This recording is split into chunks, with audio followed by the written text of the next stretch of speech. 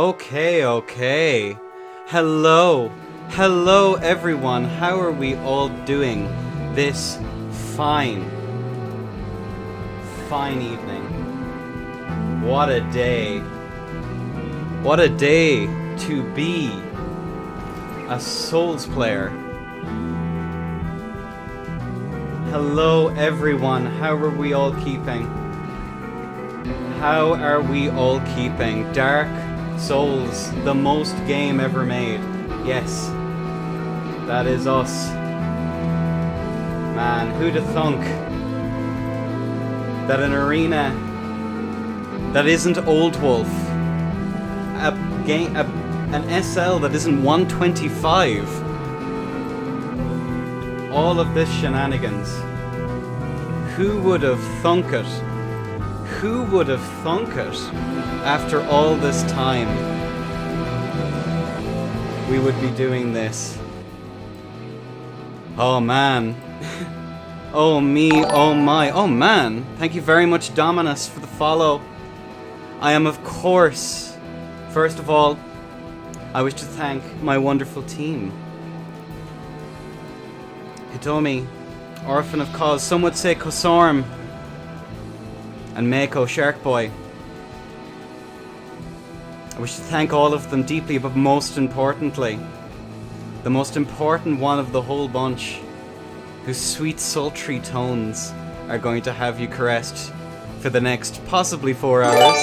Oh man, I'll have to check what that is, but the wonderful LBU. Darling, how are you keeping? What is going on? How we doing? I am so frickin' excited. So frickin' excited, sir. Oh me, oh my. I can't even. I've been waiting for this for like the whole week. Like every day, I'm like, all right, well, we're one day closer. I got to get through this day of work, and then I only have so many more days of work. You know, so many more. And we're here. We're finally here, and we're ready to go. Words cannot begin to describe.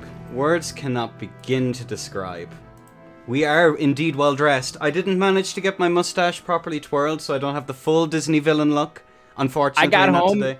And I left for work super late this morning. So I got home, I had 7-day shadow going, and I was like, I gotta fix this. I gotta get rid of it. I gotta look good. Enda told me to look good. I gotta look good, you know? Listen, it was the only thing I asked of you other than to show up, you know. Listen, I have standards around here, okay? We have standards. Oh, that's ideal, really. You gotta have that, you know? It's like every tournament has rules, so do the casters, you know? Damn straight, obviously. Hang on a second, let me just make sure that I have all my that the shenanigans is indeed afoot. Oh, we're just getting people in now. The first and the second are in, so we're almost ready to begin already. Let me just get my disable grav and let me get into the casters corner here. just get this done and sorted, folks. I hope you're all as excited as we have been. I hope you are all hyped out of your mind. Apparently not. Why did that happen? Yeah, CE moment, man. CE moment. Interesting. We're off to when an you were start. loading up and I saw where you got summoned in, I was like, if that's not a red sign moment, I don't know what a red sign moment is, man. You were so far away. The unfortunate reality of this arena is that it's a little bit silly. We have Nagrav, no grav tourney when. I'll cast it. You get the people in, I'll cast. There we go. I'm slowly becoming French with my outfit, kind. Well, oui baguette. That's all I got, man. Oui baguette. That's all I can say. That's ready. The only bit of French that I got, you know. And I probably butchered it because, you know, as most things that an American accent touches, just probably butchered. Most certainly. Okay, disable grav is actually working now. Magnificent. If you could get me back in, Hitomi, that'd be absolutely marvelous. Yes, do it. Smile. We're only a few minutes late. You guys look great. We both smile into the camera so you can take a quick. You know, I don't. Yeah, you know. Do it. Go on. You know you want to. You know you want to. I'll give him the.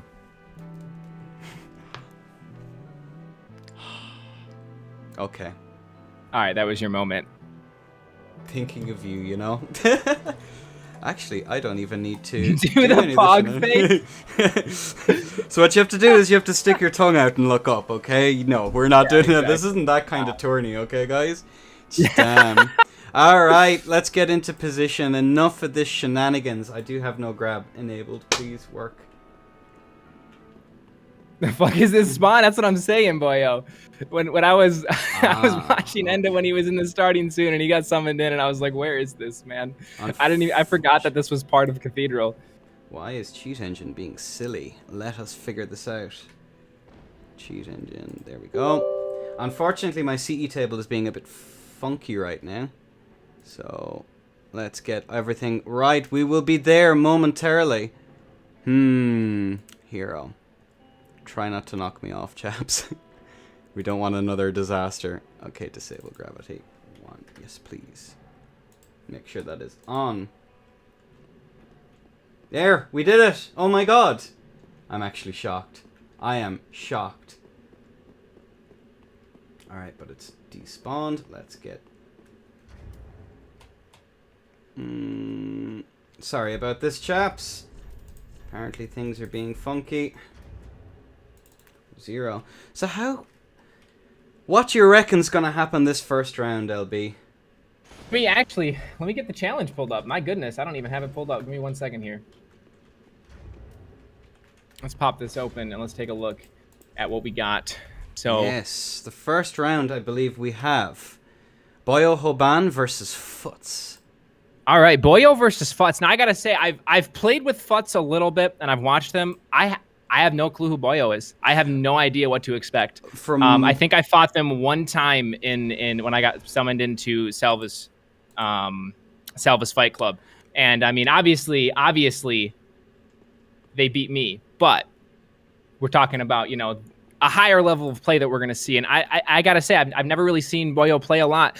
I'm really curious to see what Futz is going to come out on. You know, Futz is kind of known for that ultra play. It's going to be really interesting to see what he decides to do. If he's going to come in with the ultra play, with the feints that we've seen him do so many times that he's so good, so comfortable with, or if he's going to, you know, switch it up a little bit, go to something that could be perceived as a little bit more meta, if you will. You know, maybe we're going to see him on Sword and Board or something of the such. What are you expecting, Enda? What are you kind of looking into this? I'm fully expecting here to see Boyo probably going Sword and Board, because that's what I know him for anyway. But it's going to be really hard to tell. I imagine Futz is going to go what he's most comfortable with, to be honest with you, which is either a great axe or a machete in the offhand, and then either a smaller weapon then in the main. That's what I'm expecting here to see, although he could very well surprise us, to be honest with you. Very, very easily surprise us. Again, and please carry on, as you were, darling. I was gonna say, you mentioned that great axe in the offhand and something fast like Corvine or something of the such in the main hand, and I think that's actually very likely that we'll see that.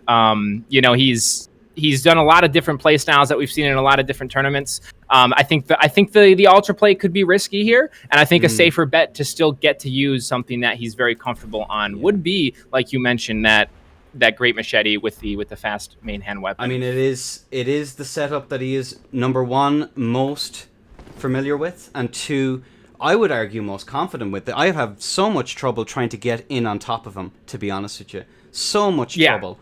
And I'm not going to lie, Boyo is, again, a really solid player. I struggle against Boyo as well, so it's going to be really interesting to see how this pans out. And what on earth is Orf doing? He's... okay, I'm going to go back to here. This is scaring me, not going to lie. Are you okay there? Okay, there we go. We fixed it. All right. A little bit of backpack never hurt anybody, okay? So, gentlemen, are we ready? Are we prepared? Where is everyone? The challenge is there, please. I'm supposed to be invisible? Interesting. I see. So, yeah, Boyo versus Foots. I'm going to press the start tourney button. Oh, man. It's starting. It's going to begin. We're just waiting for the we've all been waiting for. We're just waiting for everyone to be in the world, and then we're set and ready to go. Start. We're waiting. We're just waiting on Mako to get in. I think we're actually ready. Are both players in their corners? I don't see any of the players. Okay, hang on. This is really funky.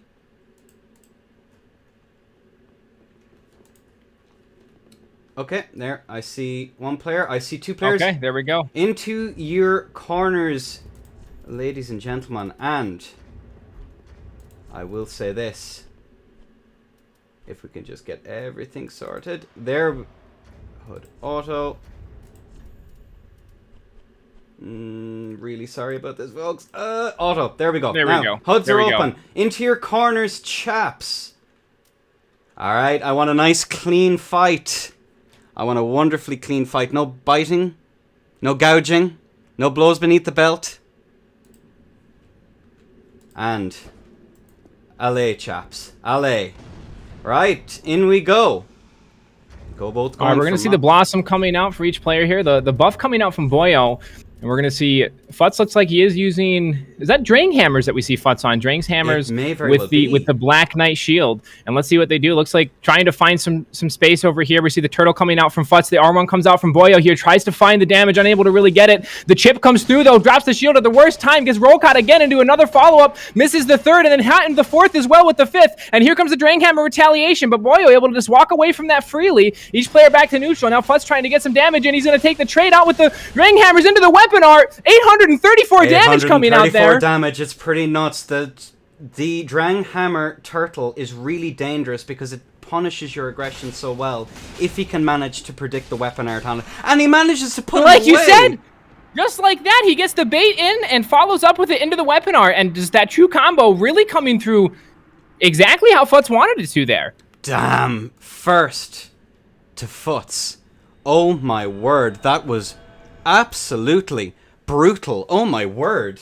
So quick. Again, remember, SL90, you have such a quick time to kill. It's really, really rough for everyone involved. Absolutely. Oh my word. And that's the thing that is really interesting about SL90 is what I've always said is SL90 is almost like the glass cannon of soul levels. Because you get the plus 10 weapons, you get decent stats, but you don't get all the stuff that you would get at meta. And it's really interesting to see, like you said, how that plays out. Just 2 combos from Drang Hammers is all it took for Futz to actually secure that win there. But we got to hand it off to Boyo. He had some really, really, heavy aggression in the beginning of that match, able to get some quick damage onto Futz, but Futz is able to pull that out. Obviously, he's been practicing with those weapons. And, the turtle Drang Hammers is a strategy I wasn't expecting, but I got to say it makes sense. And I was, turned out exactly in a way how we wanted it to turn out there. So let's see how we continue moving forward. It may very well be the case that Boyo is capable of adapting in the next bit. Again, Absolutely. He is going to be so badly punished for any whiff. And the margin for error is so small at this SL. And not only that, but the time to kill is so low at this SL.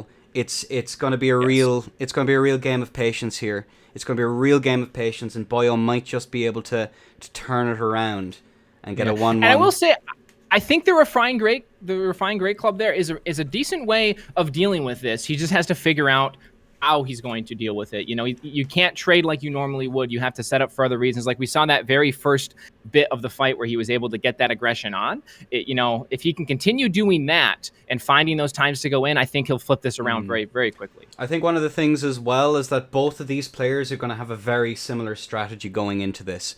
Both are very, very, very similar, which is try and predict when the other person is going to swing and swing into it and hope and pray that your hyper armor is enough to actually take it and get the damage in as early in as you can to try and take it away.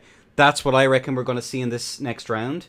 Yes. And we're going to see momentarily, because both players are in the world. Gentlemen, to your corners. We're going to jump back up in here. Gentlemen, at the ready. And allez, and there we go. And now it begins. Alright, what are we going to see? Both of them going for the Moss. We're going to see a whip coming out here as well. Get a little bit of BM from the emotes there. And let's see how they can find this. Fut's trying to find a way in with this drain setup. A little bit of chip, nothing really to worry about. Nothing really to worry about. It's early days yet. Both of them trying to feel each other out. Oh, that's going to hurt. Oh, man. And again, we see that combo coming through. He just has to set up for the damage here, but the whip's going to come in to punish, breaks the guard into a full weapon arm from the whip again. Does he chain it into a third? And he does. And, you know, and there's the roll catch there, unable to find it, blocks the bomb here, and we're looking for the weapon arm from the Drang Hammer, is able to find a little bit of damage on the shield, but not able to push through it. Futz now just backing away, each player trying to find their way in. Both of them trying to find their way in again. Like, maybe I'm not sure if the whip was really the play here. This is really risky play here, considering you can't really punish all that very much. Ooh, goes and there's for the trade. Let's see what goes off. Able to roll out of it very well, but the weapon art still comes out anyway. He's able to punish it with the whip into another one. That's a lot of damage coming in. The weapon art's going to chip through all of that, able to roll away from the Drang Hammers. You know, all this chip damage is permanent, but the weapon art hits him there anyways.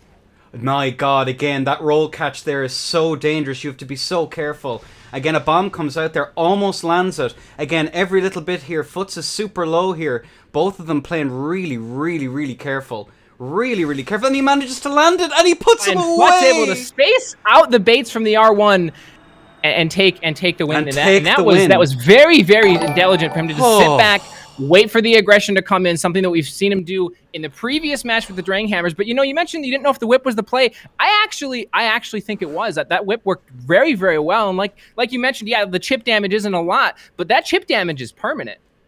All the damage right here is permanent, so there's no way, you know, that chip damage certainly means something, and the weapon art was, a lot of work came in with that. I think if he doesn't get roll caught there, Boyo wins that match. Boyo definitely.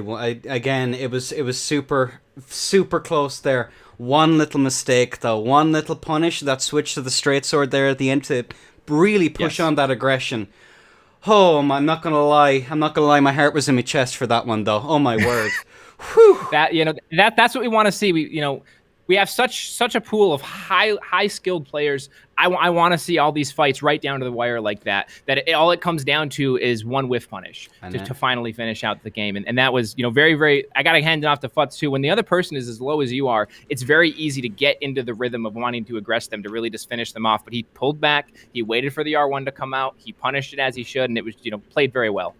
Really, really carefully waited for that opportunity there, for that last little surge of aggression. Unexpected, I would argue, to a certain degree, and just carried it away with that. I mean, very good play. GG's to both players. Both surprising us as well, which I find kind of interesting.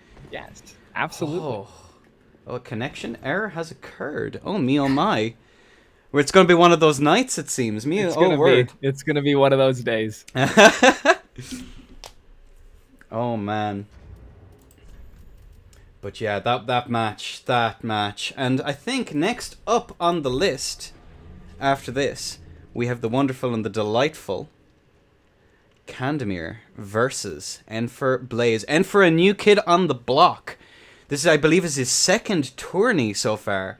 And I'm really excited to see how he does. He's put the work in over the last few weeks, and genuinely excited to see how he does. Very, very excited to see how he does. Yeah. You know, Enfer's one of those players that they're fundamentally extremely sound, and you know, I'm curious to see what setup he's going to use. to really, showcase that with himself. I suspect that we're going to see Candemir either on Rotten Brew or we're going to see him on Sword and Board. That's my assumption, and I'm curious of what we can see for Emperor to counter that. And it should turn out to be quite a match. It's most certainly going to be an interesting one. I can't lie about that. But again, the new kid on the block versus the old guard. Who's going to take it away? I'm going to be really interested to see once we get everyone into the world and everyone into position. And once I turn off no grav and get exactly where we need to be. Oh, man. And is a cheater confirmed? Confirmed, I know. I even Estes cancel. I know, listen, I'm sorry. I didn't want you to find out this way. And let me just check and see what's going on here. Judges panel. Okay, tell them net went down. Danny's net went down. No worries. And again, interesting. We're having net issues, it seems. But we will get ourselves back up and running momentarily for the second match, folks. I believe something happened to the webcam as well. Did something happen to the webcam? What has happened? Oh, there it is. No, we're all good. Apparently, we've solved the problem. There was when you maybe when you alt tabbed. Maybe it made Discord smaller. A small LBU? Oh no, a pocket BU perhaps. Oh man, NA moment. Now Danny hosting in game. And I accidentally summoned you. Don't worry about it, dude. We'll get this. Supra. Who wants to go in next? Let me just check with the folks. Plan. I think is your internet back, Hinami, and then we'll be able to go from there. If not, I can take charge. I will DM them right now. Cool. All right, there we go. Fantastic. We're getting everyone summoned back into the world. And we should be set and ready to go now in a moment. I'm going to take... Apparently, it really doesn't like your webcam, LBU. It's having a moment. I think it also has to do with when you click into the chat, the window that you're sharing into your OBS changes because it changes from the webcam and it makes it tiny and it goes into that. So I think that's all that's happening. And as long as when we're chatting and talking about things you aren't tabbed out, it shouldn't be a problem at all. No worries. I'll be sure to keep that from gamer to gent. Of course, Fabian, we've dressed up just specifically for you, darling. Don't worry. Okay. All right, let me go into this. So we're going to have Candemir.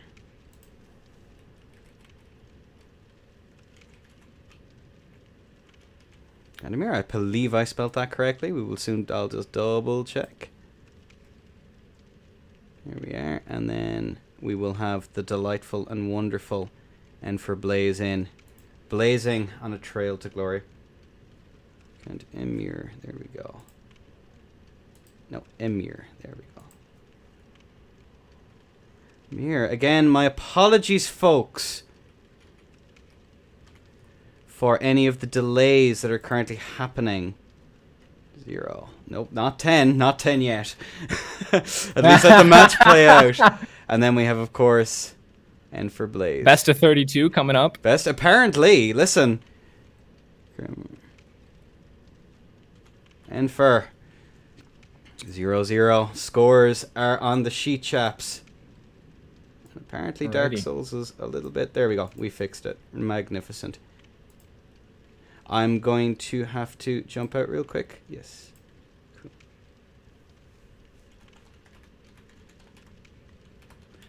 Cool. It wouldn't be a proper Souls tourney, though, if there wasn't, like, tech issues. Let's be completely honest here. Absolutely. At least one of the matches has to be completely scuffed. It's part of the rules, I believe. Yeah, we need at least one match of desync. We need an accidental toggle. But an accidental Sun Princess spam. It has to be done. It's part of the rules, okay? Alright, we got disable gravity off for the moment. Magnificent. And now we're coming in. When you will be fighting I can't even keep up with chat. Y'all are gone fucking crazy. Holy crap. They're doing a lot. They are having a moment. Copy pastas. It happens. And I think every tournament I've ever have watched or been a part of, the chat was just copy pastas. I don't know what it's an unwritten rule that when you're watching a tournament, you're allowed to just spam all the copy pastas. They all come out for just such an occasion, I believe, to be honest with you. Just such an occasion. All right, gravity is disabled. And then I am teleporting using my powers to go to exactly the spot where I want. 65. There we go.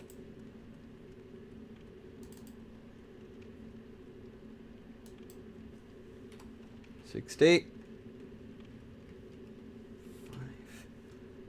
we go. We should be in, and we did it. We actually did it without falling off. Oh my. I refuse to believe it. I refuse to believe it. All right, we have one of the contestants in. Who is this? Tax evasion. That would be Enfer. I believe that is Enfer. In the house. Okay, and then we have... I think that's Candemir over there in the next corner. That is Candy over there, yes. The kebab enjoyer. Excellent. Let's go, gentlemen, to your corners. Please and thank you. Enfer, if you'd be ever so kind to get to your corner, please. Keep going. Keep going. Bup, bup, bup, bup. Darling. The corner where the two walls... There you go. Close enough. All right, gentlemen. On your marks, get set.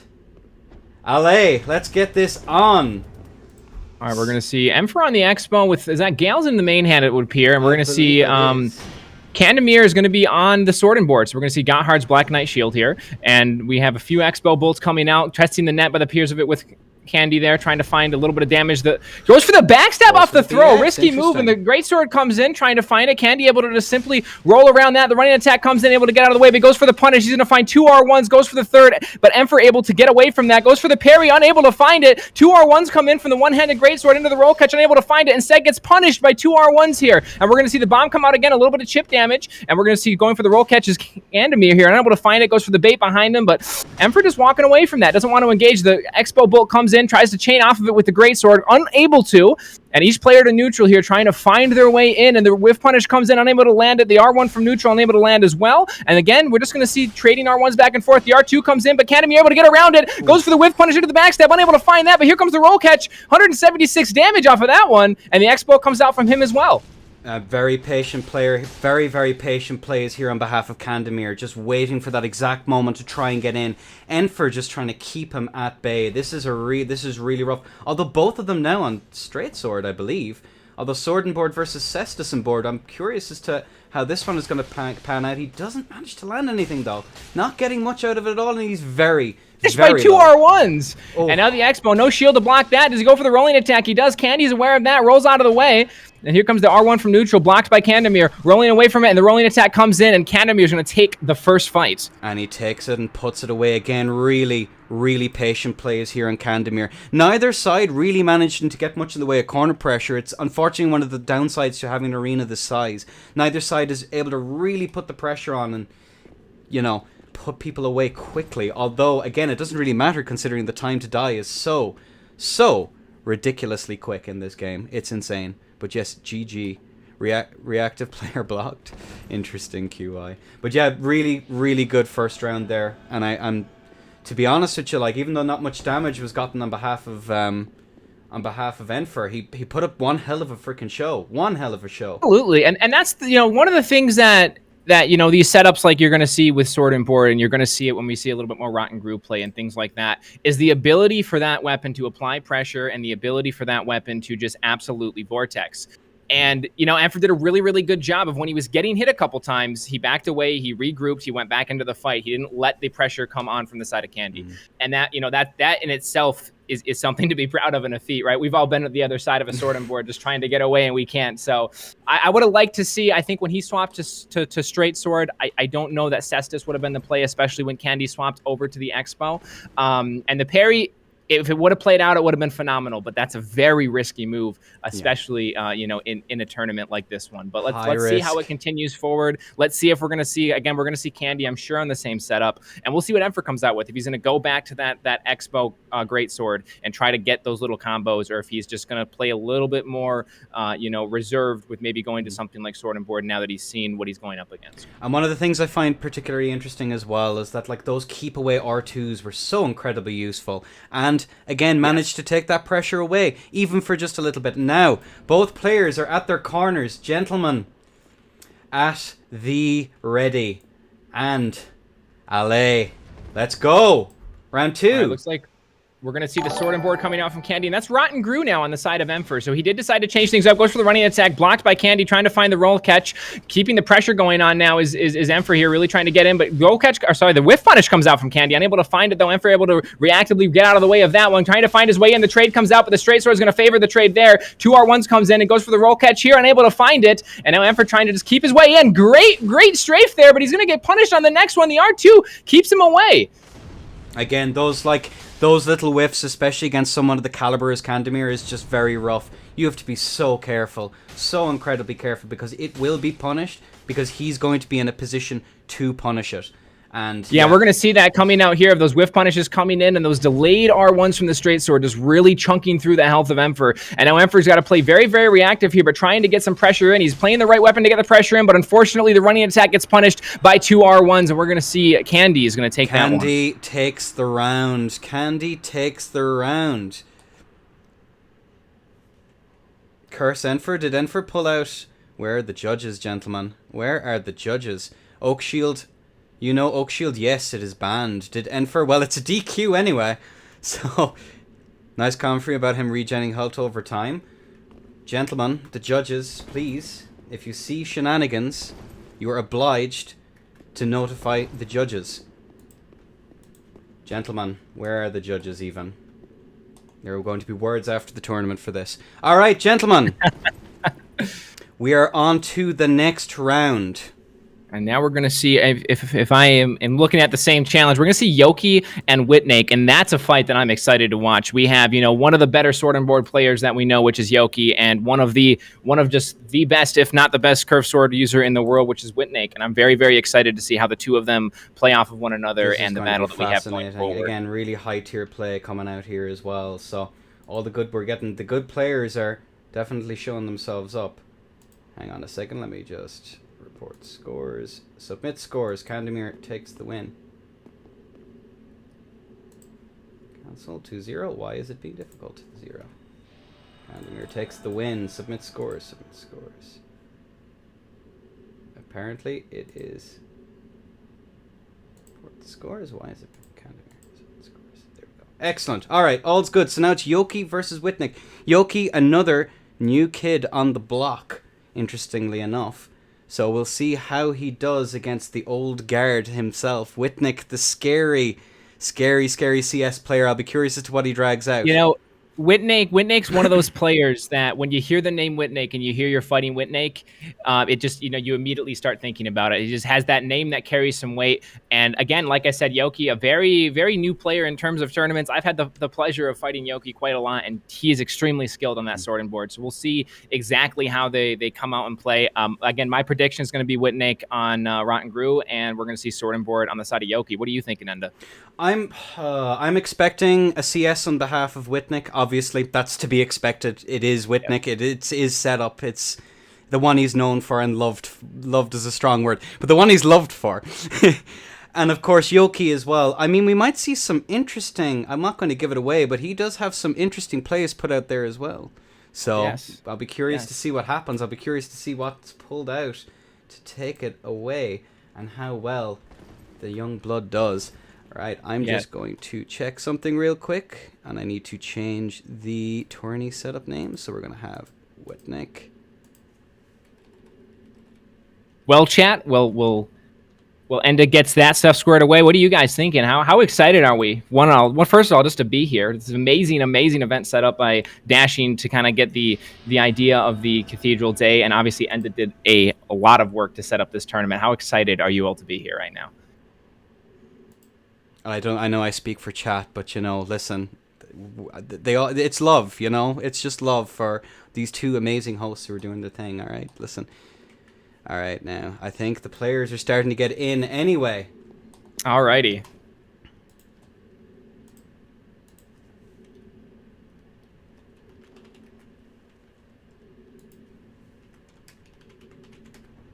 TF.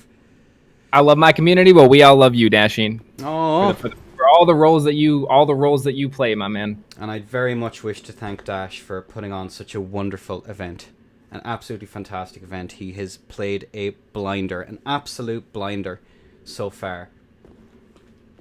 And again, him like staying up late even today in order to make sure we have such a wonderful event here. Hang on a second. This is difficult. Hats off to you, man. Honest to goodness, you definitely deserve it. A huge kudos to you. All right, are we getting players in? Shenanigans. Again, I will remind the judges, please. You guys know the rules. We've gone through it together, ladies and gentlemen. Is that the cheeky feller himself? Is that him? No way. No way. Are you going to get away with that, sir? Shall we carpet bomb him, chat? Alright. Alright. Rude! Hey. Oh, you think you're safe up here? I apparently it's just too powerful. It's just too powerful. What's going on right now? We're just waiting for Yoki to get summoned in, and we're just waiting for I believe Orphan of Cause to return to us. And then in we go. And again, LBU, Dash, and of course Might Be Bob are the contributors to the prize pool. Again, and yourself. Quiet you. And yourself. All right. Credit where credit's due. Come on. Thank you all so much for contributing to this. It's become a little bit more than I was expecting, but I'm delighted. All right, folks. We're just waiting. That's a good problem to have, right? We're just waiting on one more. We're just waiting on Orf to get in, and then we're set and ready. We'll see what is going on. If there's a problem, hang on a second. Cool. All right, gentlemen. At the ready. We are ready to go. 3, 2, 1. Ale. All right, what are we going to see? All right, looks like we are going to see Yoki on that sword and board, and we're going to see Offstock coming out, I believe, from the side of Witnake here. The punish comes out from Yoki here, able to find some quick damage, tries to get it in. The trades with the Offstock here, tries to find the roll, unable to, goes for the pressure here. Amazing strafe from the side of Yoki, is able to kind of walk around that Offstock. Again, both and we're going to see the whip punish come in, unable to actually find any damage here. The trade still comes in from Witnake here. Triple damage combo there.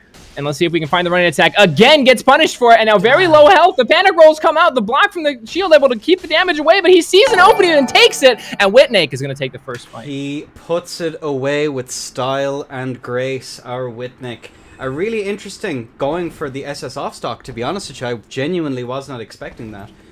Really solid plays, though, from everyone there. Again, really good pressure. Even when he whiffs, he's still in a position to get away and actually do make some good out of a bad spot. It's what separates the excellent players from the bad players, unfortunately. But hey, listen. Oh, yes. And we're under assault once more. Let me hide behind. Is there any cover that can be taken? I don't know. Oh, rough, lads. Rough. If you're getting hit by the free M Expo from here, you can't even really complain, you know? Lumino says, you call this a tourney, but you allow the contestants to space and whiff punish, no honor. Listen, I'm really sorry, but like, it's my rules. Witnake 1, Yoki 0. Ugh. Right. All right. Are the contestants coming in? They are indeed. Install V3. All right. Yeah, like you mentioned, the Offstock there was not something that I expected to see from the corner of Witnake. You know, I definitely expected to see that curved sword come out, so I'm curious to see. And to be completely frank, when I saw that there was a fast curved sword in the mix and that was not banned, I expected a lot of players to use it. We've only seen one so far, and I'm curious to see how this Offstock's going to continue to go. You know, in theory, that shield able to just quickly prevent any of the damage from the Offstock and get away is something that is a very decent matchup against this. But at the end of the day, it comes down to who can find the entrances in. And each one of these players, very skilled in terms of duels, are able to kind of dance around each other. And in that one, it was Witnake. And let's see how it goes moving forward. Really finding their way in. And now, gentlemen, on a 1, on a 2, and on a 3. Let's dance. All right, GLHF nerds. Right, both of them. Same exact setups we saw before. The R1 comes in from neutral from Whitnake, trying to find a little bit of damage, bait him into the backswing, unable to find it, rolls away from the running attack from Yoki. Yoki trying to keep the pressure on here. Whitnake just having to back up, and now the tables are going to turn by the looks of it. Whitnake trying to find the pressure in, and here comes the R1 from Yoki. Whitnake able to space that phenomenally. The R1 comes in for the punish, the running attack, the offstock, unable to find it, but the running attack comes in. But he doesn't care, he keeps the pressure on anyways. We're going to see 2, 3, 4 hits come out from the side of Whitnake there, and Yoki able to back away now. He just had time to reset, try and keep the head cool, try and figure out a way he can get in. Again, Whitnake is going to be looking for those like Leo ring trades, so Yoki's aggression could be really easily punished here. He has and we just saw that actually able to dance around the running attack and find the damage in from Esnok, and we see it there again. Excellent fight from the side of both of them. Both of them did some work, I must say. Absolutely fantastic play, amazingly, from both of them. Again, we managed to tab back in just in time before all of the DMs are leaked. And then in we go. Yeah, that was an incredible fight, I have to say. Like, Yoki's aggression early on bought him some really good time there to try and, like, get off him and then reset the fight and try and figure out a new way in. But, again, the longer a fight goes on, the more chance the better player has to, like, slowly but surely get more comfortable, get better reads, and then eventually put it away. And that's that round done and over with. We're jumping through these ones today, lads. Oh my word! Absolutely, and that was one of the things you mentioned with the aggression early on from Yoki. And I gotta say, he was in a position where it was very close to just being snowballed. Where the aggression, Whitnake doesn't have time to back up anymore. He has to do something, and Whitnake took that time to instead just punish him with the offstock there, having the trade priority over the straight sword, and just was able to find the pressure to go into it. And that damage off of the counter from the running attack that Yoki had, the damage that he had with offstock was actually insane. And that's one of the things that you mentioned earlier about this being at a lower SL than usual, is that the health pool is not what you would want it to be, and not what you would expect. And it also gives people a good excuse to like use different setups, to try different stuff, because again, the time to kill is just the same way. It's the same way. It's going to go the exact same way. So, I'm really curious to see Salieri versus Noog, the man, the myth, the legend. Let's see if he's gotten his router put up on top of one of the pyramids now. We'll be ready and waiting to go. Ready and whoever has the better gaming chair, let's see what happens. I think the Pharaoh's throne is going to win, mate, to be honest with you. I'm really sorry. That's one hell of a gaming chair. And let's see if we're getting the folks in. Oh man, that's good. Although we may see some crashing tech if a Salieri decides to break out the bleeding bolts. We might be able to microwave poor Noog's PC, but that's the price you pay in these high tier tournaments. It might cost you a PC or two. Exactly. And if there's anybody that could do that, it'd be Sally. The CE Wizards on the case, ladies and gentlemen. All right, I'm going to change the scorecard really briefly, so sadly, you're not going to be able to look at our pretty faces for just a moment. Just a moment, folks. Just a small moment. Oh, man. And Aloof, thank you so very much for the raid. I really appreciate it, Nerve. Nerve? No, you haven't struck a nerve. You're fine, Aloof. I love and appreciate you, bud. All right. All right, let's get this changed up. So, Noog. I'm curious as to how this one is going to go, lads. Genuinely. I haven't had an opportunity to fight Salieri in such a long time, so this is going to be an interesting one. I think we're either going to see something with an offstock, or we're going to see the offstock turtle from the side of Sally is going to be my prediction there. And very, very, very, very strong player in terms of that. In that particular play style. And I'm not sure what we're going to see Nog. Nog's known for a few things. I suspect he's going to have Expo. And whether we're going to go with either, perhaps he's going to be using Rotten Brew, perhaps he's going to be using Sword and Board. I'm not really sure what we're going to see, but I'm sure he's going to incorporate Expo in one way or another. And I'm very, very curious to see how this plays out. Yeah, it's going to be an interesting one. Again, he's going to be out of his comfort zone, our Noog. He won't have that triple, quadruple regen to like crutch on. It's going to be a really rough one. Listen, he won't have the 287 ping quick step. But Nog, and we joke, but Nog is fundamentally a very solid player in the times that I've fought him, even when we've done whether it's curved sword, mirrors, etc. And I think this is going to be a very, very good fight that we're going to see come out from these players. It's going to be a magnificent opportunity to see again some really, really nice players who I'm very familiar with.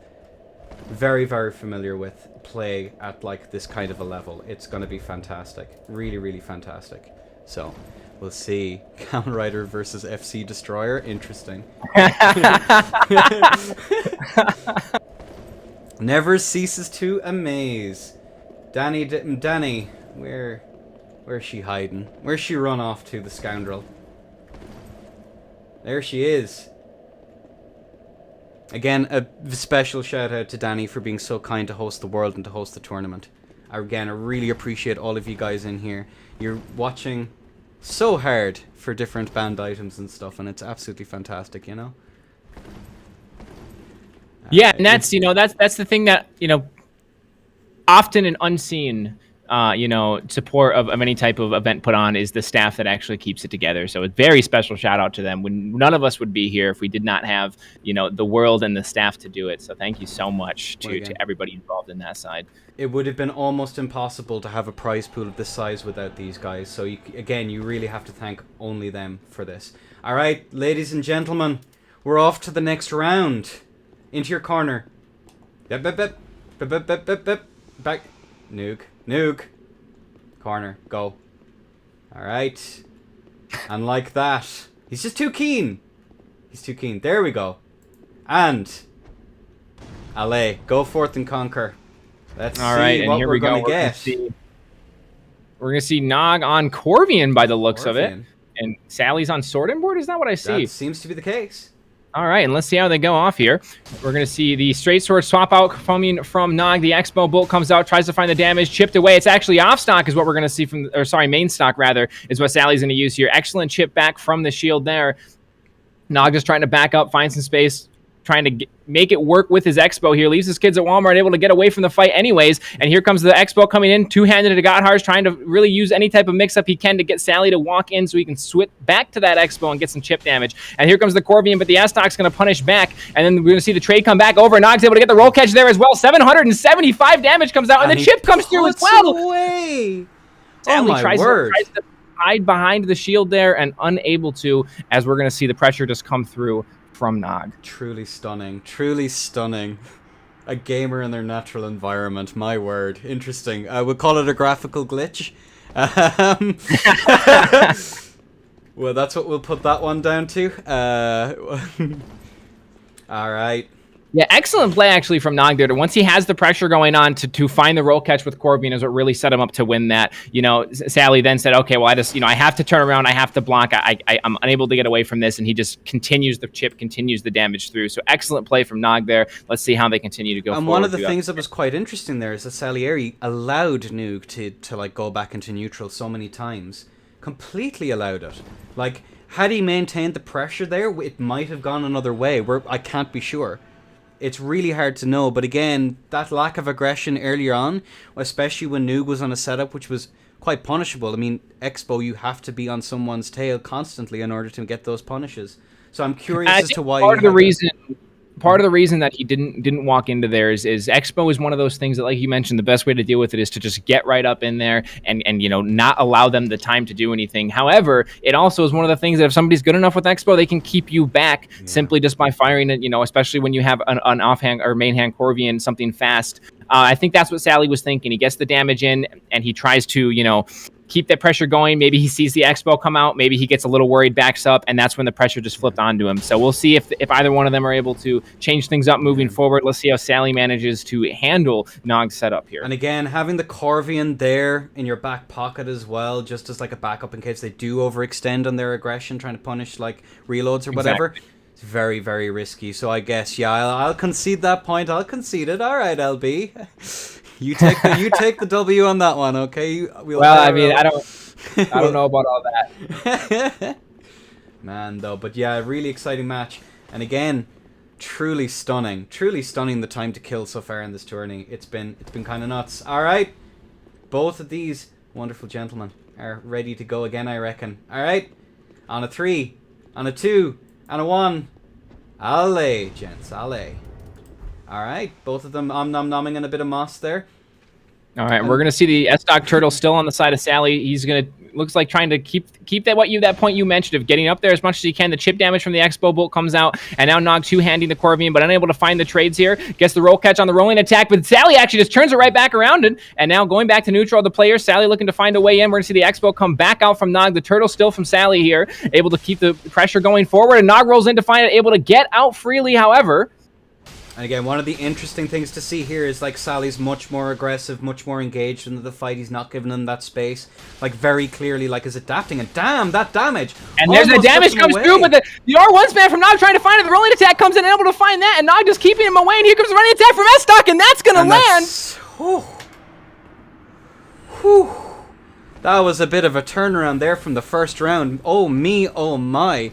Some of the was there some counter hits there? I'm really curious as to how much damage some of those attacks did. I'm going to be rewatching this VOD to try and see how much of a clapping that was. Oh my word.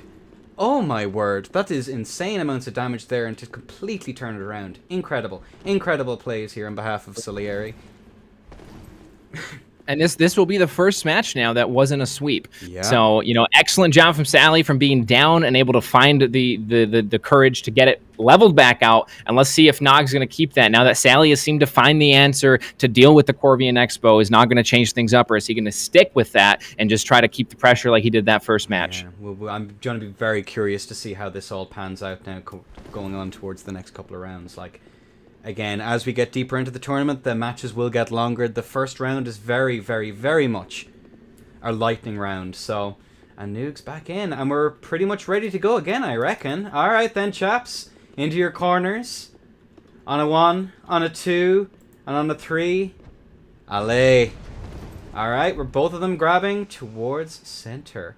Who would have thought? All right, let's see. It looks like the exact same setups that we saw from the first two. Nog trying to find a way in with that Corvian, and Sally just not giving him the time of day to actually aggress him here. But now he's got him back in the corner, and he's going to try to push off of that. We're going to see the Corvian come out, a couple swings from the main stock here, trying to find the damage in, gets a little bit of buff going, and let's see if he can find any bit of damage coming in with that. Each player just dancing around one another here, trying to find a way in, and Sally's going to take the first swing, but instead the Rotten Brew comes out, and we're going to see two bits of damage come in from there, and then we're going to see the S-Stock come in, that goes for the backstab off of the strafe there, unable to find it. Very, very risky move. And now each player back to neutral. The Expo comes back out from Nog. Back over to the Rotten Brew now. See if he can't actually find a little bit of damage with that. Goes for the running attack. Unable to find it. A little bit of damage comes out from Sally. Able to punish that aggression. And back to the Turtle he goes. And we're back into neutral again. Just waiting for those moments to try and get in. Again, Noog has put away the crossbow.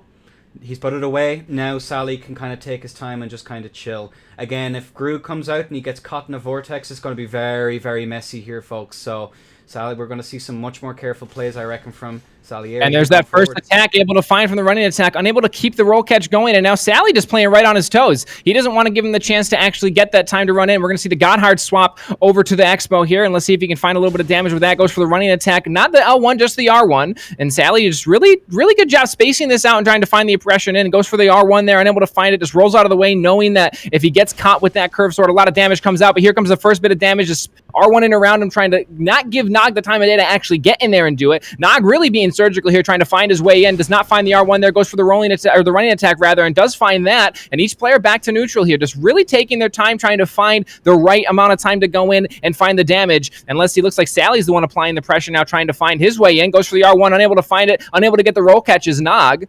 Yeah, it's again, Sally made a really good escape there, maybe like half a minute ago or whatever. He was stuck in the corner, almost stuck in it, almost got vortex, but managed to find his way out there in the end. Again, and speaking of vortex, we're going to see three bits of damage come out from Sally there, and Nog just backs up a little bit, and Sally's playing this extremely patient, really not wanting to get caught up in the vortex that is Rotten Brew. Yeah, again, Sally as well doesn't have the liberty of being able to trade as well. That poison build up, especially seeing as pivot cancels are like voided, it's going to be really rough. Although back onto Corvian, and he manages to get some really nice damage in there. This is going to be a super tight round again, folks. And again, I hope the judges are watching this very closely. Oof. The counter damage from the S-Stock here. Does he find the trade? And now the R1 comes out on the roll catch. Who's going to get the win here? Both players extremely low. The bomb comes in, blocked from Sally, trying to find the running attack. And now, did you mention it before about players being patient and the match is taking longer? And here we see it exactly happening. Looks like Corvian was the answer that Nog needed, and just trying to stay away now, trying to find a little bit of chip from that Expo to just try to make the, swing at the tide a little bit more in his favor. And here we see trying to find some damage in is going to be Sally looking for a way in, rolling around, possibly baiting an R1. He did go for it, goes for the throwing ship, unable to find anything there. The throwing knife comes out, 19 damage. Nearly gets a caught, and Noob but he gets caught with the attack from Noob. Oh. Riding that camel off into the sunset with victory. Oh my word. Jeez from everyone there. Oh man, I think Corvian was the play there. I think that switch to Gru may very well have been the mistake that nearly cost him. Spacing is non-existent right now. Interesting. Very, very well played though from both of you chaps. Really, really good. And Noog gets through round 1. Oh me, oh my. Oh me, oh my. Absolutely insane gameplay that we see coming out there, and Sally just takes that little bit. He gets those big bloodshot eyes that he wants to go in and finish him off. Goes for the running attack, and Nog, takes one out of the book, rolls in, gets the rolling attack from Corvian. One of the faster attacks, harder ones to actually dodge through. So excellent play by them. Really, Great really read by Nog at the end there. Really good. To be able to get out of the way and get the damage in anyways. Again, another one where your heart is just in your throat, like trying to watch it, Absolutely. trying to figure out what's going to happen. Again, like, fair play to Sally. He played that super careful all the way through. It's just, again, the margin for error. Again, I have to keep saying it. Because, my God. Oh, it's so close. And that's the cool thing that, when you put a tournament together such as the way you did, and you have such high skilled players coming into play in it, it's no longer about setup. It's no longer about what weapon is better. It really comes down to who's able to mechanically and mentally outplay the other player. And fortunately, in that way, it was the mechanics just came through for the side of Nog, and he was able to find that damage. Our next match, if I'm reading this correctly, is going to be Legion and Kaim, and that is going to be a very fun one to watch. Depending on who you talk to, Legion is #1 in Brazil. Don't tell Bat I said that, please. For the love of God, I'm going to be crucified. Oh Lord. But no, seriously, Legion and Kaim have had some wonderful fights. I've had the pleasure of having both of these players in the fight club, and my word, was it a nail biter. So I'm expecting this to Yeah, I he is not. What the fuck? I'll let you guys argue about that one to your heart's content, lads. All right. I suspect we're going to see Curve Sword coming out from both players here, because again, you're going to see Kaim, much like what I mentioned with Whitney. Kaim also one of the best. Again, I would say one of the best for sure Curve Sword players in the world, if not the best. And then you're going against Legion, who's also extremely talented on Curve Sword. And I think we're going to see each player in their comfort zone trying to find the little bits that they can take to make that. We're going to see a little bit of latency in this match, just based on where the players live. But I think that both of them have been able to play around with the latency enough that they know what to expect, they know what to look forward to. This is going to be a nail biter for sure. Both of these players have fought each other multiple times. They're aware of what they're getting themselves into. The brackets again. Exactly. Bracketing is hard for something like this, as I'm sure everyone who's messaged me over the last 2 days is fully aware. But again, it's trying to make sure that there's some interesting matches as well. I'm really, really, really fascinated.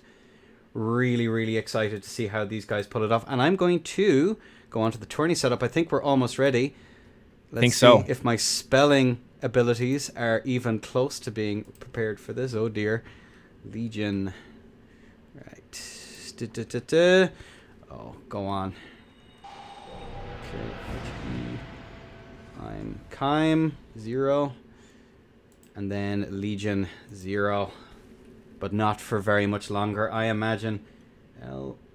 Legion. Also, Grim, for your bout, we might just stay entirely silent. We'll figure that out as we go. Don't worry. That'll be the best commentary that you deserve, mate. Don't worry about it. We might actually just have you join the call, because nobody can commentate your gameplay quite the way that you can. Especially with the insulting the other player as you are actively playing. That's a talent that I have been trying to pick up myself, and I'm just not there. It's the true things that separates the high tiers from the mid tiers, That's the next level. Please invite Grim into the call, please. I'm not sure. I don't think so. Maybe. We'll leave him. We'll consider it, all right? We'll talk about it. What do you reckon? We'll talk among the other staff. We'll have a committee meeting. It'll be grand. Oh, man. Pacing the boards down there. Pacing the boards. Prepared and ready. Where is he? Where is Legion gone to? Any LOL Del, welcome. Can I get a shout out for Eldel, please? Ladies and Legion is on his way. The scoundrel. The scoundrel. He had to put some gasoline in the router to get his sign down. So now he's taking that a little bit, making sure that it takes. And we'll see if he can get that sign down. No NA brain here, okay? Be nice to be nice to your laggards, kids, okay?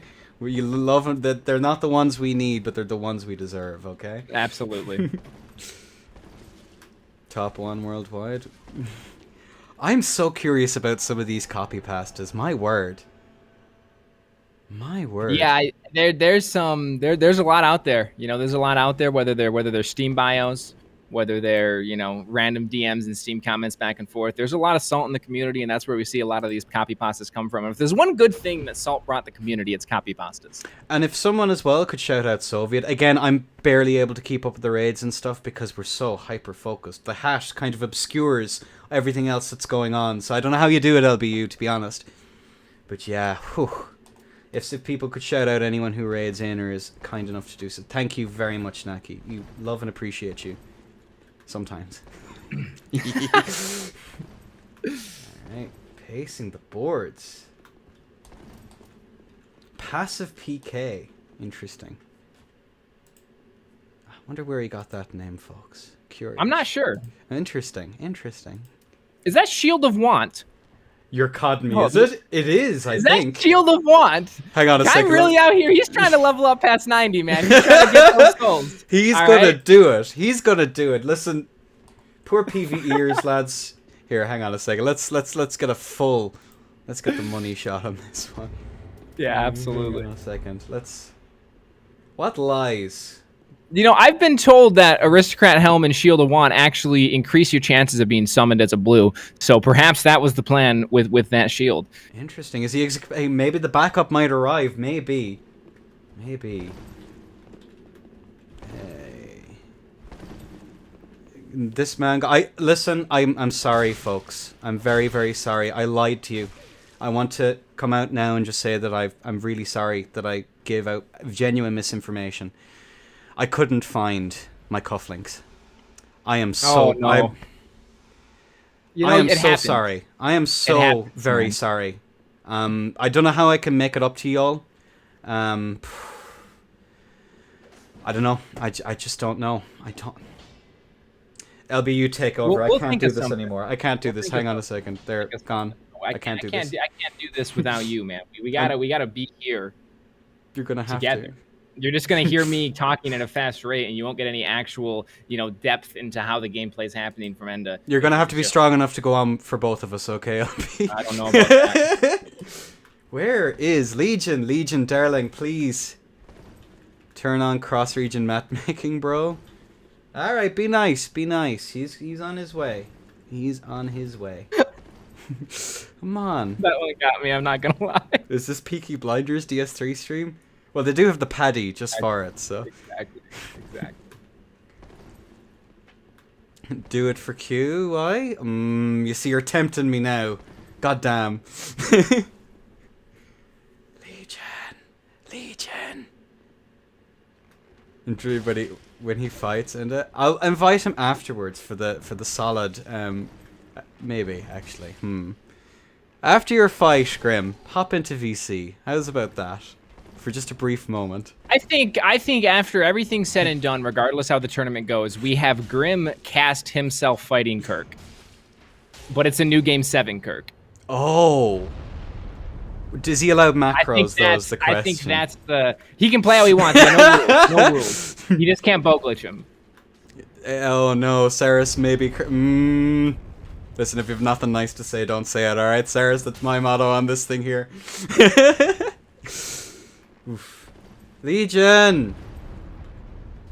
We're gonna give 2 more minutes for Legion to get his arse in here. And then we will see. We will see. I also don't have cycling tears on, so please. Actually, I shouldn't have told you that, Feck. A mistake may have been made. Damn it. I actually want to see. I do too. It may be. I have no Mabelist? I have no idea. Come on. Red sign down? Interesting. Alright, we're getting places. We are getting places. Ooh, who's done a thing? I've heard the funny noise. What is it? Dark Eater, thank you very much for the follow. I don't think I've missed anything else. Giuliano for the bits, I appreciate it, bro. Thank you. Top 1, Dodger Brazil. Apparent fucking Lee, mate. Would you kiss a pickle Rick? Interesting. The chat is truly outrageous. We're going to give you one more minute, and then we're just going to go on to the other fights, and we'll see if we can get this, if we're going to get the show on the road, okay? Otherwise, we're just going to go on to the next players. Are we about to wait 30 minutes again? Hopefully not. We will come back to the fight later, Legion. Make sure that no one's on your block list. Make sure that Kirk is dead. That sometimes has problem. We had problems with this as well.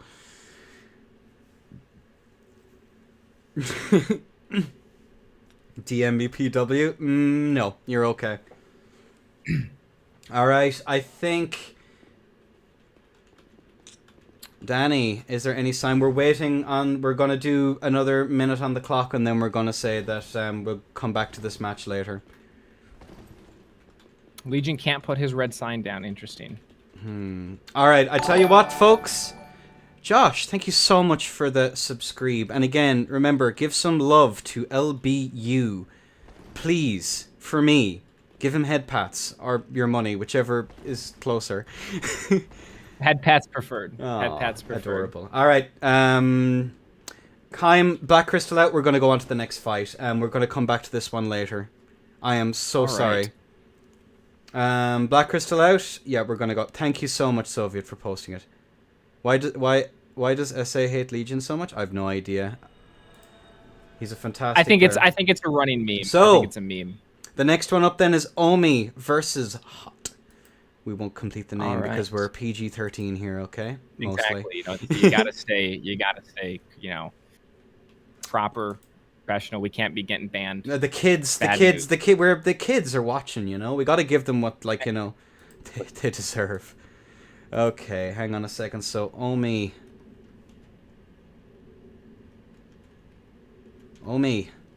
versus... Wait, what on earth am I doing? HOT. My apologies to everyone for the delays. This is, of course, customary. It has to happen at least once every tourney. Legion is in chat, Kaim. We're just waiting to see if we can get... He is Kaim? Wait, what is happening? Read my messages? Okay. Hang on a second. I'm very confused by what's happening on here. I think he's memeing. Wait, what? Was there a problem? I couldn't see him. That's really weird. Oh, it looks like we do see both signs now. Okay, I think both of them are in now. Can you hear me? Okay, never mind. We're good. Alright, apparently I couldn't see Legion, so... Legion has red sign down. Alright, let's go then. Let's get back on with that match. My profoundest apologies, chaps. Let's get it back on. Legion. Kaim. There we go. Let's get this back up on the road. My, again, profoundest apologies. Like we said, it wouldn't be a tournament without a few hiccups. I mean, it has to be scuffed. We're like contractually obligated. We had that in the small print, like. Second. Yeah, I mean, I definitely initialed next to that part. Yeah. Alright, we'll get it in. You're on next then, chaps. Let's go. And 5s to die. Let's be nice now. Come on, we'll play this one out.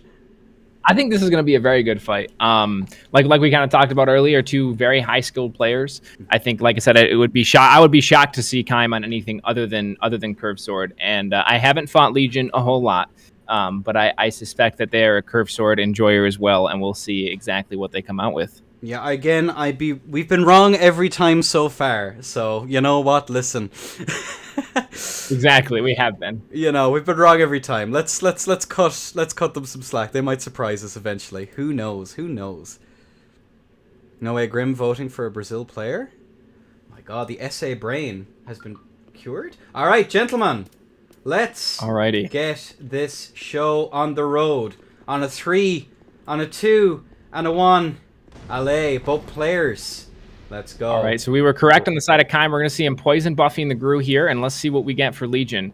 Legion dodging again. Standing apparently. there and not moving. Bolt move. And we're going to see 12 damage come out from the Shiv here as Kime now trying to just keep the pressure that it was allotted to him, trying to find the way in. Looks like we're going to see, is that Rotten Gru as well on the side of Legion? It is indeed. And we're going to see the R1s come out, unable to find the backswing there.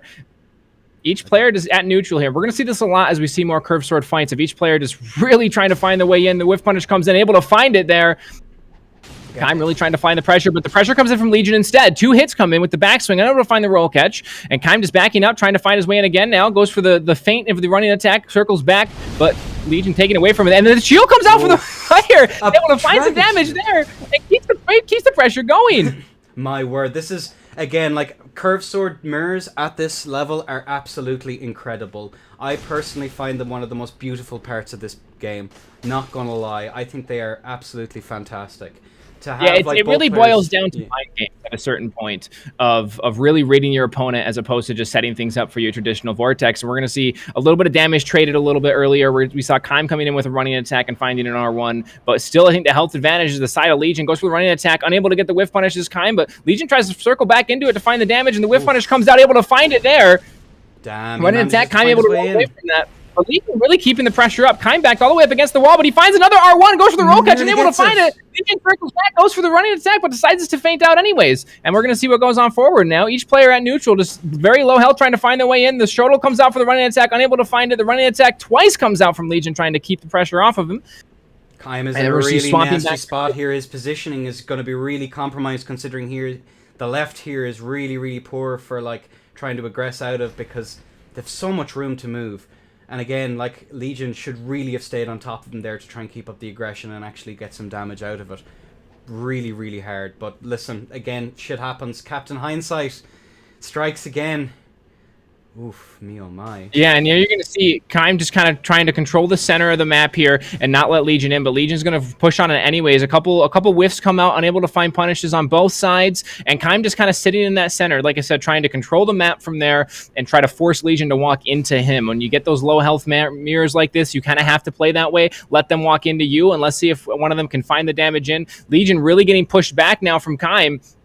He's going to have to try to find his way out all the way over to the staircase now as Legion. Kime goes for the one perseverance here to kind of push in through it, unable to find it. And he puts him away!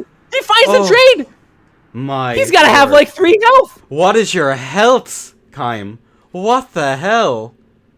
Oh my word, all of these matches are super tight. Oh my word. Down to the wire, that is no joke, down to the wire. 39 health, yeah. 39. That is so unfortunate for Legion. He spaces it out. He finds the R1, but not before the backswing comes in, and unfortunately the backswing was just able to find the AR over that whiff punish. And he manages to find his way out of there. Again, this side here, you have much more ability to escape, but if you get stuck in here, oh my word, are you going to be put through the blender? Yeah, there is almost no way out. You have to be outplayed to such a phenomenal degree that, like, I don't even have words. Poor Legion, man. He's going to give... Is that a cope if I'm winning? It's going to be really, really interesting to see how the next one goes. Really, really interesting to how the next one goes. Inhale copium, my word. All right, and let's see. Let's see if Legion is going to stick with the curved sword mirror now. I will say he played it extremely well. You know, he's able to just find the mind games to get a lot of damage in, but just was not able to secure it. That's one thing that I've noticed from my experience watching and fighting with Kime is that when Kime gets low, a different switch gets flipped, and he just is able to find aggression when you wouldn't expect him to, and able to make the pushes that he needs. Yeah. So we'll see exactly what happens moving forward here now. All right, gentlemen, I think all are ready to go. Into your corners, chaps. Into your corners. Are we ready for an exciting second match? Oh me, oh my, oh me, oh my. I'm on the edge of my seat, mostly. There we go. Allez! All right. Looks like we're going to see the exact same mirror coming through. Keim finding the poison buff to try to put the aggression on early. Each player kind of circling around that center area. Keim doing a good job of controlling that, and he's going to force Legion to walk away. They're just kind of playing the dance of circling back and forth, trying to find ways to come in, but Keim's going to find the whiff punish, but the trade comes out anyways. The kick comes out, able to find the damage there and get him into a better position. Keim forced to roll away here. Let's see how they move forward now. Keim going back to the center of the map. We see a ring swap come through for him, trying to maximize any type of buff that he can. There's running attack comes out from Legion, able to get roll caught by the second bat of the swing though, and we see the damage trying to come in from Legion here as well. Again, some of those trades are going to be particularly nasty as well, because again, the Rotten Grew has so much... Oh! We have the match. Cancelled. Gentlemen, into your corners. To your corners. The judge has called shenanigans, and shenanigans will be called. Gentlemen, I am curious as to what's going to happen here. Gentlemen, to your corners. What happened? Orf, I'm going to drag you into the VC real quick. What is the diagnosis? Orf, tell us what's happened. Alright, there was a pre-buff. Green Blossom pre-buff from Legion. From Legion. It's up to Keim if he wants to call a DQ. Or if he wants to go for a reset. It is entirely up to Keim for the first potentially disqualifying action. So, Keim, darling, if you wish, you told me if you watch chat real quick, that'd be fantastic, and we'll get the diagnosis. I want to drive this. I pretty much won. Sorry, Legion. And Keim goes for the DQ. Man. Rip. And that's 2-0. My word. My, oh my. And that's, one of the things is when nerves are taking over like that and you're just sitting there waiting for that bomb to drop, I got to say, it's got to be a hard thing to time that buff when you're really trying to min-max it. Though we did see the fight was going the side of Keim, I got to say I can't blame him for taking that DQ with a match. Stakes like this, there's rules for a reason. Damn, yeah, there's rules for a reason, and I think that it's important to leave it to the discretion of the other player as well, for at least the first one. Absolutely. Second and third after that are unfortunate. I snorted again after all. Yeah, okay. I'm really sorry, Legion. The rules are rules, unfortunately. Listen, GG's both of you, and Keim takes the win. Unfortunate. But it happens. It's at the player's discretion for the first one. Alright, let's get the next one. Let's keep going. Yes. We're going to see Omi and Hot coming in, and I gotta say I've fought Omi a little bit in controlled duels. I've never had the joy of fighting Hot in a controlled duels. We always meet in the world, but never in a controlled duel situation. So I'm very curious to see how this is going to play out.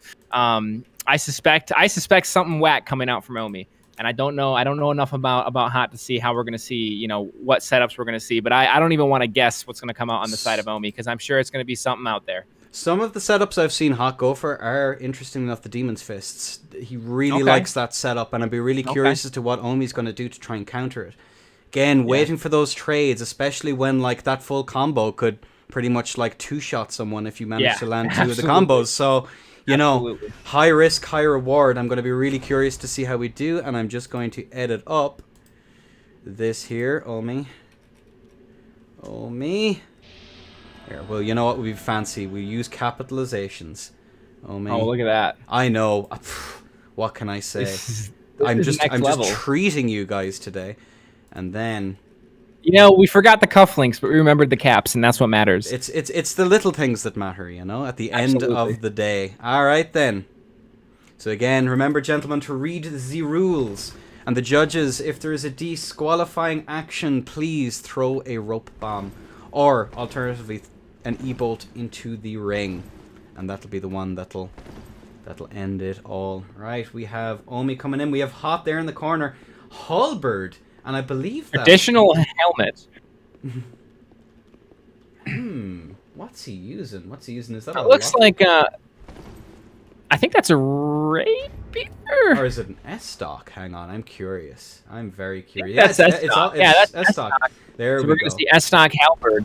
And like I said, let's see what Omi's going to come out with. Omi, another player that has very interesting setups, but who knows? Maybe now that maybe it's proceed to a little bit more of a serious tournament. Maybe he won't. We'll see. I would certainly love to see one of the setups that Omi comes out with. I'm genuinely curious as to what he's going to do as well. Again, like Omi and myself, I've fought with most of these people very, very frequently. Omi's a really solid player.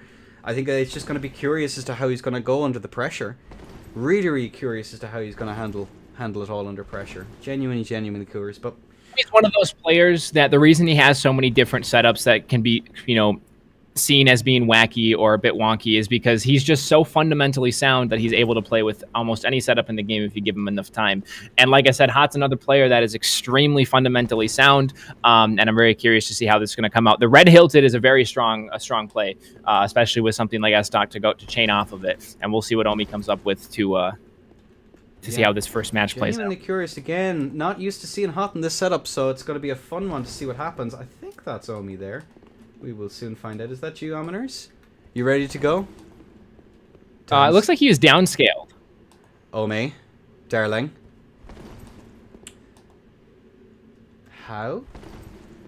Let me just go into the judges' corners real quick and make sure that there's no shenanigans afoot.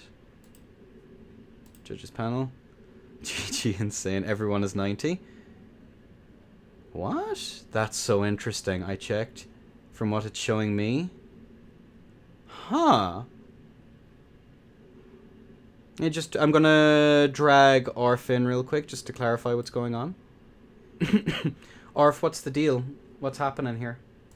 Everyone's level 90 from what right now, I'm not seeing Ominors anymore in the thing, but everyone was 90 when I checked. That's so interesting. Yeah, I'm wondering if it's a weapon thing, if Omi just spawned in a weapon as opposed to went to Andre and upgraded 1 to 10 first. Oh dear. Oh no. That could be a problem. Although we'll hopefully he'll probably need a couple of minutes just to sort that out. So the game is trying to nerf Omi? Maybe, it seems so.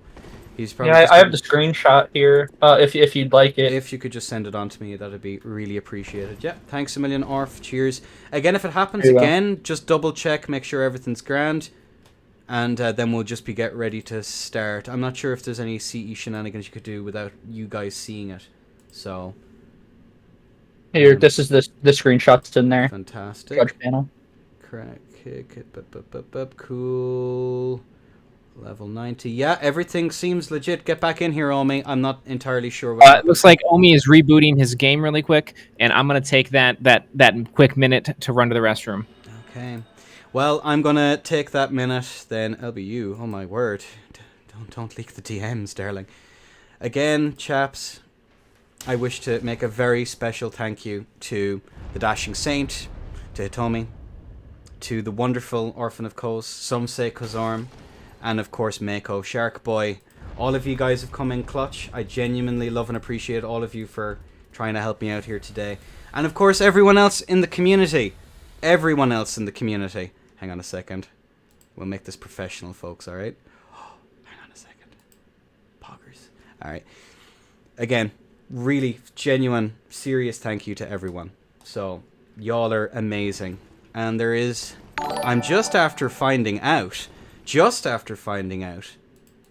someone, an anonymous donor, has thrown in an extra... Let me double check this. Fuck. Let me have a look. Oh, shit. Oh, quiet. Shh. Just in case anyone figures it out, lads. Ha ha ha ha ha. Yes. And we are back. $20 US has been anonymously donated to the prize pool. I wish to thank the donor very, very much. We'll figure out how to break all this up in a while, because shit's starting to get complicated. Nope. There we go. Casting corner. There we are. Yep. GG's. Alrighty. Damn. Let's get everything set up. What did I miss? An anonymous donor. Just get fuck. Give it to the staff. Fuck off. You're paid enough. From the staff. That's a bold comment. From staff. From staff, yeah, of course. We'll be ready to rock and roll now, ladies and gents, in just a moment. Don't you worry. But LBU, how are you finding it so far? What do you think, man? I think it's everything that I was hoping it would be so far, and those down to the wire matches that we've seen a few times now is what I was hoping to see from this tournament.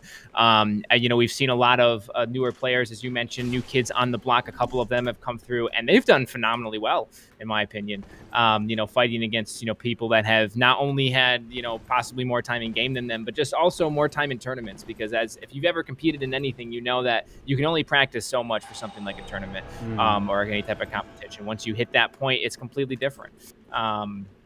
So I'm very, very, excited to see how it's going to fall out with the rest of the matches and moving into our secondary brackets. We only have a few matches left from this first lightning round, as you come. And I'm really curious to see how those brackets are going to fill out. Well, let's have a look here, see, and take just a quick look at all of this and see how we're fixed. So next up we have Hot and obviously Ominers, and then we have Grim versus Misaki. Grim needs a few moments anyway, so we're doing pretty okay. And then Laugh versus Huddle. So I'll be curious as to how that round goes as well. But after that, then we have another lightning round. Round 2 is also going to be a best of 3. The semi-finals then being a best of 5, and then the finals being a best of 9 to round off this absolutely amazing evening we've been having so far. So I'm genuinely excited to see what's going to happen. Is there anything else going on in the judging panel that I need to... And is there going to be a third place match? Yes, actually. Is that going to be a best of 5 or a best of 9? We'll make that a best of 5 because it would fall under the semi-finals bracket. Sure. That makes sense to me. That makes perfect sense. Again, I'm super, super stoked to see how all this is going to pan out, lads. Yes, Huddle is in, and it will be Huddle versus Laugh. Huddle versus Laugh. I didn't see the start of the fight. Interesting. What's going on in chat? Get to the finals and stream. So the stream lasts 9 hours. Interesting. Here we go. Are we getting people in? Oh my word! What on earth was that? Okay, we fixed it. Jesus. Oh me, I see how it is. Interesting. Where are the predictions? If Ahmad wants to set up predictions, Ahmad is more than welcome to do so. That would be interesting to see how those play out. Yeah, it's one of the things, unfortunately, I don't get to have a very good look at them, given my current setup. But yes, I'd be very excited to see what the audience believes is going to happen. And again, as the third match, the match for third place is figured out, we'll be sending out a straw poll to figure out who everyone believed performed the best during the tourney. And I'll be curious to see that result as well. Any news from Ominors? Any word from the feller? Where is he gone to? Where on earth did he go? Because otherwise we'll just move on to the next one. I'm summoning you, GG. Pull me into VC. Yeah. Let me pull you into VC. Yes, dear. What is the deal? So, Mako rewatch Nog's footage, and like Legion, he pre-buffed and then buffed right after the bomb went off. Legion got for it, so if he got disqualified for it, then... Wait, hang on. So what you're saying to me is then that he buffed and then buffed again afterwards. So in other words, did he consume the exact same consumable after it? I'm not sure. This is ask Mako that one. He was the one who was watching Nog. So if it would be possible to determine whether or not it was a genuine mistake and then he consumed the same consumable again, or if it's like in Legion's case wherein he consumed and then didn't buff after the fact and just used that buff. That would be what I would consider to be like whether or not it's worthy of a DQ. That would be my personal opinion on the matter. Of course, it's up to... Mako's typing right now. Oh, I'm on the edge of my seat. Let's go Ominers. Is Ominers in the world? Let me see. No, we're still waiting for him to be summoned in, although we might as well solve this problem as we're going. Oh, Hominors, yeah. Our boy, our feller. Stronk. Scandinavian man.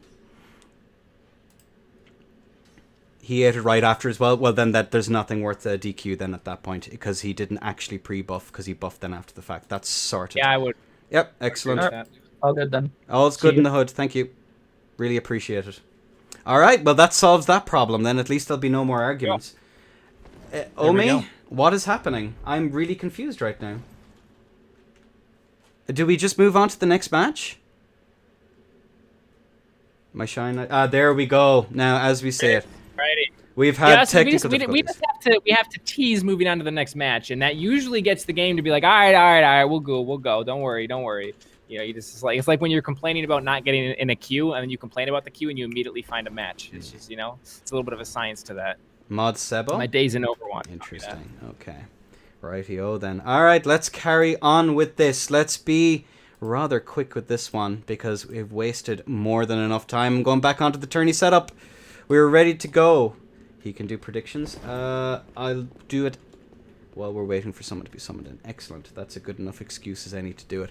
All right, first round between Hot versus Community Roles Manager. Let me do this real quick. Add new. Sebo. What's your full name, Seb? Sebo SL, I believe it is. Yep, there we go. Mod, go forth and conquer, Seb. All right, let's get this show on the road. Enough dilly-dallying. Are we both in our corners? We are. Like we're both corners. All right, gentlemen. Allez, go forth and conquer, my duders. All right, there we looks go. like we're going to see Erythral Rapier.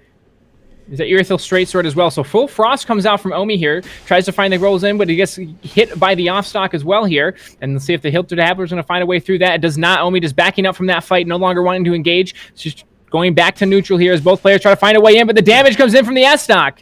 Damn, Hot trying to keep that pressure. Trade comes through, but unable to actually trade. The Erythral Rapier just actually finds the damage over S-stock there. Damn, this is really interesting. Omi's on his last legs here. He is like one more hit. And he goes for the trade and he's finished. My word. My word. What on earth? Poor Omi, man. That was a rough round, chaps. That was a very rough round. Oh dear, oh dear. Well, hopefully we won't have as long a wait as next time.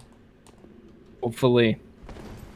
And that was, you know, an interesting to see that we see, you know, the Erythral Rapier with the Erythral Straight Sword really going for that frost build up. And that is certainly a solid strategy. I wonder if he has a sense of fire to actually replace that and reset that to try to get multiple chips. But with the health pool of SL90, I don't know if he would need it. Yeah, I think one might be able to put the pressure on enough that he can just finish him regularly. It is pressure again, like having those, like you're not really looking for damage when you have something like Frost or something like that. You're looking to put pressure on the opponents so they're more likely to try and make space so you can get in and do that damage. That's like more or less my attitude towards looking at that kind of stuff.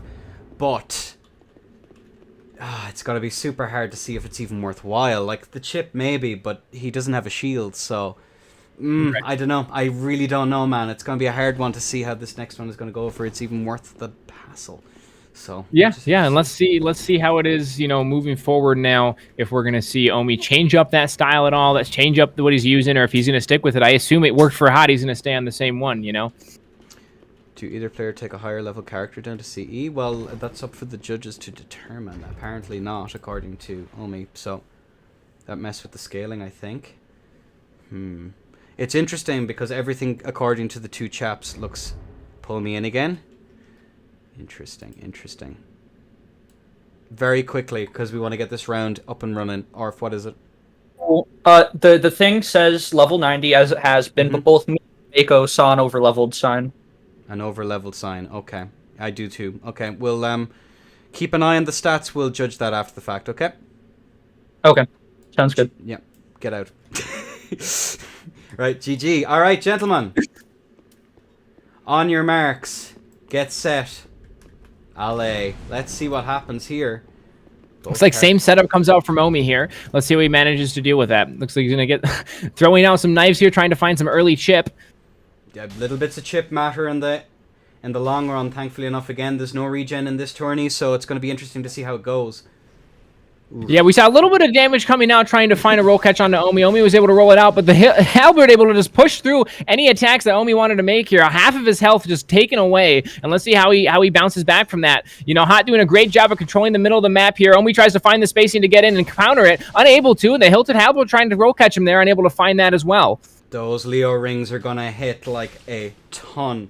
They're going to hit like a truck if he manages to land it. This is going to be really rough.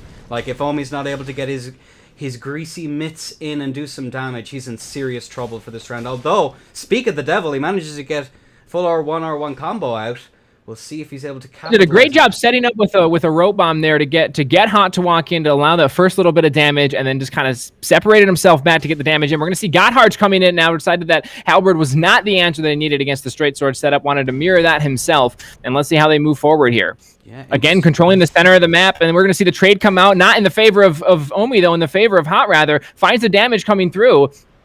Yeah. Omi on the back foot now, just trying to back up a little bit, gets a little bit of space. We're going to see the R1s coming in, looking for a whiff punish, perhaps, as Omi, but he's going to decide to just go back to the other side of the map now, and we're going to see a swap coming out. Nope, I lied on that.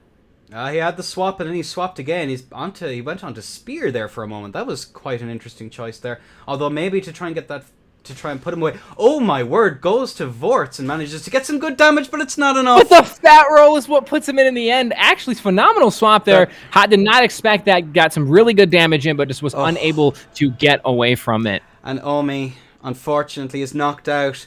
Hot going through to the next round.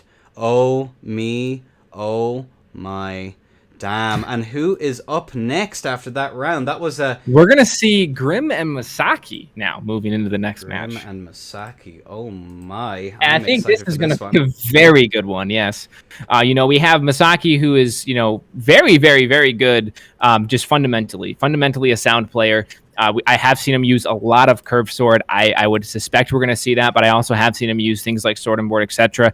I suspect we're going to see Grim on sword and board. Grim, without a doubt, I would say the best Expo player in the world. However, we are limited with Expo here. He can't just sit back and use those exploding bolts. He has to think of other ways to move forward. So we'll see how he pushes up in this match. I think this is going to be right down to the wire. I think this is going to be a nail-biter. It's going to be a really close round, and oh my, every single time I forget to tap back into it. Magnificent.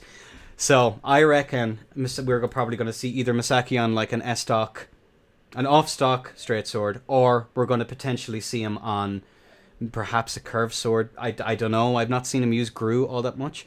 But Grim is nerfed, remember. Grim doesn't have all the toys he can play with. He doesn't have all of the stuff he's used to doing, 90% his bread and butter of playing the game. I'd be genuinely curious to see what Grim does actually pull out. I'm expecting Expo. I'm expecting it. But again, we've been wrong so far. We're going to see Expo. I think without a doubt. He's going to burn through the 9 bolts pretty much immediately. Well, he might not. But you also have to remember is, you know, Grim's a KBM player. KBM players traditionally are very good with Expo. Grim's one of the ones, like I said, I think he currently holds the throne for the best free aim Expo. I suspect we're going to see lightning bolts and heavy bolts coming out. He uses the lightning bolts, not just the Expo bolt. Or sorry, yeah. So that's not the exploding bolt. And like I said, I'm sure he's going to use his 9 that he's allotted. Guarantee it. I can absolutely guarantee it. But again, I'm really excited for this match, I'm not going to lie. Again, another up-and-coming player who's shown himself to be particularly talented and doing well in our tourneys against the old guard once more. Could this be the upset we've been waiting for? Could this be the upset? We'll get you in afterwards, Grim. We'll get you in afterwards, so long as you promise to be nice. Alright, are we both in our corners? No, but both players are in the world, so let's switch to the proper setup. Yeah, we'll see if...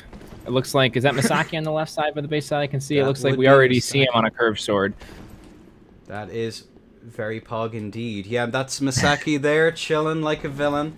We'll have Grim the other side. I'm very, very excited. Very, very excited to see how this is going to pan out, folks. What do you reckon? Are there predictions in chat? I'm... Take a look. Let's take a look at the details. We have the predictions right now. We have 56% in the favor of Masaki. 56 so Grim to Masaki. Grim being the, like you mentioned it, the old challenger, actually the underdog in this fight. Okay, there we go. According to chat, that is according to chat. Interesting. All right, folks. into your corners. On a 3, on a 2, on a 1. Allez. The Great Bow. And instead of X-Bow, we see Great Bow from Grim, and Misaki just right trying to figure out what he wants to do. We see him immediately swap to Black Knight Shield. Here's that Corvian as well that I see. He gets hit by the first shot, though. Easy 300 damage comes out. Looks like he is going to try to take advantage of some of the purse that he has. Finds the counter damage in. Each player about equal in health now. And we're going to see the straight sword come out from Grim. And we're going to see immediately back over to curved sword is Misaki. Looking to find the pressure here. Grim playing very, very patient here. Just kind of turtling and backing up. We see this Shodel comes out and the weapon art into the... Actually, that was followers, not Shodel. But you see a lot of damage coming in from that combo. And there's the X-Bow. Misaki trying to find the curved sword here. Unable to find it. Oh, sugar. Never mind. Ah, sorry. Stuff's... All right, we're back. We're back in now. And there's the X-Bow comes out from Grim. X-Bow's out. And using purse to counter that is Misaki, but Grim, amazing reaction roll there just to get away from that curved sword and to see if he can find the damage in. Great block from that, but still takes the damage anyways. And let's see if Grim can find the finishing off here. And it looks like Misaki's trying to find the way in, going for a running attack, unable to find it. Grim just doing a really good job of keeping that X-Bow up, keeping him away. And he trades with the straight sword instead. Him away. And the signature comes out for the finish. You know, if he didn't point down, I would be worried. I would think he's actually salty. All right, that's 1 to Grim. Prepared for Great Bow. He was not prepared for Great Bow. I will say that one threw me off. I expected the not so Great Bow. I did not expect the Great Bow. All right, pardon me for just a moment. Pardon me. Oh me, oh my. Oh, there we go. G9 subbing in for Grim. Maybe. Misaki 1. Misaki 1, 0 Grim, what? I think they're memeing. Are they memeing? Interesting. They're coming up with the funny memes. They had me fucking panicked. Oh my word. No, not like this. 2 mistakes in the 1 round. Oh dear, oh dear.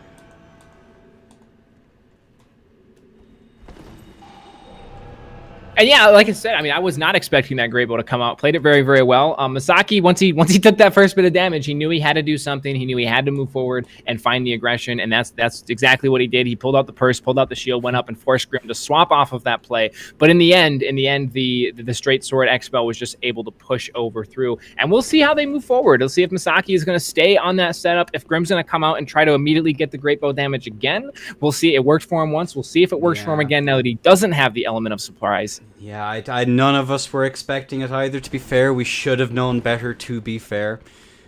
But, yes. Yeah, that's an Grim interesting... is very known for his Great Bow play. Yeah, my word. But yeah, I'm curious now more than ever, as to whether or not Misaki's going to be able to just adapt to an ever-changing situation. This is going to be curious. Very, very curious. All right, there we go. We have the wonderful Misaki back in the world. And then... Grim back in his corner. Great Bow out again. Surprise or no? He's ready for it. Gentlemen. He's ready for it now. Gentlemen. Allez. Let's go. All right. And we see the buff coming out from Misaki and the Great Bow perked up from Grim. Let's see if he can find the damage. Misaki doing a phenomenal strafe job here. He has that. He gets caught anyways. Damn. And he loads up another one. Looks like we're going to see the purse come out. He goes for the rope bomb here to keep him at bay. Tries to get the catch with the curve sword. We see Corvian come out from Grim. That was something I did not expect, but immediately back to Gotthard's he goes. And we see the X-Bow come out as well here. There's a couple different ones lined up there. It goes for the... Let's see if we can find the damage in. Goes for the running attack. Back up into that corner, like you mentioned. That's a hard corner to get out of, but he finds a way to keep damage in anyways. Very, very rough. Misaki landing the rolling, but not enough to keep away Grim's aggression, unfortunately. Again, Grim's really stuck in a corner here, trying to probably bait out a running attack or something so he can escape again, I would imagine. That would be my running theory. Although Misaki's not letting him away with it for not...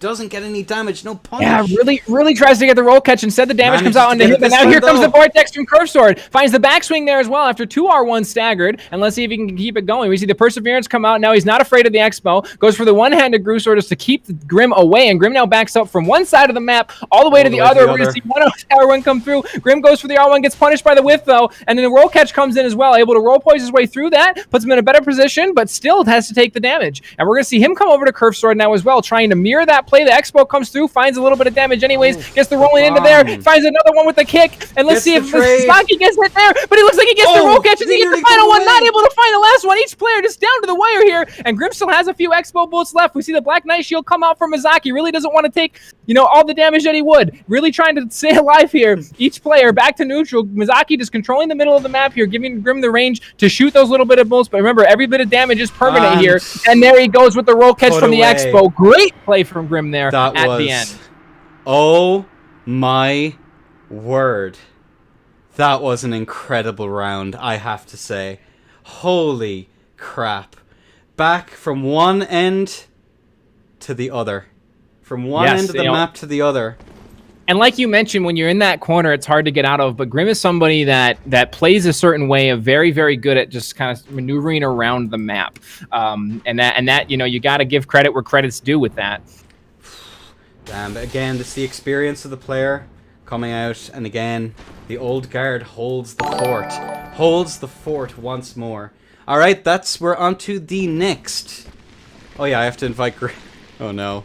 Oh no, I promised. I'm prepared. Is he in general?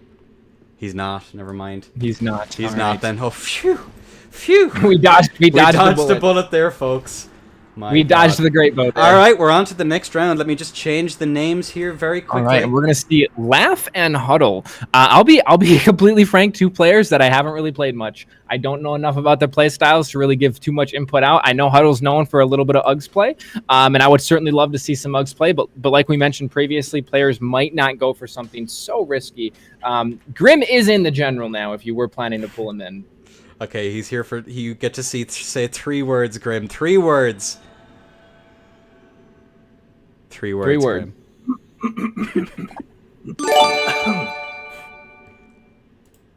Oh my word. The silent treatment. Interesting. Right here. Ass boy. Thank you very much, Grim. Have we expected anything less from the man? We would not have expected anything my word. less. Oh my word. Oh. Threatening Paddies seems to be a very well-known strat from Grim, apparently. Alright, we have Huddle in the world.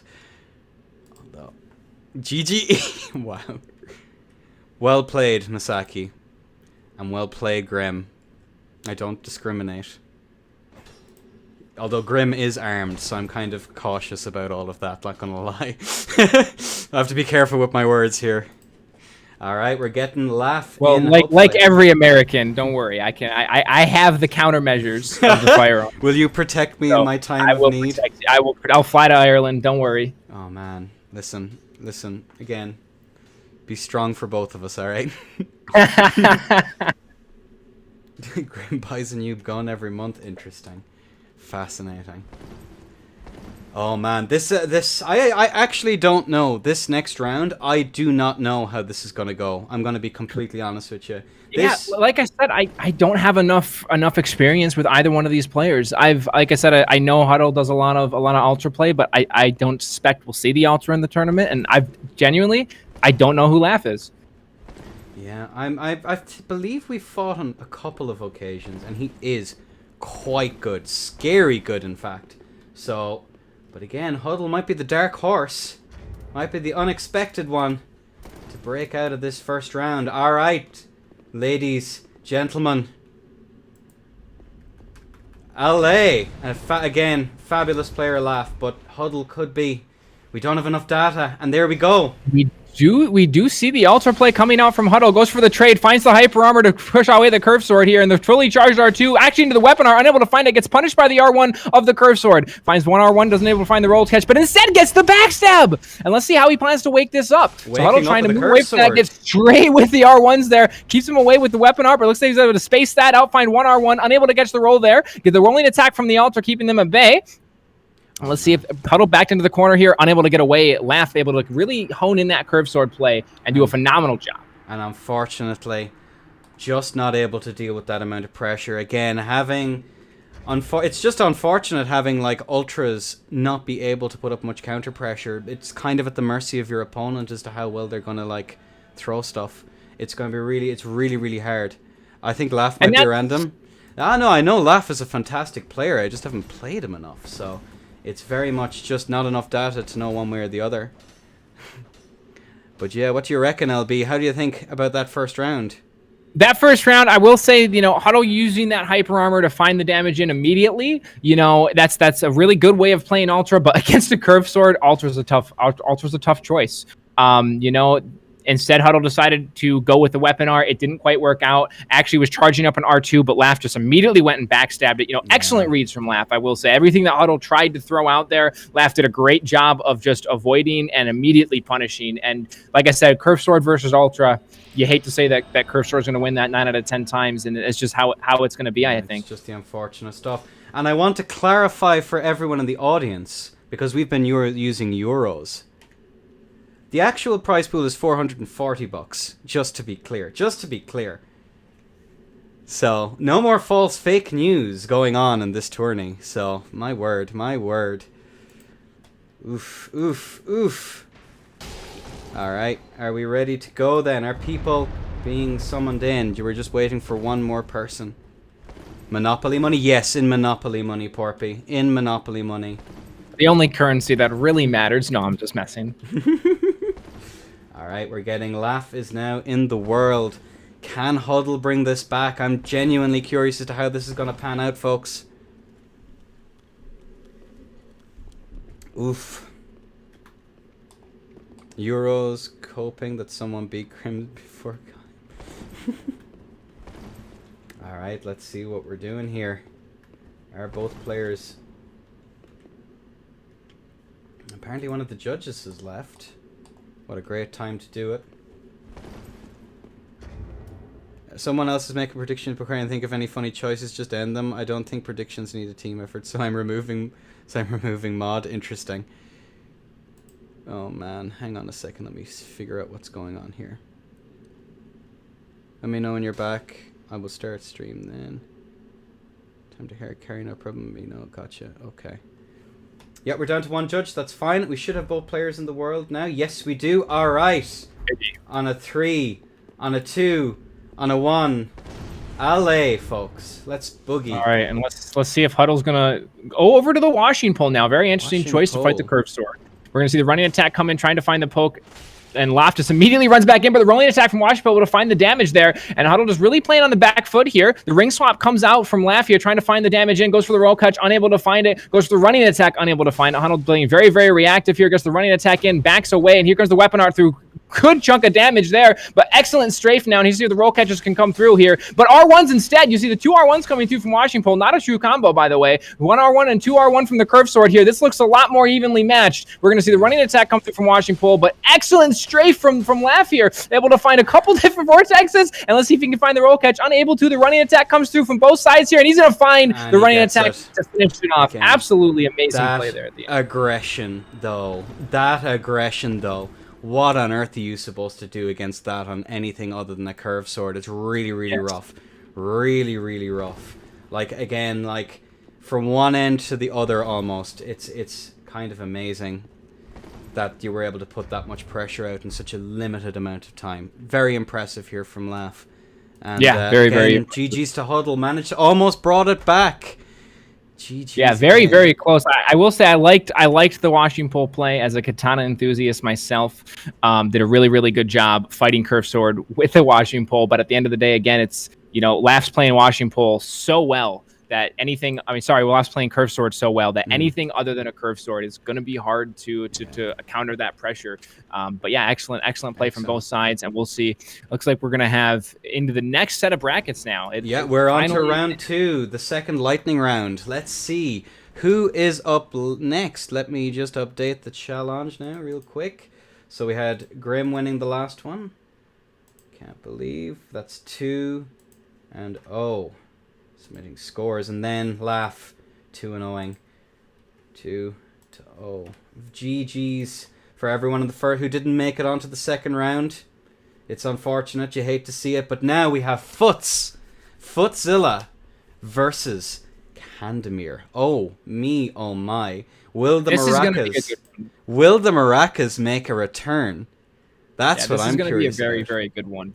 I'm, really, really excited again to see what type of different tricks Futz has up his sleeves after seeing his setup from the first one. And I suspect we're going to see Candy on either Gotthard's Black Knight, or we're going to see him with Curse Sword. And I think it depends on what he sees Futz and what he feels is the best to handle that. Futz really, really, really creative with his setups, especially with like you mentioned, the fights are over so fast. Futz, what we saw from his first fight, did a really, really good job of honing in those different types of play styles to just find a way to 100-0 somebody. And we'll see if he can continue that pressure coming forward with Candy, or if Candy's more rustic play style is going to edge out. Yeah, it's interesting, though, that, like, even though, like, I can watch a number of players play any of Futz's setups and I could still pick him out of a crowd. Like, he's a very... I'm excited to see if he's able to he's going to exceed all expectations and pull through in this next round. I'm on the edge of my seat. Who's going to be the upset in the order, in the status quo? Let's figure this out together. Yeah, right now, according to chat, Futz still is at a 56% over Candy at 44%. So we'll see how that actually plays out. I don't know if chat's been right yet, but we'll see. Yeah, I'm genuinely curious. I think we're getting we have Futz in the world ready to go. Let me just do a quick once over to make sure that there's no pings for me in the super secret chat. It's slow, no breaks. It depends on the speed of the tourney. Okay, I'll sort you guys out with that later on. All right, let's get back on to casting. There we go. All right, we're getting, and again I forget to do it. Oh no. Every time. I'm exposed as being a red line in Discord. Exposed. All leaked. All right. We have Futz into the world. Not giving away anything. Not a thing. Not a thing. And now we're just waiting for Kandemir to get in, and then we're pretty much ready to go. Pretty much ready to go. It looks like Candy was summoned in, so it doesn't matter of getting up to the arena now. Just a waiting game. Again, unfortunately, all the summons in here are kind of unfortunate, but it is the nature of this.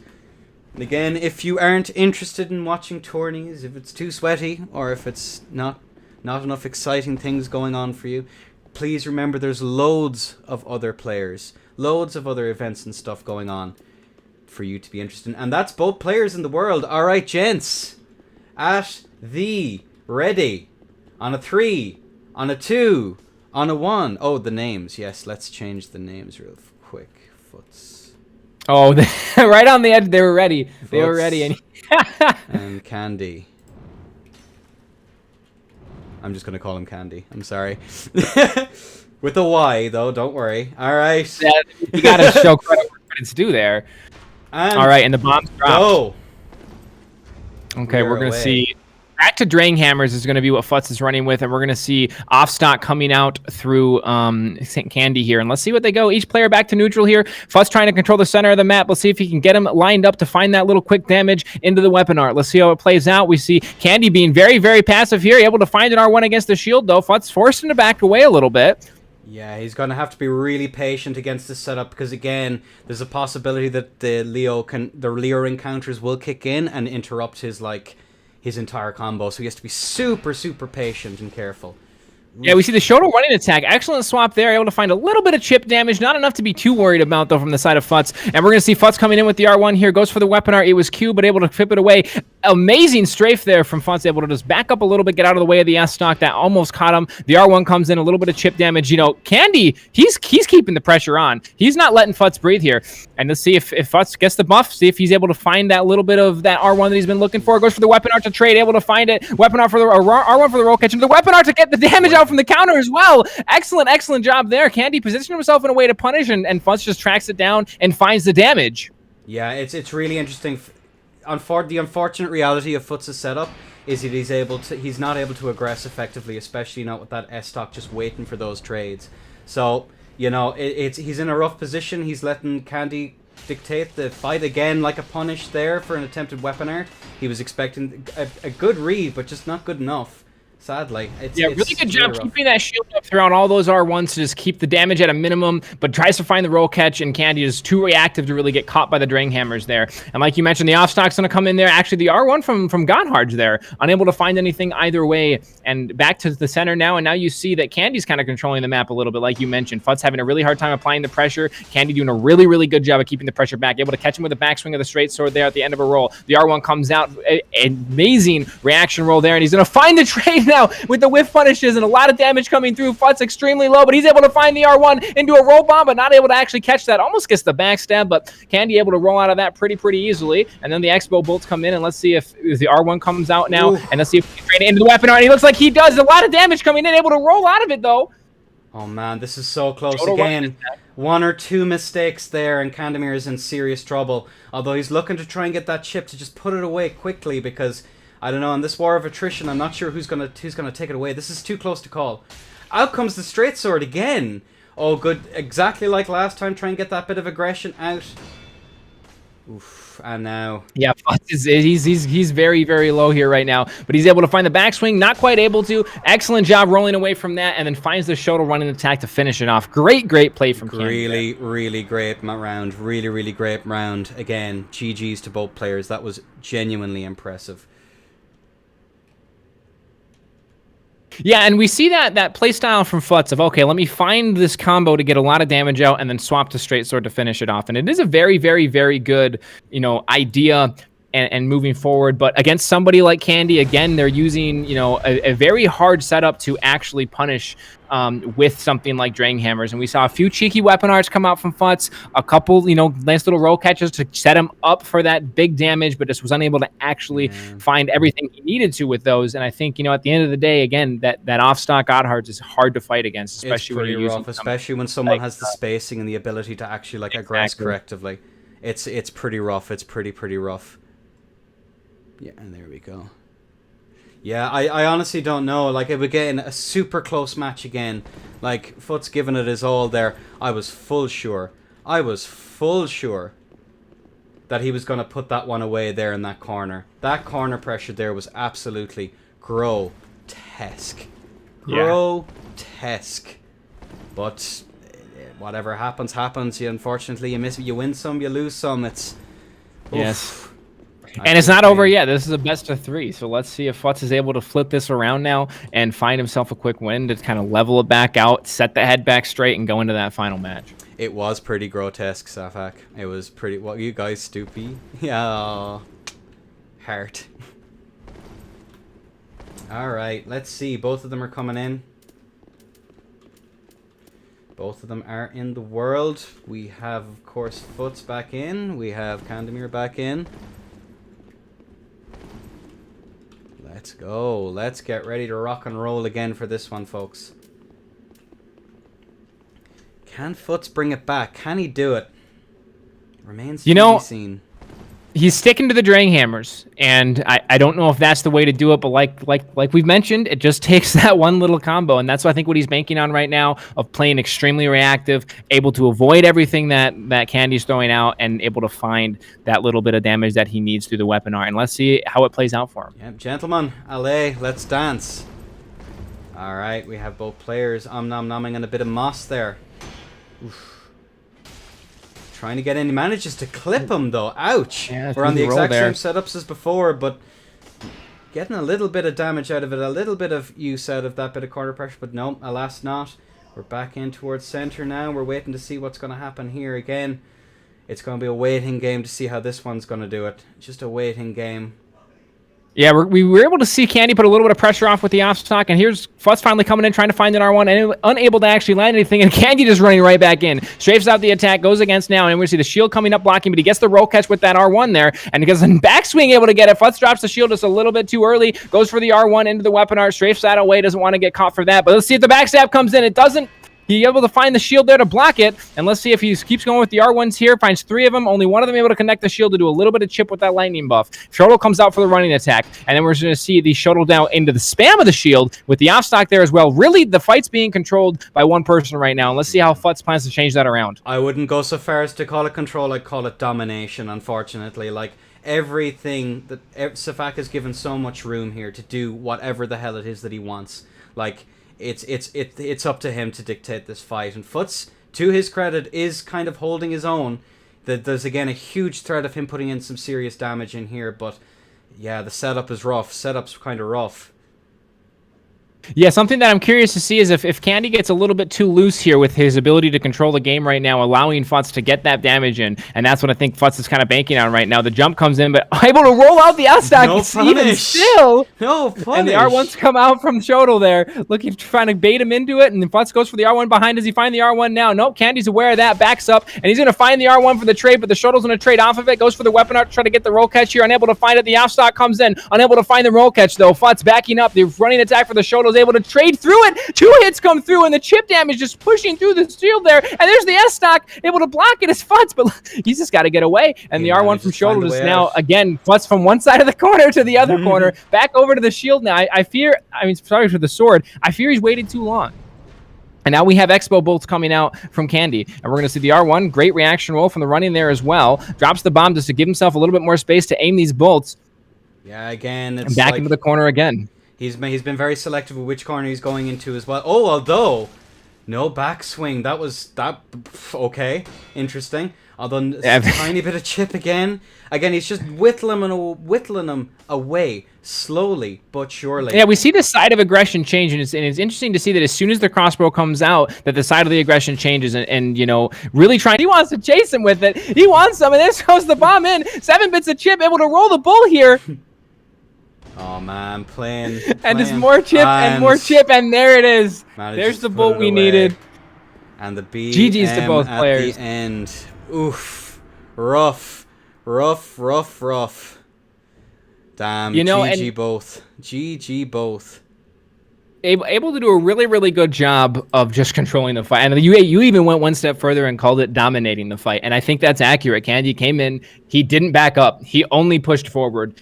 He would you know, the whole time pushing through, did not give him a chance to do anything other than just roll away and block attacks. And then when he finally swaps to the sword, he says, okay, you're going to play sword. I'll just pull up my Expo now. You're low enough. I can chip you down. And played absolutely phenomenal from the side of Candy. Yeah. And we are going to see him moving forward to the semifinals now. Yeah, very impressive performance, especially there at the end from Candy. Like, really, really solid. Really, really solid. Nick. All right, that's one. We're not going to give him anything there, so it's going to be Whitnick versus Noog in this next now I would be inclined to think that Whitnick and Nog might actually have good lat. Is that possible? I thought neither of them were capable of such things. You know, isn't it like 2 negatives make a positive? Pardon? So isn't it 2 negatives make a positive? maybe the world just isn't capable of dealing with all of it at once. So no, I think Nog's we're gonna see him back over. You know, he fought previously, was fighting against S-Stock. I assume we're gonna see him fighting against either Sword and Board, Sword and S-Stock, or we're gonna see the Curved Sword finally come out from Whitnick. And Nog's probably gonna be on Corvian, or he's gonna be on that Curved Sword. I'm sure we're gonna see the Expo coming through, and this is gonna be a very close fight, I think. He got an awful lot of value. An insane amount of value out of that Corvian in that first round. Like, let's not beat around the bush here. It was won and lost on that particular weapon. Like, so again, just genuinely curious as to whether or not he'll see it the same way this time around, especially with the caliber of player that Whitnick truly is. After being on the receiving end of it more than once, I can say, oof. Yeah, I think we all have to an extent. And like I said, very excited to see how Nog intends to handle that. Like I said, we get to a certain point where now we're talking about, you know, the best players in the world. We're nearly to that. Yeah, and it's going to be really, really interesting to see. It's going to be less about weapons, less about play style, and more about player. And I think this is one of those matches that it's going to be less about weapons, less about play style. It's just going to be more about who's able to keep the aggression when they need to, back up when they need to, and find the damage. It's going to be what's behind the eyes that's really going to count than what's in the hands. Like, at the end of the day, I'm genuinely looking forward to it.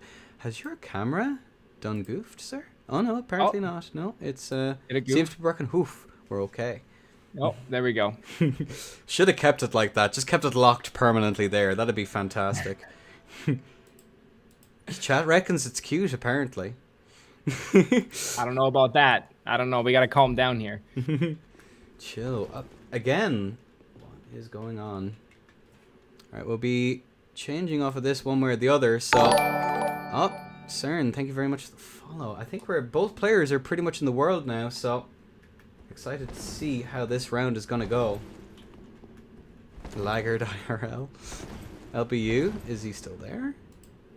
Am I not still here? Okay, it was being really weird there for a second. I'm not entirely sure what's going on. He's lost some of his packets. Interesting. Alright. So we have Whitnick on the same setup as before. Although no, outcomes. Interesting, interesting. What are we gonna have? New gun here. Again, gentlemen. Let us do the rocking and rolling. Are we ready to go? Alright. Allez, gentlemen. Allez. Let's go. We have immediate grab for center here on behalf of Noog. Oh me oh my. Hang on a second, chat. Something is going just the R1's behind him, able to find them damage there, able to keep Whitnick away, but now Whitnick's going to take that and keep the pressure going. We're going to see the off-stock come in, get a little bit of damage. Now here comes the Expo from Nog, able to find the roll catch off with it there.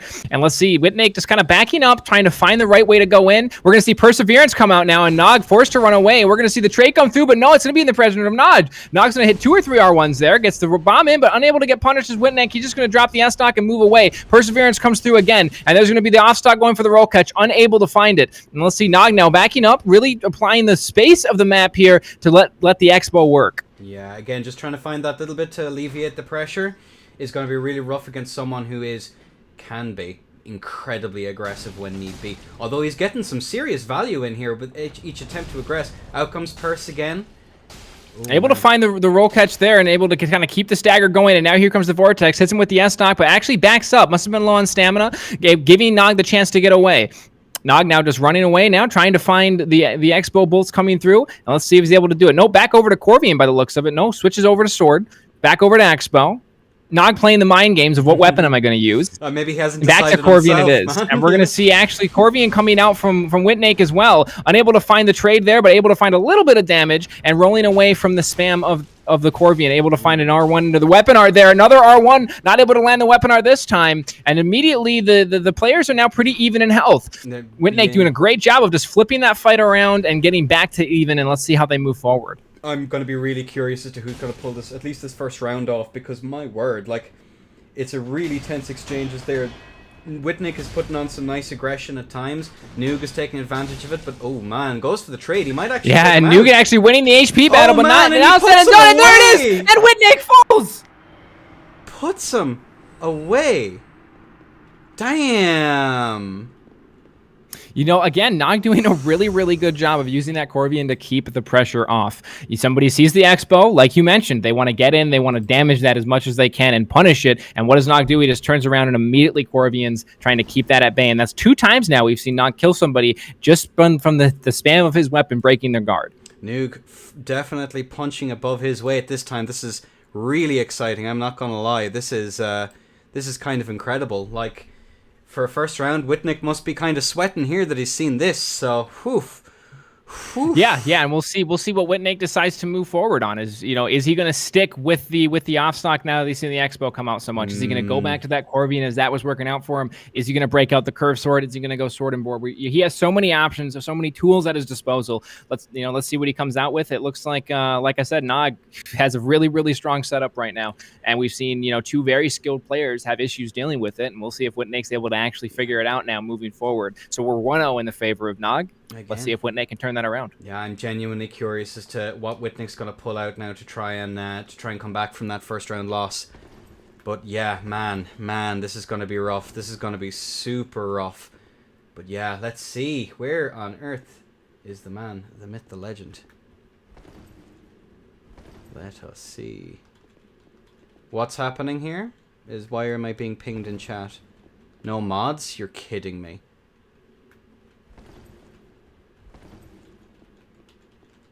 Let's see. Do we have someone in chat there to monitor? Please and thank you. Mod me. Oh my god. Alright. I'm going to do this. We're going to go. and I'm gonna try and sort out this issue real quick. So let's. Alrighty, well we're gonna see Corvian Shield coming out from the side of Whitnake now, really trying to find a way to get in and punish the Expo. We're gonna see the Expo still coming out from Nog, really trying to find a way to get in that and find the damage.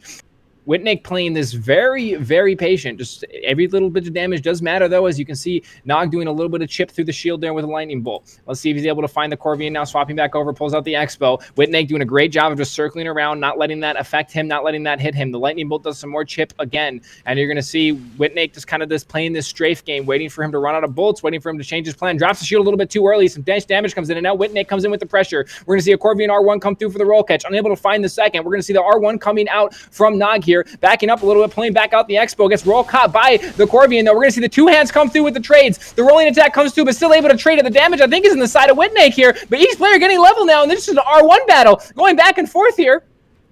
Each player now deciding to back up a little bit. We're going to see the lightning bolts coming back out. Nog gets a little bit of damage in, gets damaged himself, backs out a little bit. The perseverance comes through, goes for the roll, gets unable to find it, but the rolling attack comes in from Nog and is able to find the counter pressure there. We're going to see the one-handed R1 from the Corvian trying to find the damage there. And now we're going to see back to the lightning bolts is Nog, really trying to control the center of this map, keep Whitnake away. And when he comes in, he goes for that two-hand and really tries to find the pressure. And now Whitnake just trying to stay, figure out what Nog's going to do here, trying to get in his head a little bit. He's going to see him start to put some pressure forward, unable to actually find that, though, and now he's getting pushed back into the corner. Nog really taking advantage of his position with the Expo here to really keep Whitnake on his toes. Does not want to give him any free opportunities to get in. The perseverance now comes out. We know Whitnake's going to take a push here. He's going to find 1R2, but or 1R1. He's going to get caught by the roll catch from Nog. Nog throws the bomb down, keeping him at bay, though he was a little bit farther away already. Now we're going to see, it looks like, is that sword and board, or is it back to Corvian? I'm unable to tell. Looks like it is Corvian still. The Expo comes through. The trade comes through. Looks like Whitnake is on his very last leg here, but so is Nog. Goes for the weapon art, unable to find it. Goes for the weapon art again, really trying to get in here.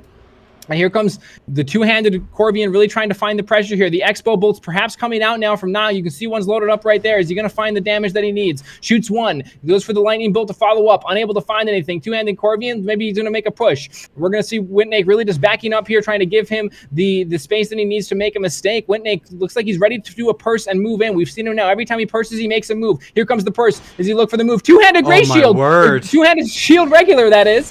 And he puts it away! And Nog able to take it. What the hell? Oh my god. Noog. The upset. The upset of the fucking century. Oh my word. Absolutely insane. Two. What on earth?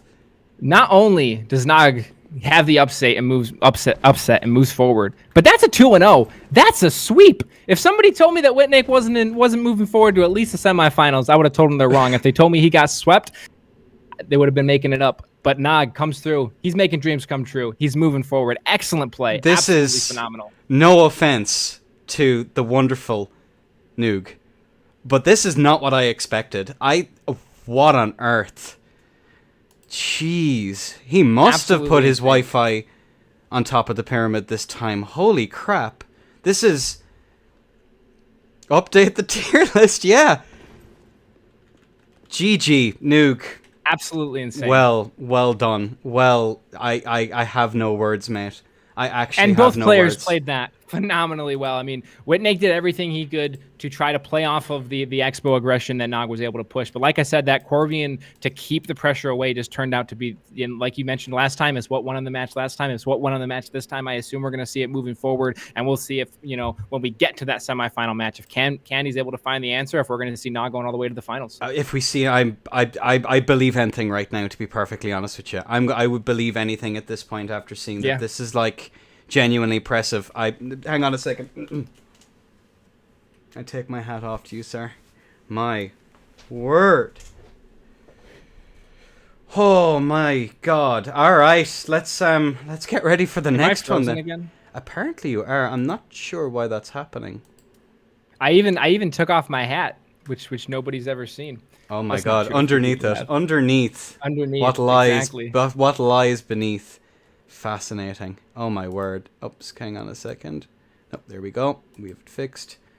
Damn, we're getting hot in. We're getting everyone of the world. All right, and now we're going to move on. Yeah, we're going to see. We saw one upset. Let's see if Hot can make it too. Going in against Time now. And we'll see who's able to move forward from this. Alright. Damn. I'm still in shock, I'm not gonna lie. Yeah, that was absolutely insane to be able to watch that happen. That was, like I said, you see extremely high level of play coming through from both sides there. Whitnake trying to find every little thing he can to get the damage in, but the chip damage from every one of those lightning bolts did something. And at the very end, the health pools were so low that you got to think that strategy was viable. And now we got both the players in. Let's see. I assume we're going to see the curve sword coming out from Kaim. I'm not sure what we're going to see from Hot. I assume looks like the demon fists are ready. Demon fists are out and ready, ladies and gentlemen. Let's see what happens this time. Allez.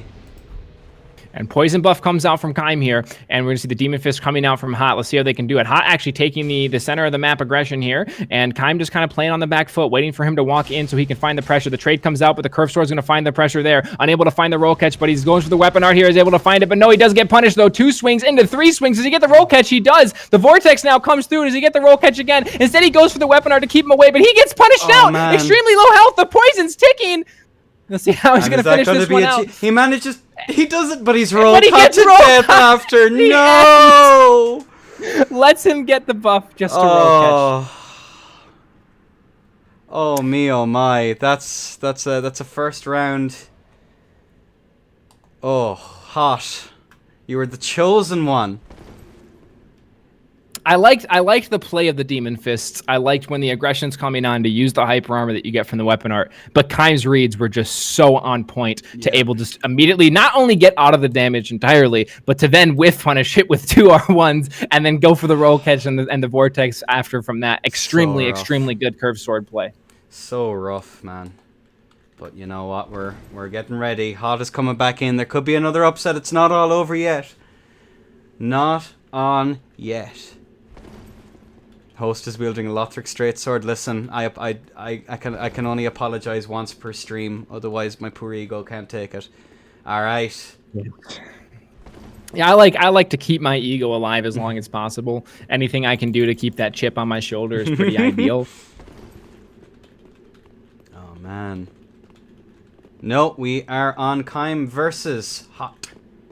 All right, into your corner, Hot. Kaim, into yours. Let's get ready to rock and roll. Ladies and gentlemen, round 2. Allez. And we're going to see Hot staying on the Demon Fist here. And looks like Sword and Board from Kaim now. Looks like is that Mario? Try to find some damage. That is absolutely. Interesting. I'm not sure exactly what the thought process is there. Some chip damage comes in from the running attack, able to get the rolling attack to trade out the damage, though. Each player back to even in terms of health. Kaim doing a great job of just controlling the middle of the map, but that's not good enough for Hot. He wants to get in, he wants to find the damage, but the 2 R1s, 3 R1s into the 4th and the 5th there. Jeez. The backswing bait, phenomenal job there. Great sword and board play. We're going to see the running attack come out from the fist, trying to find some damage so he can chain into that weapon art. And let's see how he's able to push forward now. And then the whiff punish comes through from Kaim. And then the weapon art comes through, though. Gets the trigger flip off of it anyways. Goes for the bomb for the wake up. The R1 comes out, unable to find it. And now we're going to see Kaim going to the expo here. It took him a second to find it, but he did get it out of the inventory. And he went for the bleed bolts. Shot. He went for the bleed bolts as well. Lands and another. He finds it again.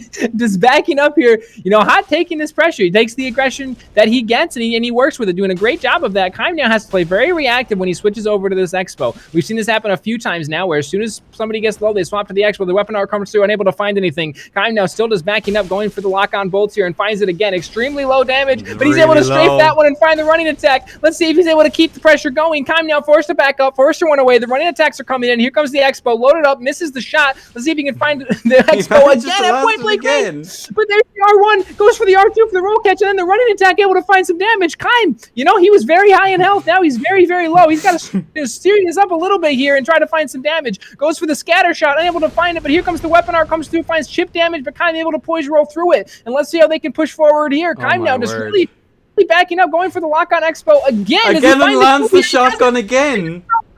Extremely low, able to find another running attack, unable to actually get a stagger out of it, keeps pushing forward. Kaim now backing up. Here comes the weapon art coming through, unable to find it, able to roll the expo, though. And here we see the shatter shot coming through, now forced to roll it. His health pool is so low, he can't afford to get hit by anything right now. He's got to flawless the rest of this match. And let's see how he manages to do that. If he's able to, but alas. There goes the expo bolt, and Kaim is able to find the victory there. Damn, that's BM. Damn. Oh my word. Oh me, oh my. you know, it's somebody who's known for playing on curved sword. Coming out on the sword and board is always fun to see how they play that, and you see a lot of the same mechanics, and that's what it boils down to. Is a player like Keim is so fundamentally good at the game that it doesn't matter what setup they use at a certain point. If they just rely on their mechanics, they come through, and we saw it there. Sword and board, a phenomenal choice to use, and just able to find the punishes on the hot and secure the win. 2 and the result has been logged. Keim wins that round. Next, we have Grim versus Laugh. Ooh, me oh my. Oh me oh my. This is gonna be exciting. I'm kind of hyped. After this round, we'll take a quick 5 to 10 minute break for everyone, just so that myself and my co-host and the other judges can have a quick break and just chill. So I think that's the plan then after this one. So it is Laugh. And we'll obviously have Grim in for his post fight. Yeah, the halftime show will just be Grim talking about. That's actually a great idea. I think we should do that, to be honest with you. Leave Grim in charge to see what he says. Although I'm not sure if I'd still be allowed to stream after that, but listen. BRB, no worries. Take your time, man. Don't fall in. All right, and we saw Laugh play extremely well against Huddle. Yep. And again, Laugh was somebody that used the curved sword through. I don't have a whole lot of experience watching them or fighting them, but they played curved sword next to perfect. They did a phenomenal job with curved sword, and we'll see if they continue that going towards Grim, if they're going to go for more of a sword and board play style. I assume we're going to see Grim with the great bow. I assume we're going to see him swap to X-bow. I assume we're going to see him on sword and board of the such. And I'm very curious to see how Laugh seemed to be like a very fundamentally sound player, and we'll see if he's able to take those and just really apply the pressure to Grim and find the win here. Grim is somebody who's known for kind of playing off of the back foot. He lets people walk up to him. He lets people get the space, and he takes that aggression that they have and flips it back on top of them. Let's see if he's able to do that, or if maybe Laugh is going to be the, the pressure that we need to move forward from that. You know what? I expect only one thing. Only one thing, and I feel like chat is with me on this one. I expect shenanigans. That is the only thing that is guaranteed from this match. That's true. Pure, unadulterated, horrifying at times shenanigans. Like, we'll see what happens. Will he go the great bow? Do you reckon he's going to do it again? He's going to do it again. It's Grim. He's going to do it again. Even if he gets punished for it and he loses the first match, he'll start the second match with it again. With it again. Because if Grim's a lot of things. One of the things that Grim certainly is he's very persistent, and that's why we all love him. So let's see how we move forward. And what do we see? All right. Yeah, okay, fair enough. Immediately see it. All right, ladies and gentlemen. Into your corners, you're ready. And go. All right, the Great Bow trying to find the pressure here. We're going to see Sword and Board coming out from Laugh. A great counter to this Great Bow if he's able to just get it right up into the face of Grim. Let's see what he's able to do. Going for the backstab, it would appear. Grim playing the dance with him, not able to let him get that. He lands it, of course. The damage is in the favor of Grim, though. Grim now swapping over to the sword, trying to find some damage, and right back to Great Bow. Let's see how Laugh plans to deal with that. Grim right into this back quarter. Like I said, really good at letting players play into him, but here comes the roll catches. 2 R1s come through. And Grim now from one side of the map over to the other. Goes back to the straight sword here. Oh, man. And here comes the R1, unable to find anything from that. And we're going to see Grim back on the Godhards as well now. The X-bow comes through, but the whiff punish comes in from Laugh. Excellent whiff punish there. Not able to find the backswing, however. The A-bolt comes through, unable to find anything from the lightning bolt there as well. A little bit of chip damage, and like we said, all damage is permanent. So that's certainly not for null. And here we see the curve sword coming out from Grim. How comes the CS? Yeah, I'm really surprised by that. From Grim very much. We'll see how he plays this. Really, playing in a certain way of backing up and able to find the R1 there, reads the aggression coming out from Laugh and able to punish it. Let's see what Laugh decides to do. Is he going to stay on straight sword? The trade comes through, but Grim's going to go for the R1, unable to find it. Goes for the roll catch, but Laugh able to space himself perfectly to get away from that. Another trying to find the way in. The R1 comes through, blocking the E-bolt from Grim. The R1 comes through from curve sword. Great reaction rolls and reaction blocks from Laugh. Trying to find the rope on there, unable to actually find a connection. Rolls the R1 there. Does he try to find some aggression here? Now Grim on the foot of trying to apply the gas pedal here and get some damage in. He's able to roll catch, not quite able to roll catch, but instead he gets whiff punish. 2 R1s come out from the straight sword. Grim now in the last third of his health pool. Let's see how this plays out. We see the straight sword still trying to find the pressure, but Grim's able to find the running attack, kicks out of it to avoid any type of whiff punish. We're weapon art into the corner. Interesting bait. We'll see if it plays out for them. The R1s come through from the side of Laugh, but not to any avail. And let's see, he's able to roll that one as well. Grim doing a really good job playing very reactively here, and tries to go for the R1s, get the shield break, unable to find it, throws the bomb, keep Laugh on his toes, keep him away. The throwing knives come through from Laugh as well. We're going to see the beach player back to neutral here. Laugh trying to control the center of the map. Let's see what he does with the aggression coming forward. Is Grim going to do anything here? Is he going to keep kind of backing up and just trying to find the right moment? Surgical with the R1 there, able to block both of them. Just trying to find that way in there, and it's super tough. Laugh is keeping that aggression on him. Again, it's the same as we've seen all the way through this tourney. Like, if you give up the aggression, if you allow the other person to be more in charge of the fight, they have so much room to move. Like, yeah, they're more likely to make mistakes, but at this level, like, the mistakes are going to be minuscule. And again, the margin of error of being able to punish them is also very small. So we're just going to have to wait and see. I genuinely don't know how this is going to go. Genuinely do not know how this is going to go. Yeah, each player pretty even in terms of health. We've seen a lot of Grim just kind of R1ing around, but able to find the damage there from the curved sword. Laugh walking away. He does not want any part of any type of vortex that could happen, and goes for the running attack. Unable to find it, but goes for the roll catch. Grim able to roll that as well. Excellent job of keeping those spaced out rolls and actually reactive them instead of just spamming the B button as he goes for trying to find the R1 here. He does actually find it. Does he get the backswing? He doesn't, but he gets the third R1. Grim extremely low now, forced to play in a slightly more passive way, but like you said, when you do that, you give them the opportunity to push forward. Excellent job of blocks there as Grim just trying to find anything to hold on to finish out this fight. We're going to see the running attack come through and into the weapon art. Does he find the catch? He doesn't, but is he going to get punished for that? Forced to roll away here. The Corbian comes in for the roll catch. Unable to find the weapon. The purse! And Laugh able to put him away. Damn, Laugh. Gee, sir. My word. What a put away. Oh, my word. Damn. You know, they Laugh, you know, we like we mentioned after his first fight, he played the curved sword almost perfectly, and we see him coming with straight with sword and board, plays it almost perfectly, and again, Corbian did a phenomenal job with that. He's really taking the pressure that the room that Grim gives him and just taking that to apply the pressure. Yeah. And we'll see if Grim learns from that, or if he still kind of falls into that letting them come to you play style, and we'll see if it works for him. They have so much space in this arena. Being passive is like, so you really want to get that, what little corner pressure you can get to like get you those extra little bits. Like, oof, it's rough, man.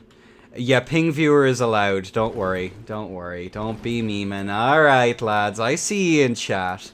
But yeah, I'm genuinely curious as to how this one is going to come off. Like, whoof. Yeah, well, like I said, we'll definitely see moving forward how they kind of play that out. I'm sure, again, we're going to see Grim on Greybow to start. Everybody knows this. And then I'm curious that Laugh did not go to Curved Sword when Grim swapped to Curved Sword. In my experience, it's easier to fight Curved Sword with Curved Sword. And Laugh played Curved Sword extremely well against Huddle, but he stayed with Sword and Board and he didn't need the Curved Sword. Yeah. And I'm curious if he's going to stick with Sword and Board now, or if he is going to swap over to Curved Sword just to try to finish this one out strongly. Again, I'm going to be genuinely curious to see which way this is going to go. All right, we're just waiting on Laugh to get in. He's in the world. We're just waiting on him to come in. So I believe, if I'm not mistaken, this is the end of round 2. Yeah, and after this round, it will be bow 5s. So we'll have a quick 5 to 10 minute break after this one, and then we'll be ready to go. Then after that, again, this I'm genuinely surprised. I have no idea how this one is going to pan out, folks. Genuinely, no idea. This is one of those fights that's going to boil down to small mistakes. You know, we've seen it in tournaments past. We've even seen it in matches today where it just boils down to those small mistakes that each player makes, and that's what this one's going to be. It looks like we're going to see the Greybow coming out from Grim again. All right, NLA, gentlemen, let's go. All right, really trying to just still play that Greybow game. We see Corvian out from Laugh now, not willing to mess around with the straight sword at all. You see perfect block there. Is he going to get caught by the break for the Greybow? And he does! Does Grim find him? He goes for the weapon art, unable to actually find anything. Does he swap back to Greybow now that he has the room is the question. Nope, going over to the Expo and the Sword and Board now. We're going to see Sword and Board come back out from Laugh. And let's see how each one plays this out. Grim again, just trying to find the curve sword. sword. One-handed curve sword. It's a chance we don't see a lot. Switches back over to the straight sword here, and we're going to see Laugh going for the running attack. Grim, excellent block there. We're going to see him try to find a roll catch here. Goes for the backstab with Corvian. Interesting play. Two-handed Corvian now, just trying to find the spacing in to get in and get those punishes. Corvian almost like a needle the way it can sweep in and out of your opponent's attacks and finding damage there. And we're going to see Laugh really controlling the center of this map. Grim on the back foot here, really holding down his S key, and he's going to try to find the damage here. We're going to see Laugh going for the R1. Grim goes for the punish, but gets hit by the backswing instead. The rolling attack comes through in the R1 into the weapon art. Excellent roll from Laugh, playing very, very reactive as we would love to see. The roll comes out from Grim. Same thing, extremely reactive, able to get away from that. And we're going to see the R1s back to neutral here. R1 comes out, the running attack from S-Stock. Grim really doing a great job of switching up his inventory here, not letting Laugh be able to know what he's going to do.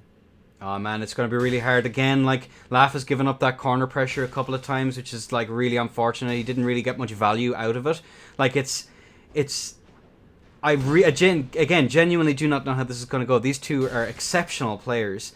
So, like, how it's going to pan out, my brain, it hurts. I don't know. I just don't know. Yeah, and we're going to see Grim back to Curve Sword here, and we're going to see the straight sword coming back out. And we're going to see the kick from Curve Sword trying to find some damage. Excellent block from Laugh there. Laugh going back to middle, really trying to play in the middle, and Grim's not going to let him. He wants him to come to him in that corner. Like we mentioned previously of Grim having that playstyle, that come-to-me playstyle. And let's see how he's able to push that. Throwing knife comes in for a little bit of chip. Back over to Curve Sword. Let's see if he can find a little bit of damage for a Vortex here. But unable to keep the pressure. Goes for the whiff punish. Unable to find it. Great roll out from Laugh trying to find the whiff punish there. They're going to trade, but Grim's going to go for the R1 out of trade. Laugh going to roll that perfectly. Here goes face up with the Expo, unable to actually land it. Instead goes over to Curve Sword, goes for the R1. Finds a little bit of damage, but Laugh just able to back away completely fine. The Expo coming out. The feints from the Expo are doing very, very good job of keeping Laugh on his toes. Unable to actually aggress it because, of course, you have that Curve Sword right there on the ready waiting, and the trade comes out. Let's see if they go for the trade again. Nope. Laugh going to roll out of the R1 from Grim. Grim trying to bait the roll now. Trades are super, super risky when you're on Gru because that poison build-up, even though it might not seem like a big issue, is always going to have to be on the back of your mind. Like, and again, he's low. He's going to get that roll. And here comes the roll catch, too. Oh, man. Yeah, able to find the R1 from the block, and Laugh just drops the shield there, lets the staggered R1 come through. So one thing I've said that Grim's doing on Curve Sword, he's not playing it like a lot of other people played. He's been kind of swapping back and forth from things. Goes for the backstab there, unable to actually find it. The Corvian now coming out from Laugh, trying to find the damage in, and Grim going to mirror that. 148 damage from the Expo Bowl. All the damage that you need there. The shield poke comes through. Extremely low as Laugh, and Grim's going to find it there, leveling it back out to a 1-1. 1-1. This is getting tighter and tighter as we go on, folks. Oh, man. Whew. You talk about those matches that really have your heart going. You really got, this is one of those ones that it's right to the edge. Like I said, it's not nearly about setup at this point. It's about which player is able to actually edge it out. And there I am being exposed for being a Discord gray screen yet again. Yeah, the grand. I mean, like we had to figure it out. You're actually a VTuber the whole time. I'm a VTuber. The whole thing. This isn't me. This is not me.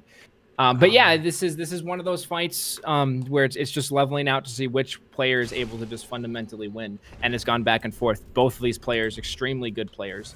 Like I said, when you get low, and Grim's doing a really good job of managing those E-bolts. Grim is a crossbow player through and through at the end of the day, and he does a really, really good job of conserving those bolts until Laugh is low, and then taking the pressure that he needs with the Expo, knowing that if he can get Laugh within 200 health, that he's going to win with the Expo. Yeah. That's a really, really good strategy. Let's see how Laugh, now that he's up 1, down 1, let's see how he puts things forward and tries to figure this out. I am sure that Grim's going to come back through on a great bow. I would be extremely surprised. I would be shocked if he didn't, to be perfectly honest with you at this stage.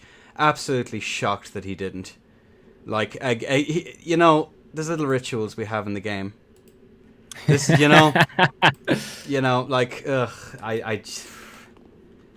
I'm sorry, I'm exasperated, I'm not gonna lie. I'm absolutely exasperated that this is going on.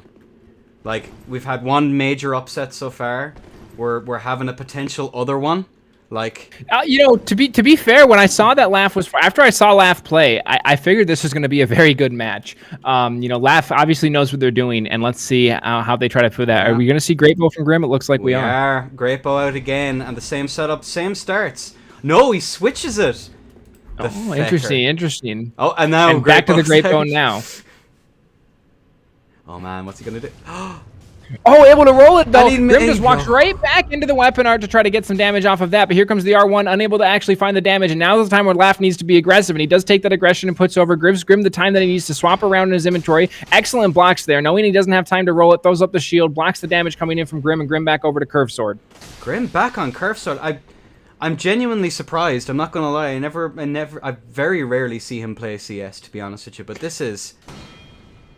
Curve Sword is one of those weapons for Grim that he pulls it out when he absolutely feels that he needs it. And obviously, you know, that to me in itself, if that was fighting Grim and he pulled out Curve Sword, that would be a compliment to me because he knows that's what that he would need. So obviously a great compliment for him to Laugh here that he feels the need to go on the Curve Sword. And let's see how Laugh plans to deal with it. Laugh staying on the straight sword. I will say I'm surprised after watching his Curve Sword play that he doesn't go for a mirror here, but he doesn't look like he needs to. He keeps finding the trades, and you're going to see the ring swap come out from Grim here, trying to really maximize any bit of health pool that he has to get the management of buffs he can, and he finds the R1 onto Loft. Loft able to back up. The bomb comes out from Grim, trying to find the damage there, unable to. Loft doing a great job rolling that pressure. You see the trade come out, and Grim just goes for that roll catch again. Loft space rolls it phenomenally well, and we're going to see them come through the poison blossom in the back. That's what you get when you let him kind of run away from you and go into those corners, but now Grim's on the back foot if he has him in the position that he wants him. Into the corner they go. Terrible place to be against a Curve Sword, and let's see, able to flip it around, able to get out safely. Let's see how they move forward. Grim goes for the 2 R1s there, unable to find one, but it does get a block. I'm sure he gets a little bit of poison build up or chip through that as well. The R1 comes through, unable to find it. Again, the R1 comes through, unable to find it. Now we see the aggression completely swap. Grim the one being aggressive this match as opposed to what we've seen from the other two. Great job of switching out the playstyle. Really goes for the expo. Really wants to put it away now. Now the ego's on the line. We're going to be in trouble, boys. He's going to pull out all the stops. Again, this is crazy aggression here from Grim. Like, he's pulling him up and down the field this time around like he hadn't the last couple of rounds. Kinda crazy. Kinda crazy.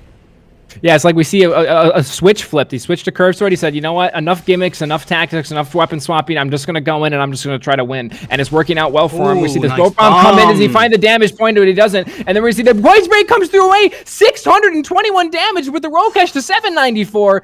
And now that's going to level it back out. Grim now is going to be forced to play a little bit more passive. Loft, let him walk into him. He kind of flipped that play style that Grim uses and use it against him. Let's see how they move forward here. The running attack comes in. Grim extremely low now, but the E-bolts now he's coming through. A little bit of damage comes through. We see Shodel now looking for those running attacks with the chip. Yeah, he's in Grim the in the back corner here trying to get away from it. The running attack finds the chip through the sword though. And then the R1s come through, but he finds a little bit of damage with the running attack, unable to find it there though. Grim really doing a good job of staying back, and now here comes the E-bolts. The shield though able to block a lot of that. The running attack comes through. Excellent spacing with the side of left. Does he find the roll catch? He finds one, unable to find the rest. Grim on the back foot here, trying to get the ring swapped around to maximize the damage that he can do. You see the bomb comes through. Laugh, great reaction there, able to roll away from it. Here comes the Corbian in. Does he find the roll catch? Grim forced to panic here. Does he find the roll catch with the Corbian? He doesn't. Grim, great roll there, but he finds the ball. It doesn't matter. Grim falls. Laugh able to do it, and he flips it around. The point down comes out. Oh my fucking word. Alright. Alright, where is he? Where the fuck is he? Alright. Where is he? He's in general. I'm getting him, okay? He's ready. I died in 250 ping Polish net. Here's the thing. I didn't know what the ping was after the first match. After the second, I figured it out. And the third, I just got fucked. I'm not going to argue. GG, though. You played exceptionally well, Grim. And it was a pleasure watching you fight, nerd. Oh, I win next, so that's a plus. Get the fuck out of here. Bitch. Oh. Don't be so nice. It's the battle of the last words here. I've just server muted him, so he could still be here. He could still be here. He could listen to us. It's fine. Nah, I'm joking. No, I mean, that was, like I said, it boiled down to, I like to see the aggression that Grim had in that final match. Of instead of forcing people to come into him, he took the aggression on him, and it was working for the majority of the match. Laugh was just able to find the flip of the aggression and get the damage in. Yeah, again, that was absolutely. Oh man, that was exceptional. There was so many upsets this time around. Like, GG's everyone. All right, I think a break is in order. I think for both the judges, for both myself and my wonderful co-host here, LBU. I could use some more tea. Yeah, I think tea is more than required at this point. All right, folks. From us, apparently not from us. From us here at the casting corner. Thank you both, everyone so far for watching. I genuinely appreciate it. all of the support and everything from all of y'all today. I'm not really active in chat at the moment. Sorry for that. There's more important things afoot. Yes. But we should have mods around in chat to kind of keep up with that. And yes. Nobody's expecting you to be on top of chat right now. There's a lot of things that you're doing on your end. I get the easy job. I just get to talk. Folks, I'll talk to you all in about 10 minutes. And yeah, fantastic. BRB. You're not muted yet, by the way. I'll be you. Okay.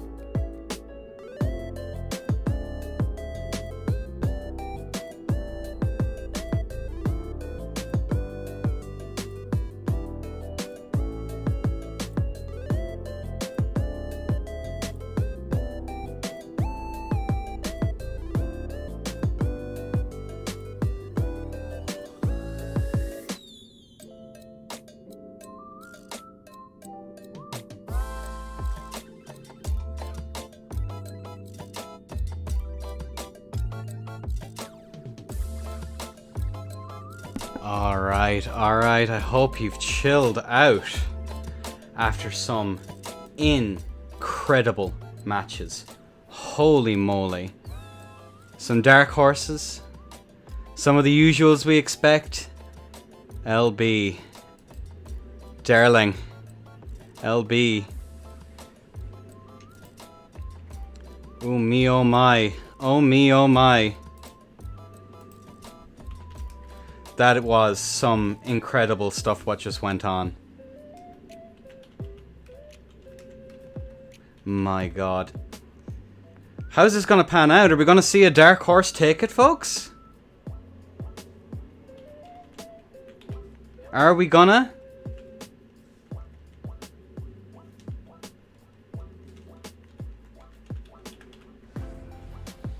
Okay, we're pretty much almost ready to get back in. Yeah, there you are, hiding away there in the corner. Welcome back, welcome back. That's what I do best. It's what I do best. How was your break? I have a nice dirty glass of water here in front of me. I have the jacket. Oh, hang on a second. We need to set this up correctly. We need to set this up correctly. The jackets are off. That's how you know. That's how you know it's serious. Exactly. My exactly. God.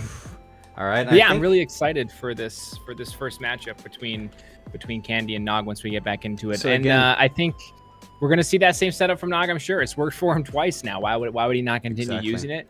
And same thing from Candy. I'm curious to see if we're gonna see the shield come out now that he's expecting the Expo play, or if he's gonna stay on that off stock. We'll just have to wait and see. To be honest with you, again, like some of our predictions have been completely off so far. But and Candemir.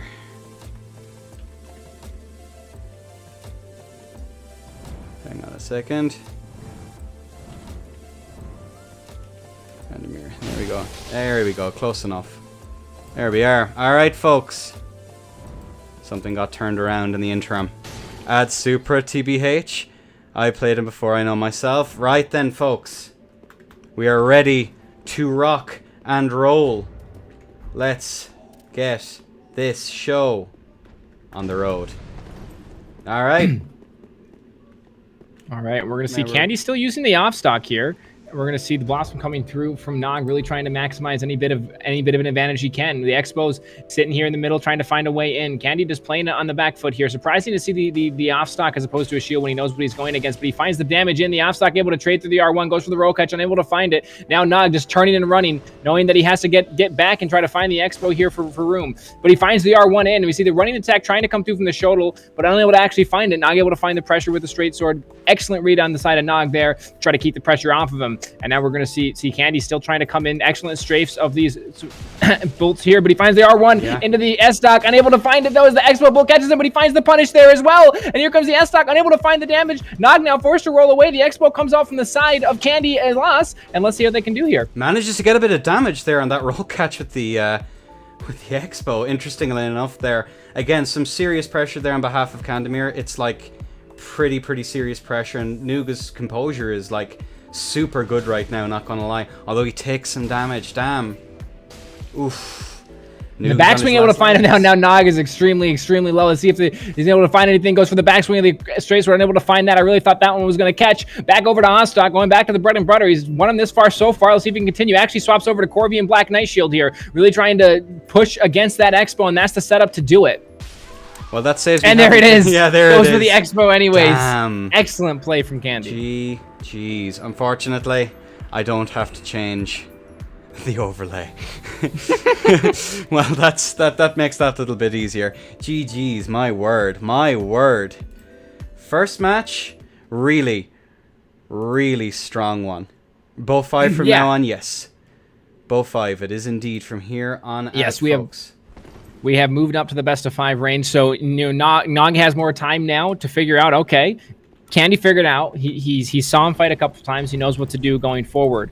So Nog now has a few more matches that he can afford a loss, or he can afford that first loss and not have to worry too much about getting pushed on the back foot. Mm-hmm. And let's see how if Nog's going to change things up or if he's going to stick with what he's been doing. I mean, it's gotten him very far, all the way to the semifinals, and it's a very strong setup, and he's playing it phenomenally well. Yes. But Candy able to just come in with that S-Stock. And again, I was surprised to see the S-Stock as opposed to the shield, knowing that you're fighting Expo, but he did a really good job of just strafing all those bolts, finding his way in and just applying the damage that he needed to get Nog rolling, to get Nog panicking, and able to just punish it out from there. I'm curious as to what Nog is going to do now, considering like his performance in the first one. How is he going to change it? Is he going to be more aggressive, try and get in that counter pressure? Like, what's he actually going to try and get in there?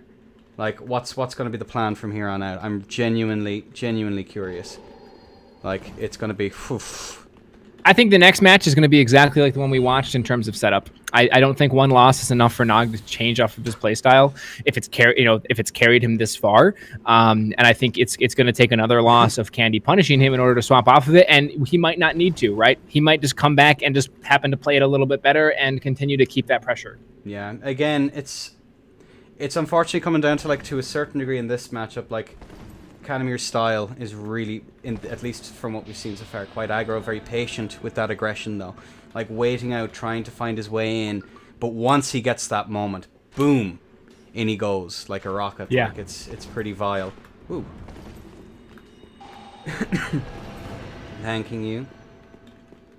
But yeah, we're again, Noog is up against some pretty stiff competition. He must have died on the way over. Did he fall? He must have fallen. Do we count that as a DQ? Nah, we don't. Alright.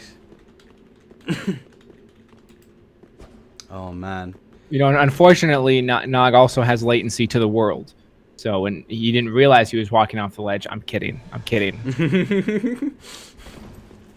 Oh, man. There we go. Into your corner now, Chief. Let's get this show on the road. Like we suspected, it looks like we're going to see the exact same setup coming out from Nog here. And looks like the exact same from Candy, yeah. It worked for him last time. Why not use it again? And we'll see how this one goes. Allez. All right, and Nog immediately running into that beginning part of the circle of the map here, trying to find the damage. The Expo able to find some damage, but not actually roll catch it. And now here comes the S-Stock, able to find the first bit of damage. Backswing of the straight sword does manage to land. And now Candy really just trying to keep that pressure off, swapping over to the Expo himself. And now we're going to see the trades coming through. It looks like Expo from each of them there. Not able to find the roll catch, but there comes the trade with the S-Stock, able to roll away from the straight sword. Surprised he didn't go for the trade, though. I think it was the right call, however. And now we're going to see, again, that back corner from Nog.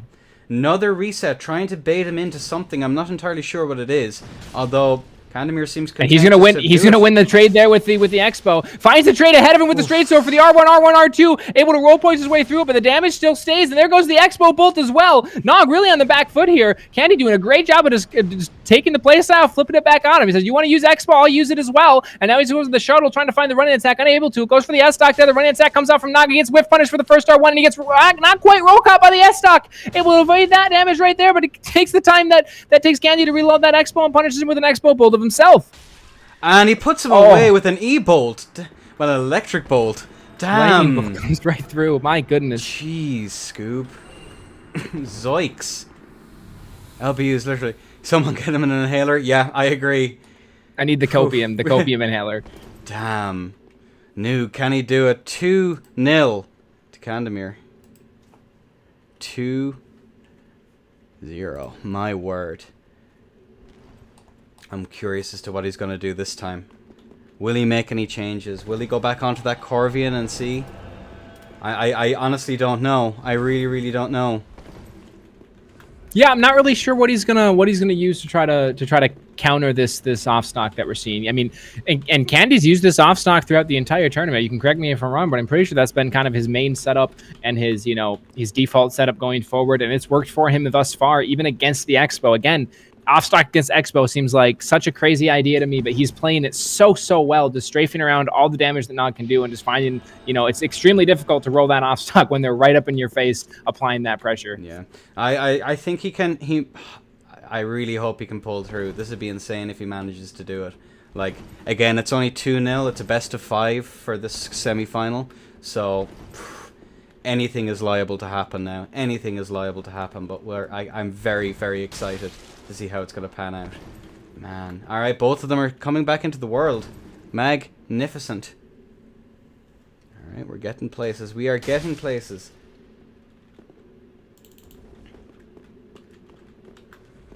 Stay strong. Again, you have to remember as well, like, the nerves must be serious down there. Oh, I can't am even sure. begin to imagine. I couldn't imagine the nerves in the first set of brackets, let alone, Nog manages the nerves against Sally, manages the nerves against Whitnake, and then you're going up against Candy as well. So I got to imagine those are through the roof. And I certainly hope that he's able to pull it together and at least find a couple wins here. I think if we could get to that 4th match or 5th match, it would be extremely hype. It's going to be a rough, like, yeah. My heart goes out for both of them down there. Heart goes out for both of them. But we will see what happens. All right. Ladies and gentlemen, are you ready for round 3 of this best of 5 between Noog and Candemir? Allez! Yeah, right, we have both of them nom-nomming on some mosses right off the bat, taking up positions. Noog. And we're going to see the Corbian does come out from Nog now. He realizes the straight sword probably isn't the play against the offstock here, so he goes for Corbian, able to find the trade, but able to roll away from the straight sword. The backswing's able to catch him, though, and then over to the Expo Bolt is Candy, really trying to find any bit of pressure that he gets to steamroll it over. The trade comes out from the bolts there. I would say damage right now is in the favor of Candy, and Nog is a little bit lower than he is from what I can tell, and we're going to see really trying to strafe around, just trying to find his way to come in with that S-stock here. Nog trying to keep the pressure away, goes in for the running attack, trades with the R1 here, goes for the Corbian, unable to actually find it, though. Damn, that was a really smooth swap right off the bat. It absolutely was. Oh, he really thought that the trade was going to come through and that we were going to see an R1 out of it. And there was the S-stock to punish the straight sword. Another R1 comes in from the straight sword, the backswing. Nog having a really hard time spacing out that backswing right now. Goes for the X, unable to find it. Goes for the R1, trying to get the roll catch around it. The Shoto comes out, unable to actually find any value with that other than just keeping Nog away. Nog's going over the 2-hand, and I lied, back over to the X bow, and then back over to the Corbian. Again, playing those mind games of what weapon am I going to use? We're going to see the 2-hand Corbian come out. Let's see if he can find anything with this. We're going to see the R1 come out from Candy. Gets absolutely spaced and whiff punish off of the Corbian. See what Nog can do moving forward now. Each player back to neutral a little bit, but still trying to dance around each other and find a way in. Nog doing a really good job of spacing out those attacks. Goes for the Expo for the punish, though, and unable to find it. Unfortunately, to no avail. R1 comes out, but the S-stock able to trade. The backswing comes out again, and again, 2 hits of the backswing there. Nog extremely low now. We're going to see if the E-bolts can't come through to actually finish out. Nog here, using the trade over to the... There it is! Trade. Oof. Excellent play from Candy there. I really thought Nog was going to get the upper hand of that trade when he rolled in with the Corbian. I thought he would have the priority. Unfortunately, the bolt came through from Candy down to the wire for 3 matches in a row, but Candy able to pull through. It seems this is going to be rough. A really rough one this time around. After doing so incredibly well, can he pull himself together? Can he do it, folks? I believe. This could be another shake-up, but we'll just have to wait and see. Just have to wait and see. Man. Again, interesting that he swapped off the Corvian again. He got so much utility off it in every single round he's had so far. I'm genuinely curious as to why he didn't, honest to goodness, just stay on it. But, oof. Waiting for both players to have their signs down.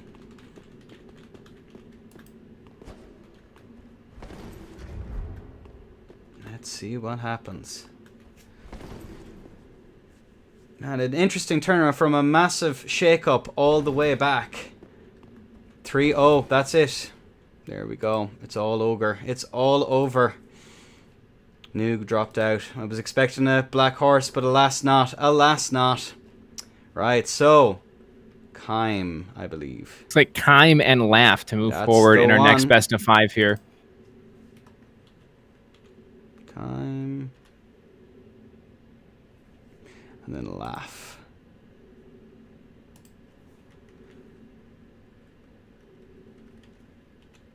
Nope. There we go. There, we got this. Alright, now. Passive PKs in the world. Fear. Now, I'm curious to see, like I said, we saw Laugh use the curved sword against the Ultra, against the washing pole, and then against the curved sword, he went sword and board. So now that he knows he doesn't have to worry about that great bow on spawn, not to say that Kime won't do it, but I don't suspect he will.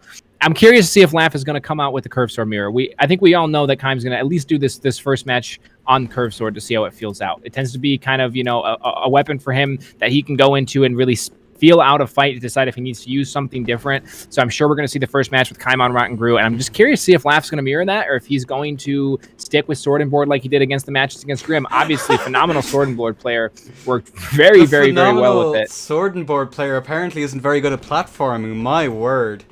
Interesting. I think we should give. You get that. You get that on these big jobs. Ah, man. Oof. DQ. Man. Genuinely curious if we're going to see another shake-up coming in towards these finals again. There's a chance for New to get third. We'll have another match after this to see if either of them will be able. Who will get that prize? Who will be in for a placement? I believe. Alright, we're waiting on the foretold passive PK to come back in.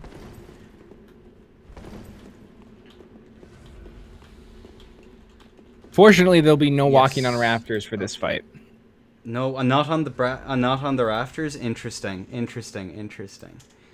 Maybe next time.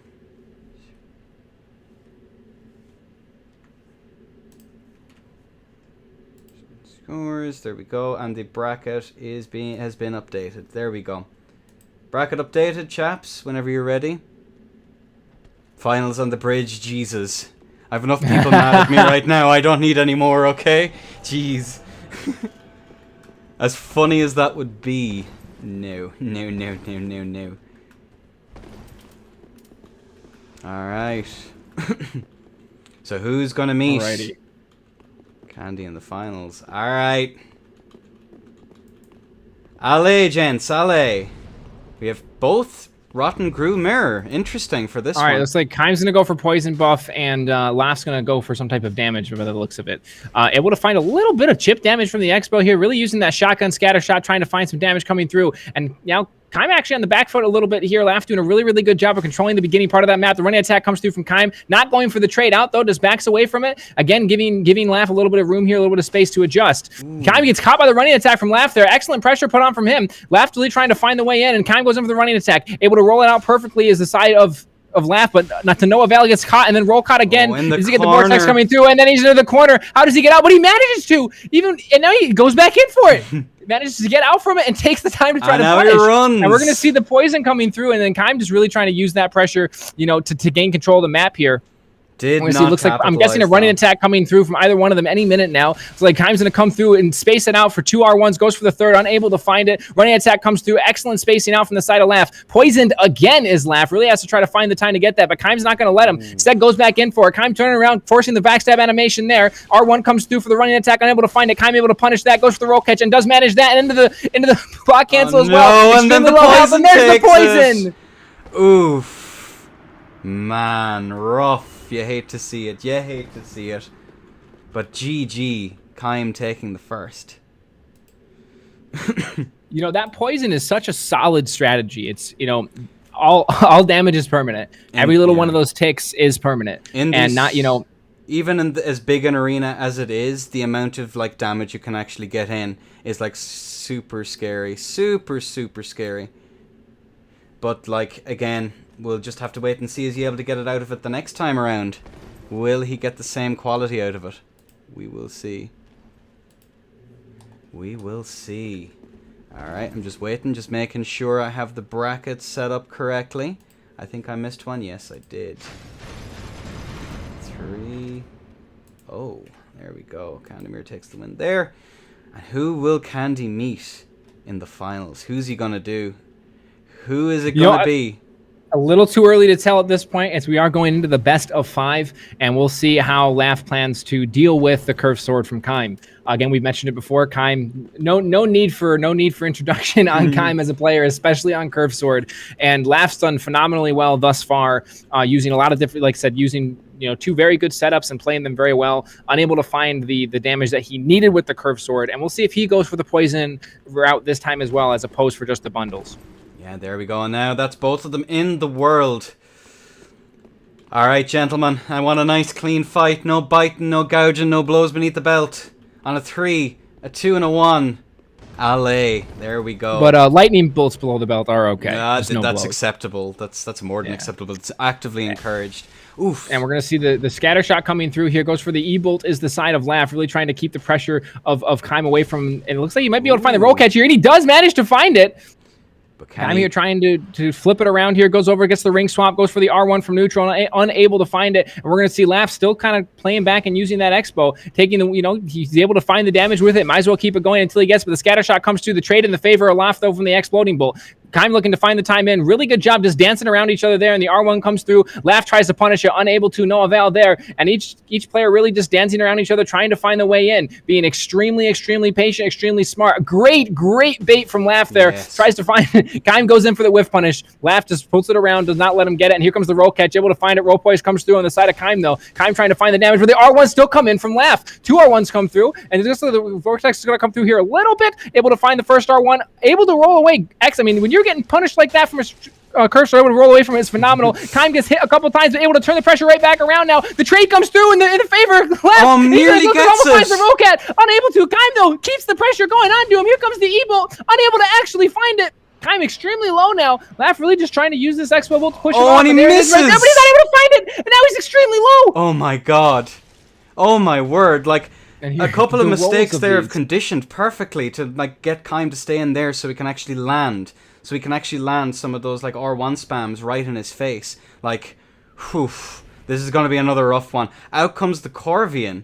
Are both of them right on down to the Corvian? wire. No, Kime's still on Rotten Grew here. Laugh looking to put it away. Corvian trying to find a way in. Great job of just kind of baiting him around behind him, but Kime able to find the running attack there. Doesn't do anything else. And he But the lands rolling it. catch comes in, and the Corvian finds it from the side of Laugh. Oh man. Are we up for another shake up? Oof, too early. Way too early to say. 1-1 tied. Ladies and gentlemen, this is going to be it's too close. Too close. Hang on a second, where are we gone to? Let's bring up casting corner once more.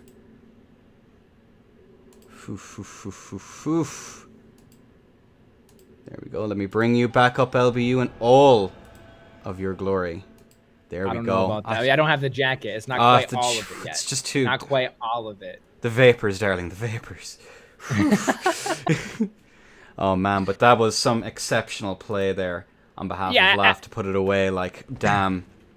The swap to Corvian was a very, very good call. Realizing that, they have low enough lat from what I can tell, from the looks of it to me, that he knows where he can find those roll catches. Perhaps Corvian is a better weapon to actually find the roll catch, to actually apply the pressure. When you're low health and you're getting chased by a Corvian, it is so hard not to panic. It is so hard to stay controlled in what you're doing. And Kime strafing some of those Expo bolts and actually applying pressure off of it was phenomenal. Kime did a really good job of flipping that battle around to the point he did, but he just did not have enough health to work with based on the play of Laugh, and Laugh was able to kind of put it away. And I'm curious to see moving forward now if we're going to see a little bit less aggression or more aggression from each side to see how they play that out. Kime's been kind of sitting back and letting Laugh come to him and finding his bursts of aggression. Let's see if he takes control of the map this time, knowing that Expo is a value, a solid strat that Laugh is able to do. Yeah. Kime being a little bit more careful this time around with his platforming skills. Just in the off chance. Alright then, ladies and gents. On a 3, on a 2, and on a 1. Allez, let's dance. Out comes the Rotten Grew again with poison. And we have Laugh on... I think Rotten Grew as well. Yep, both of them. Yep, Rotten Grew to Expo. Both of them using the Expo here with the Rotten Grew. Great job of just baiting him in to go for that R1 and finding the damage off of Expo. The ring swaps come through from both of them in a little bit of time they have, trying to get those buffs back up. As we both know, Sword Ring does a phenomenal job, especially with a curved sword. But the R1 comes in from Laugh through the running attack, able to tip down Kime just a little bit. Goes for it again and finds it again for the second time. Kime not backing up, though. The R1 comes in. A second R1 from the stagger there. Kime R1ing behind him, trying to get the bait in. Let's see if the roll catch comes through from the side of Laugh, and it does. Oh, Kime gets guard broken and the repost, and that's going to be it. Damn, and that's all she wrote. That's all she wrote. One more. Can Kime force a tie? Can he do it? Get left is right. Damn. Yeah, absolute. I mean, as we saw it there, Keim tried to add a little bit more pressure to the mix. He decided to run in, and Laugh was not having that. He likes controlling the map. He likes having that pressure that he can do, and he just flipped it right back around on him, getting Vortex to the point of Keim forced to block, gets the guard break, takes the repost. I mean, what more can you really say? That was Laugh played that so exceptionally well. Yeah, it was, again, that targeted aggression is always the thing that like separates the good players from the excellent. And Laugh's targeted pressure there at times was absolutely fantastic. Really, really good. Really, really good. But all of these players can kick my ass from one end of this arena to the other, so it's really hard sometimes to like spot some of those. Really hard to spot some of those like mistakes that one of them might make to just have the other one launch in at them. One of them launched in at them. And both players seem to be coming in now, so hopefully in the next couple of minutes we'll be ready and set to go. Although Keim's fairly confident in chat. Very confident in chat. We'll see. You know, we haven't really seen much from the side of Laugh and chat, which I gotta say, I gotta respect that a little bit. You know, he's letting his gameplay speak.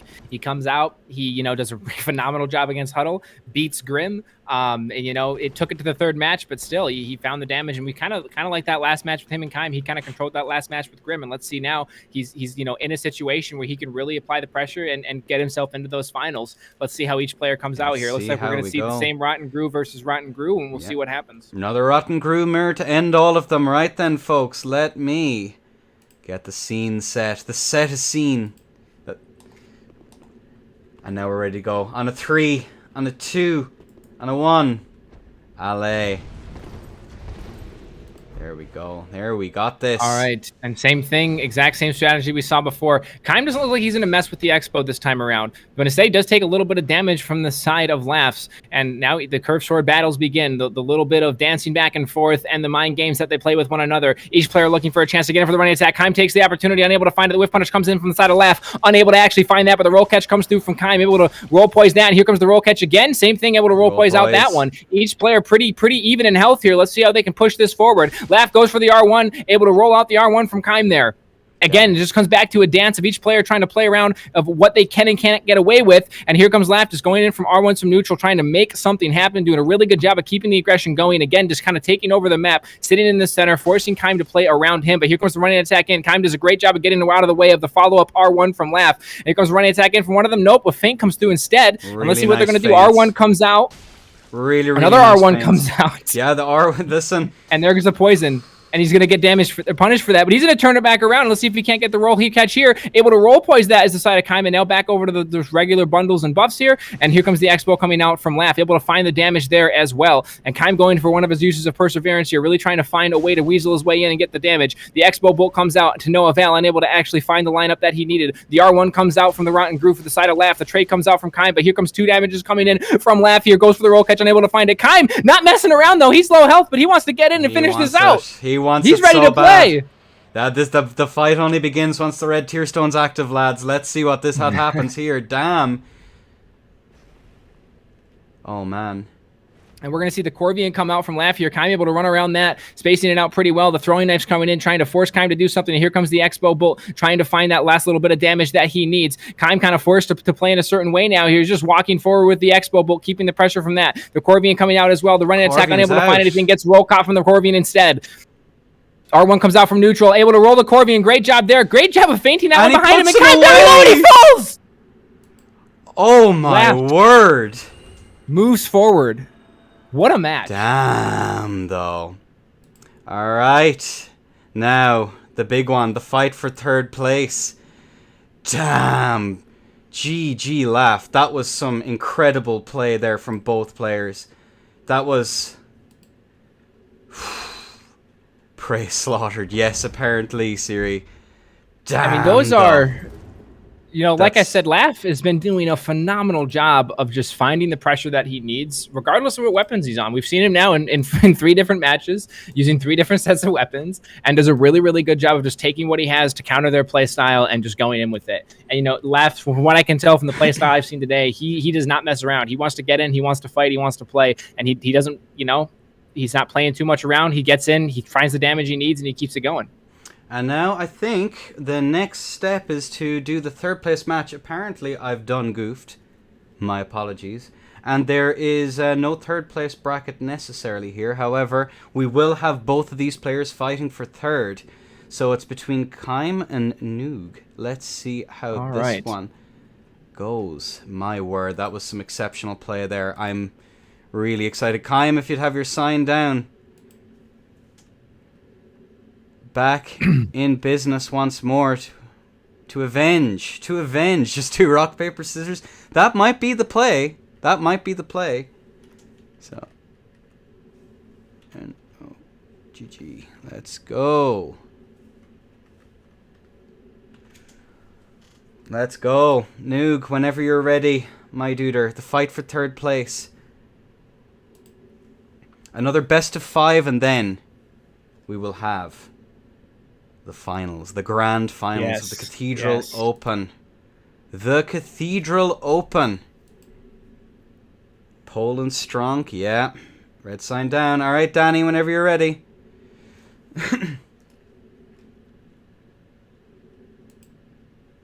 Oh my word! This is a weird shakeup. This is not what I expected. I'm not gonna lie. I mean, I'll be honest. Candy and Laugh in the final, though they're both phenomenal players. It was not what I initially thought when I looked at the brackets, but I'm really, really happy to see it. All right. Can someone time out Zub, please, in chat? That would be absolutely marvelous for like 10 minutes, please, and thank you. I'd really appreciate that. All right. Who do we have? Who do we have? Kaim is ready. We're just waiting on Noog now. And then we're ready to go. Yeah, well, that's a timeout.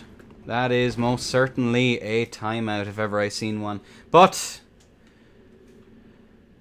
woe to the vanquished, I guess. And now we're just waiting for Noog to put his sign down. Again, and you have no reason to, Kaim.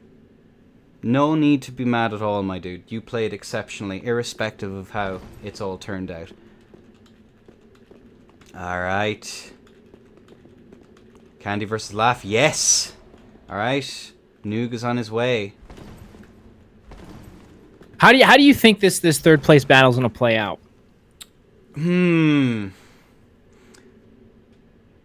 I think, personally, that Noog is still the dark horse, if only his mechanical skill is not quite there. Still not quite there to be able to, like, constantly do it. But I think he still has a chance. I think he has an insane chance. All right, then, gents. On that note, let's see how this plays out. Let's go. Rotten Grew. On to Corvian Expo again. Corvian Expo, as we've seen Nog using in the past here. Goes for the R1s with the Corvian, trying to find the pressure out. Kaim trying to find the roll catch with the R1, unable to find it, and Nog doing a really good job of just getting away from it. Shield of Want comes out, going for some blocks here. Tries to find the R1, and able to. Instead, the counter pressure comes out from Corvian. And we're going to see what happens here. The R1 comes out, but unable to find anything with it. Instead, gets hit by the Expo Bolt. Here comes the two-handed Corvian trying to find a little bit of damage. Kaim's health pool now getting a little bit smaller and smaller as we see it go along. But here comes the roll catches from Corvian. Not Corvian, my apologies. Rotten Grew trying to find the damage in any way he can. Goes back to that shield, trying to block the Expo Bolt. The Corvian roll catch comes through, tries to go for the combos, unable to find it. Able to roll away from the Expo Bolt. Here is the side of Kaim, really trying to find his way in. Nog, though, not letting him get in. He keeps two-handing over to that Corvian, trying to push him away and find the damage in. Throwing knives come out from each set of players now, trying to find a little bit of damage that they can in the stance. It could be the difference between 1 or 2 hits, you know. Listen, it all makes sense. I'm shocked no one's broken out CE yet for it, though, to be honest, but hey, whatever. Damn. No, very little value. Noog's just chilling out here, doing not all that much. He's just happy to chill, give himself just that little bit of respite. Nog's one of those players that the more space you give him, the better he plays. He's not, he's very comfortable with back rolling. He's very comfortable with getting away, but here comes the roll catches come through, able to roll poise from the second one, though. It's possibly going to save his life here. Kaim trying to find the pressure in. Yeah, just again, Nog just playing that back pedal. Kaim using the perseverance, trying to find a way, able to get the trade, and there's 2 R1s, gets the roll catch and into the vendor for the rest of it. Kaim able to push through for the first match. Pulled through again, damn. It was super close, though. Super, super close. Gee, both of you. What on earth have I done? Apparently, I don't need to change the The scene. This is again, best of 5, Hanami. It's a best of 5, yes. For 3rd place, we're fighting for 3rd currently. Imagine using curse knife. True. All right, we're waiting here now. Damn, everyone is cheating. That is also true, Siri. But yeah, this again. It's still all to play for. It's all to play for. Paid actors, maybe. And we have Noog being summoned in. Oh, LB. It's been an interesting turn of events the last little while. My word, if someone had told me beforehand that this was going to happen, I would not have believed. Not even a little bit. Not even a little bit. All right. And like I said, I mean, I've been absolutely amazed by all the plays that I've seen all day. Even from the players that, we expected to go farther that didn't quite make it. They've played phenomenally in their matches. These things just they turn into these small little mashups for these people, and the small little mistakes mattering. But we're going to see the Corvian Expo still coming out from the side of Nog. We're going to see the poison buff Rotten Grew goes for the roll catch, unable to find it is the side of Kime, able to roll away from the Expo bolt there, trying to find the pressure in, but the Corvian has the priority there, able to find the damage through that he needed, able to trade with the Expo bolt as Kime goes for the roll catch, unable to find it, gets him in the corner, tries to get the backswing, unable to find that as well. Nog doing a really, really good job of just avoiding this, staying alive, running away. There comes the bomb trying to mix up for the shot of the Expo, but doesn't actually shoot it. Instead gets caught by a running attack from the side of Kime. And then another one from the side of Kime. Goes for the one-handed spam from the R1, trying to catch him back. Unable to actually find any value with that. Kime just turtling here, waiting for Nog to do something. Nog decides to go for the shot. Kime blocking it. A little bit of chip damage comes through, and every bit of damage matters. Goes for the R1 end of the trade. Finds 3 R1s there as the side of Kime. Takes a little bit of damage himself. Finds the roll catch. The roll boy is able to keep it through. Nog now just trying to back up and try to figure out what he can do to actually manage this. The poison is ticking away at him. Goes for the buff there. Able to find the damage though to the side of Kime. And the roll catch not able to come through. Oh man, Nog lives with just a sliver of health, and now we're gonna see Kime coming through with the Expo. There it is. The roll catch puts it away. GG. All right, 2-0 to Kime so far. Can he do it? Can he pull away? Can he keep himself in it? I believe. This is again, Noog's keeping that pressure on really nice. He's giving it up. He's letting Kime do his business, kind of chilling out, but he's still not able to do it. Give last point to Kime. Are you play it? You can do it, Noog. I believe in you, bro. Play it out. You can do it. This is the last call. Fight the good fight. I believe in your brother, alright?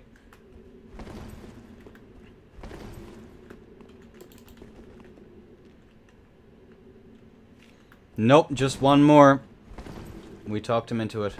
Can he surprise us? I believe. I would hate to see the curved sword from Kime be the straw that broke the camel's back, for lack of a better term. But I think that Nog can come through here. I think we're going to see a victory on the side of him. And I think we're going to continue this match a little bit longer. Yeah, just another little bit. We'll have to wait and see what's going to happen.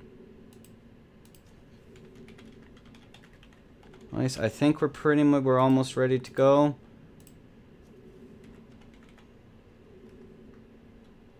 Right. I think we're pretty much. Is he down? He's still being summoned in. Most excellent. Right. Sorry, I'm just getting this little thing set up.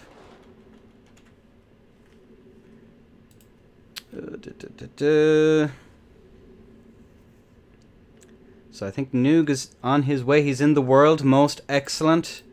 Because we'll have just one little thing to do before the finals. That'll just be a little bit of admin from my part, and I apologize for that. But there we go. Alright, folks. For third place. For third place. LA.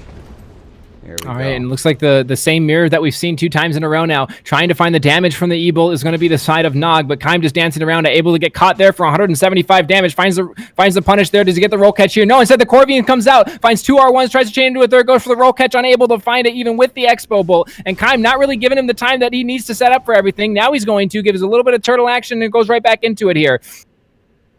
One thing that Nog has in his favor is that if Kaim is going to use a purse to try to aggress him, he loses that poison buff. So Kaim doing everything he can to keep that buff up and keep it going. Nog finding a little bit of damage in from the Corvian, but Kaim able to roll the rest of it. And we're going to see this come through now. Kaim kind of controlling the middle of the map, but again, against a player like Nog, that's kind of what Nog wants you to do. Kaim's going to come and gets traded out for the Expo! Damn, is he going to be able to put more of those in? He's cornered though, which is super risky for the chap right now. Manages to land it nice. And he gets it, and he gets some extra damage out of that. And now the health pool flips over to the side of Nog being in favor here. Kaim does now go for that Perseverance, finds a little bit of damage in, unable to find the roll catch or the backswing.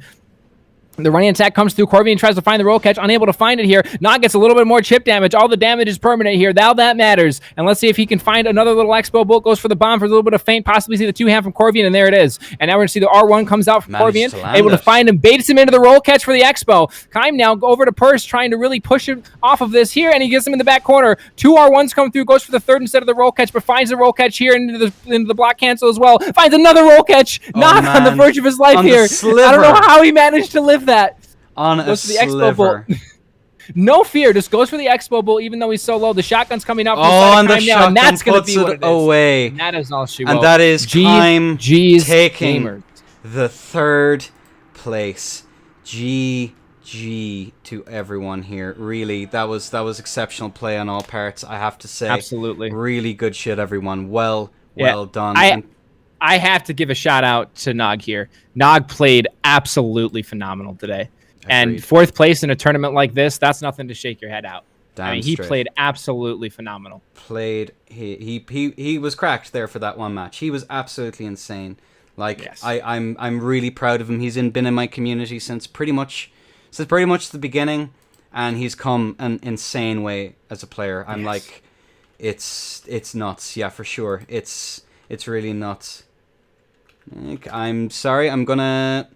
Right, we're going to have the finals in the next couple of moments. I just need some admin shenanigans to do real quick. So we'll put on the music and we'll let me sort out what I need to do. And if players, please, all of you be in chat. Because we need you to fill out your Fighter's Choice Award. That is what we need you all to do. This is a very important prize for everyone involved. And it's the one that I think really matters. So I'll talk to you all in but a moment for the finals, the grand finals. All right. B or B.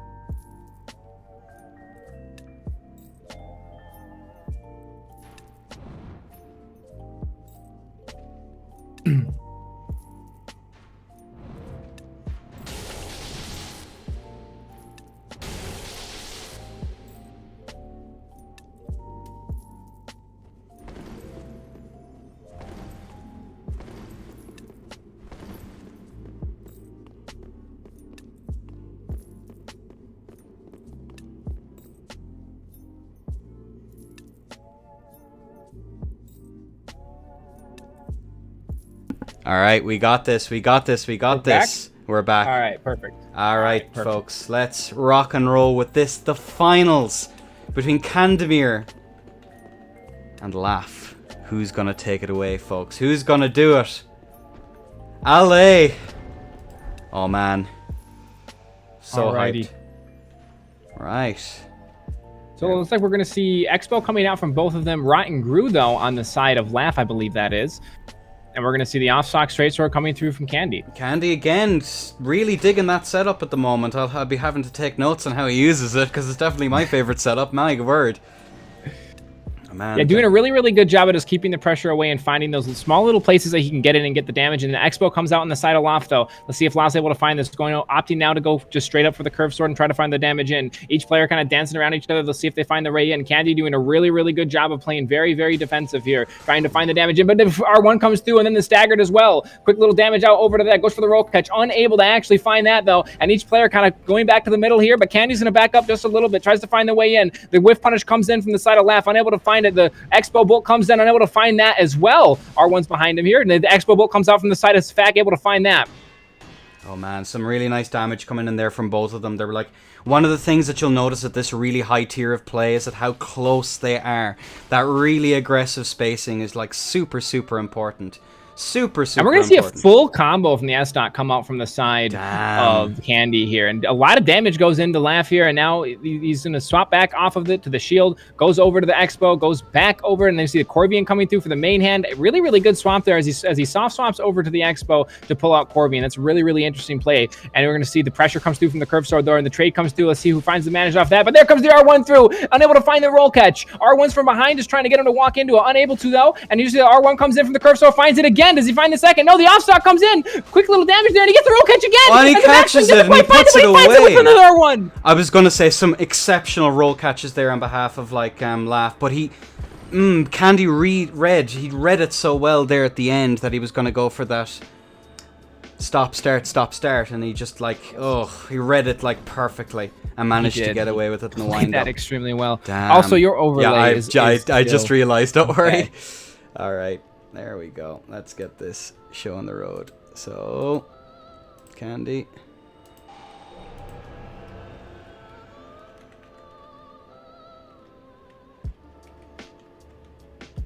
Candemir. 0 to Laugh. 1 to Candemir. Let's see. I'm super curious as to how the next match is going to do.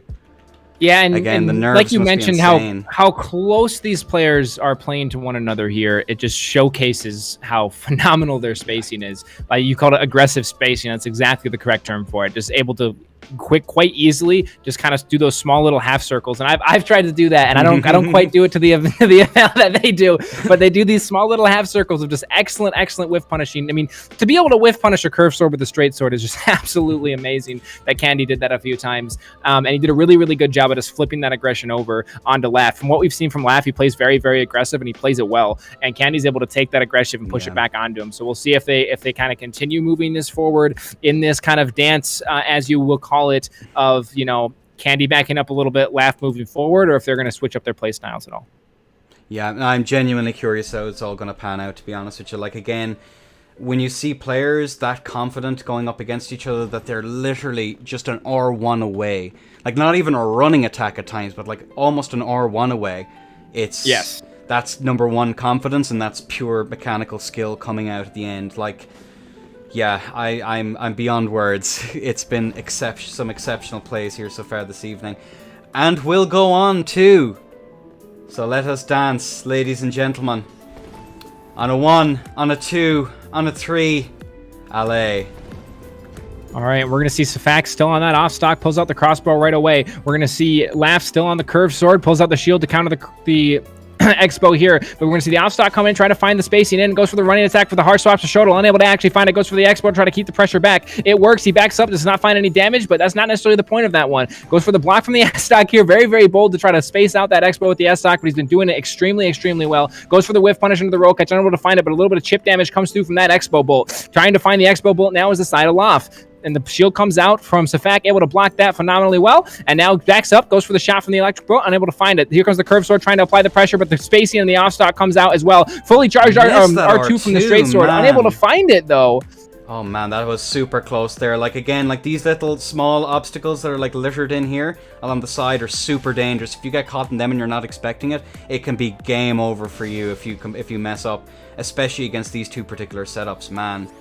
Yeah, we're going to see health pool in the favor of Safak here. He's able to find the first little bit of the damage from the Expo and manages to chain that into an R1. And now each player kind of, like we said, Laugh likes to kind of sit back towards the middle of the map. He likes to control the middle of the map and aggress from there. And as of right now, Candy's been letting him. He's been letting him do that, and he goes for the R1 for the roll catch, unable to find it. We see the Shotel come out now on the side for the running attack, but excellent spacing out into the R1 stagger for 2 quick R1s. Finds the R1 again, goes for the roll catch, unable to find it, swinging behind him, hoping that it takes the aggression in, but he doesn't. Safak knows better. He just runs away. Back into the center now. We're going to see Laugh immediately take that center part of the arena, try to aggress from there, and let's see how they do it. The running attack comes in, but damaged by the straight sword. Goes for the trade, unable to find it. The roll catch not quite able to find it. Here comes the Expo bolt. Is he going to finish him off with this? It looks like he just might. Shoots it at the ground, unable to find it. The shield comes out for the one-handed Grew, and let's see if he can block this Expo bolt to get the damage that he needs. Goes for the roll catch, unable to find it, and the Corvian now comes out for the side of Canamir. He really wants to find it, and there it is. Damn, excellent free aim from the lightning bolt there. Really nice, really solid play there. And again, like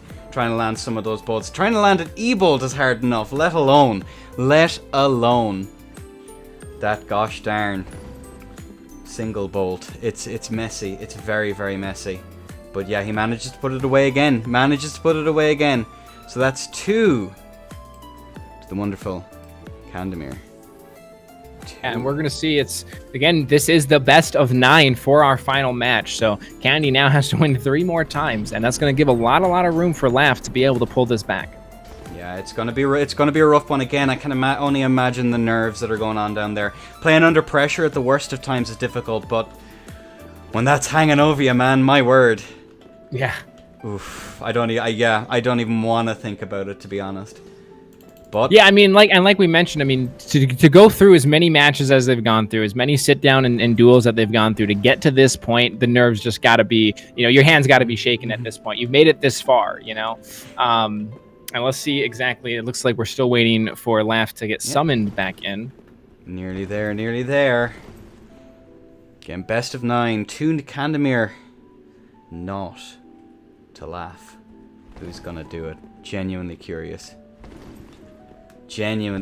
Really curious now as to how this one is going to pan out. Can Laugh take a couple? Or is it going to be a horrifying I would be surprised. I would be surprised if this is a sweep on the side of Candy. I think Laugh is working through a couple sets of nerves, and I think he's gonna, eventually here he's gonna find at least one win, if not, come back and sweep it. So let's see what happens now. Each player back in their respective corners. And now we allay. Let's go. All right, both of them numbing on a bit of moss. We have again right back over to the Expos. Same setups as before. I think it's all going to be tactical decisions that are going to change this time by the looks of things. Misses that. Manages to get clipped though. Really unfortunate here on behalf of Laugh. They're getting caught by that. But hey, that's the game. You gotta go with that. Oof. Another one. Yeah, trying to find the time to get in. And again, we've mentioned that Laugh likes to fight in the center, and Candy's kind of taking that away from him. He's kind of taking the center and putting Laugh in a position that's uncomfortable for him. There's the off stock comes in to trade into another on stock, not able to find the R1 though. The lightning bolt comes through, unable to find that. R1's from neutral, just really trying to get Laugh to make a mistake here, and Laugh's just trying to find his way in, trying to get as cheeky as he can, but instead he gets punished for the running attack. The R2 comes out, excellent bait from behind him to keep the pressure away, and here comes the R1 in from Grew. Great spacing, just unable to actually find the damage. Excellent rolls there, playing extremely reactive as the side of Candy. It's almost like Candy's got no nerves right now. He's just playing the game. Goes for the R1, unable to find it there, but now Laugh's trying to find that pressure back. Candy circling around, trying to find the way in. See if he can't find anything, gets the bolt behind him, goes for the Expo, loads it up, but switches right back over to the off stock, ready to find some damage in, goes for the roll catch, unable to find it, and here comes the R1 in from Grew, gets caught out by the straight sword though, but turns that pressure right back around on him, forcing him away now. And see if he can't find a roll catch here. Some of those spacing earlier on behalf of Laugh there was like god tier. Holy crap! Like I don't know how he missed some of the mass stock hits, and he has Candy almost in the corner. Oh my word! Yeah, that's a hard place to roll away from when you got a curved sword staring down at you. Goes for the Expo Bolt, unable to find it. And we see the Expo Bolt coming into trade as well, trying to find any little bit of chip damage that he can. Rolls away from it. Actually would have been better off for the R1, but how do you know that when you're right there? Goes for the R1 here. Nope, actually backs up just a little bit. And each player kind of dancing around each other now, trying to find that spacing in. Gets the throwing knife in towards Laugh here. A little bit of damage. Goes for the curved sword priority there. Finds 3 little hits. Goes for the vortex here. Unable to find the roll catch, but the pressure comes back on. And here he goes over. The S-Stock comes out, but excellent job getting in and out of that. Strafed it beautifully there on that one. Oh my word. Oh, but Candy's able to... Will he be able to put it away? No, not this time. They're both so close to... Yeah, excellent job of just reading that the staggered R1 was coming out, blocking as opposed to going for the roll as the planned roll catch. The lockdown Expo able to find a good chunk of damage there. Let's see if they can't find... Each player's onto Corvian now. They get so low, they're just ready to do Corvian. The chip damage is coming through from the Expo bolts. He's got to be using almost all of them here. Goes in for the R1, maybe? Nope. They're going to back up and just give each other the space. The shuttle comes in and finds it! Out of nowhere. How are you supposed to read that? God damn. Yeah, what a hard swap. Phew. 3-0. Shotel for the finish. Damn, that was insane. And now we still have 2 more again. Remember, this is a best of 9 for the finals, ladies and gentlemen. A best of 9. I'm actually genuinely curious. I'm going to have to take a little peek and see what the dealio is. With have people decided to put in that straw poll yet? I'm curious as to what this one is. Have people voted? Yeah, I'm excited to see what the answer is going to be on that one. We have 1, 2, 3, 4, 5, 6 votes in so far of a grand total of 13 players. So if the rest of you could please, Danny, if you'd be ever so kind to DM it to some of the people, you should be able to check the results and just, ooh, I don't know who hasn't filled it in yet. I'm genuinely surprised here.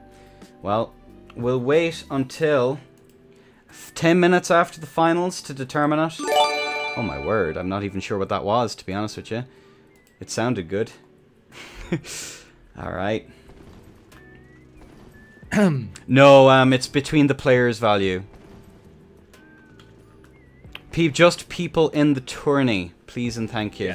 Yes, just the tournament. Just your peers, the players that you fought against. If I understand correctly, the top 3 are excluded from top 3 are excluded. Part of this. Yeah. So. Why not let everyone vote? Because I think it's much better to have it be amongst the people that are, you know, you're playing against.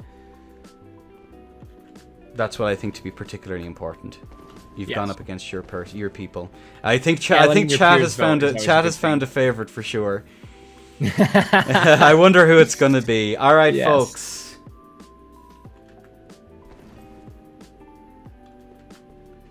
Let's see. Should be a crowd favorite. In other circumstances, for sure, I would agree. This isn't those circumstances, though. I don't care, Huddle. Hustle. We'll call you Hustle from here on out. All right. The Huddle Hustle. There we go. You've not had good luck spelling Huddle's name. No, I'm cursed. I'm actually cursed. Form a crime syndicate? Maybe, Mary, maybe. That's the call-on. That's the call-on. We're still waiting on... I'm not sure who we're waiting on. Is that the kebab there? No, that is Laugh. That would be Laugh, so we're still waiting for Candy. Let's see if his platforming skills are on par with Kime's, eh? It looks like they are. I think I saw him walking up the stairs. Oh, there he is. Crouching Tiger, he's hidden cheeky. Candomir. He's hiding from you. Crouching Tiger, hidden Candomir. He can't wear obscuring rings, so he just wants to hide from you. All right, folks. Let us do the dancing in just one moment. And on a 3, on a 2, on a 1. All right, enough nonsense. Let's dance. There we go. Both players trying to grab the bit of aggression right off the bat, but both of them decline. The bolts coming Yeah, bolts coming in on each side, able to trade out whiffs, unfortunately. And we're going to see trying to find the spacing in. Excellent spacing on the side of Candy, but able to just get away from it is the side of Laugh. Rolling away from that S-Stock here. Doesn't find the trade for the Expo Bolt. Finds 2 R1s into 3. Does he find the roll catch? Does find the roll catch, and here comes the Vortex of Curve Sword. This is why it's so scary to fight it. Tries to find the Expo to just keep the pressure going, but he doesn't. Here comes the S-Stock trying to find it. Unable to find the third one, but instead leads into a roll catch with the straight sword. Good on Candy and for again, being you see able to Laugh escape go. that. Really good Yeah, play there for absolutely. Candemir to escape that. That was pretty spooky. That was pretty spooky if ever I seen it. But yeah. Whew. Yeah, and again, we see Laugh going right back to that center part where he can aggress out from there. And you know, it's a fact not letting him take that. He wants to run up. He wants to find the damage. But again, just circles right back to it. And trying to... Excellent roll from the off stock there. That's a very, very tricky attack to get away from. And Laugh manages to do so perfectly. The spacing comes out amazing on the side of Candy here. Able to find the R1 to get some damage in. R1 comes out from the curve sword. Unable to find that as the side of Laugh. Another R1 from neutral. Just trying to bait him into doing something for him. Goes for the wiggles here. Is he going to roll it? He does, and he gets roll caught. Excellent, excellent play on the side of Laugh there. Not much you can do, but the shuttle comes out for the running attack. Extremely difficult attack to reaction here. And he has to just tank the damage and continues putting the pressure, but here comes the off stock, finds a little bit of poke, unable to chain to the R1. Here comes the bomb coming out. Laugh doing a really good job of just avoiding that here. The off stock comes out into an R1, shoots the Expo, unable to find anything from that. And here we see, again, the shield comes out, just trying to avoid any little bit of damage, but he's going to just push right up into him, forcing him to try to do something. Goes for the run attack. Excellent spacing, excellent rolling. Goes for the punish, but Laugh spices it out, but oh, there goes the counter damage from the off stock. A huge, huge combo comes through from that. Manages to Kick comes out, tries to find a little bit of chip, unable to. The shuttle comes out, unable to find the damage there. Looks like we're going to see Corbian come out now from Candemir, just really trying to finish this out. Yeah, it's going to be really rough here now. Laugh's at a huge life disadvantage. Candemir has him clocked, I think. This is going to be really rough, although he might just be able to pull it away. Oh man, is that Armor of Thorns somewhere? For real? Oh my word. Candemir really is not playing around here today. Oh, and he manages to land the E-Bolt! Laugh manages to get him off him just for that little bit. Oh my word. Yeah, what an R1 there from Laugh. You know, when you're so low that you just decide to push forward from that and get an R1 when he's holding Corby and just ready to roll catch you. Excellent decision making, excellent play. And now we're just slowly turning that damage back in favor, slowly trying to win that life pool. But unfortunately, it's hard to get away from that Expo, and that's going to be 4-0 on the side of Candy. 4-0 for not 34. That's a bigger number than we're supposed to have. 4-0. Can Laugh bring it back? Stranger things have happened. I hope so. Secretly, imagine a turnaround from a 4-0, but like, Candemir is such a good player, such a solid player. Like, and every time Laugh gets him on the back foot, and Laugh kind of tries to find the way to get that damage in, just immediately flips it back onto him, and that's something that we can see Candemir's been doing extremely well this whole tournament. Very aggressive player as well, and this is what happens when two aggressive players fight each other. They just kind of circle back and forth from each other until one of them finally finds that upper hand, and you know, 4 times in a row now it's been Candemir. Let's see if Laugh's able to turn it around. Let's see if he found it, if there's a trick up his sleeve to try and bring this one back, eh? Like, genuinely, like, Laugh has been really nice. He's always a high-tier chatter. Candemir has been solid with his advice as well, all through my streaming, so I really appreciate both of these guys and really delighted to see both of them here in the finals. And damn, this is gonna be I'm on the edge of my seat to see if it's gonna be a 4-0 or if Laugh can bring it back. And we're still waiting. Yeah, if we I'm just saying a reverse sweep would be insane to watch. That would be crazy. Still no sign of him. There we are, being summoned in. Maybe a little bit of a meditation was needed after all of that. But he has taken second place. My brain, lad, after 4 hours of this, I forgot to summon. You're okay, don't worry, dude. Team Poland might bring it home.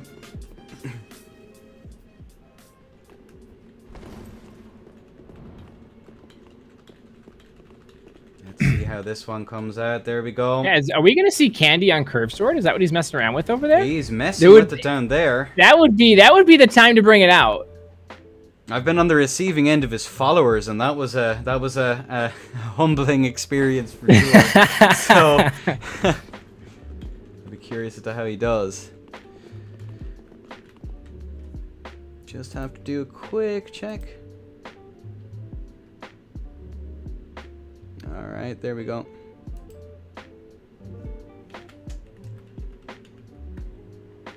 All right. Magnificent. All right. Let's see what we're at. All right, both players are in their corners. Magnificent, gents. Magnificent. And now, let's see how this is going to go. Allez, gents. Allez. All right, now for match point, what are we going to see? It looks like we're going to see the Curve Sword still on the side of Laugh. We're going to see Curve Sword now on the side of Candemir. And right up in each other's faces, this we actually see the Corvian swap to try to deal with this Expo pressure.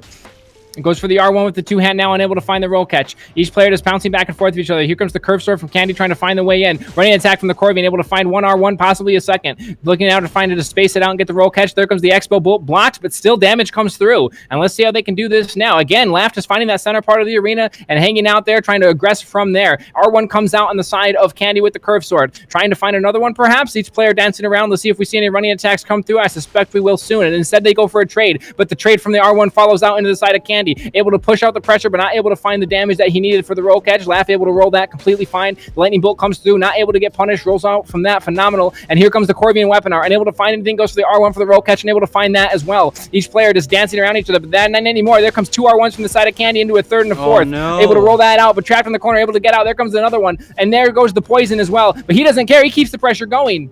Again, Laugh is making great ground. Laugh is making really great ground. He's able to get that aggression. He's able to get it like lightning fast, but he's not able to capitalize. And, and he's in the corner. Oh, but he's in the corner. He takes the pressure out on him anyways. Goes for the weaponar, unable to find it for the R1, and here comes the he's Expo put away. And it is making Candemir the winner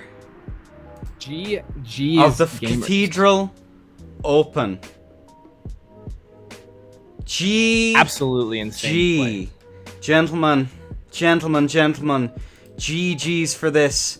Very, very impressed by everything that's going on. Very, very impressed. And my word, congratulations to Candemir. Congrats. Yeah, that was, in a tournament like this, with the names that were in this tournament, for Candy to come through, go through. I mean, actually, looking at the results, Candy swept. Candy didn't lose a match today. Damn, that's impressive. He didn't lose a single duel today.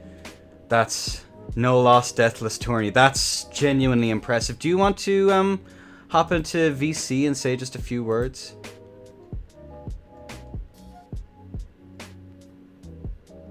If you hop into general, I'll drag you in, Candemir. And the same goes for you too, Laugh. If you hop into the general chat on the tourney Discord, I'll be able to drag you in, no problem. It's entirely up to you, fine gentlemen.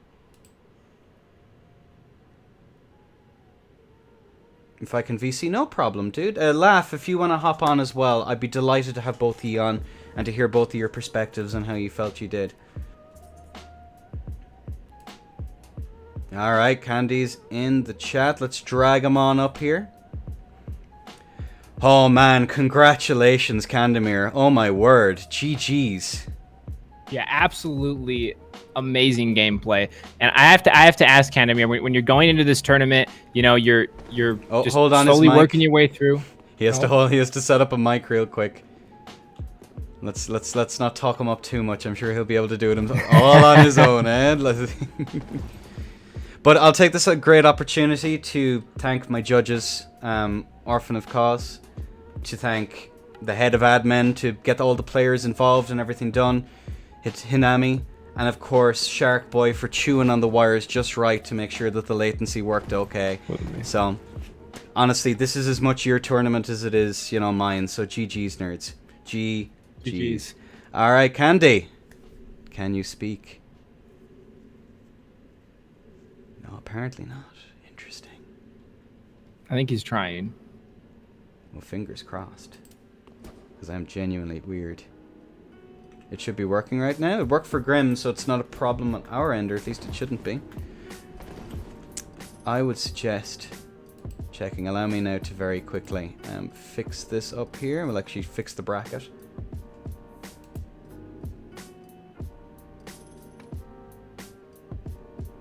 Alright.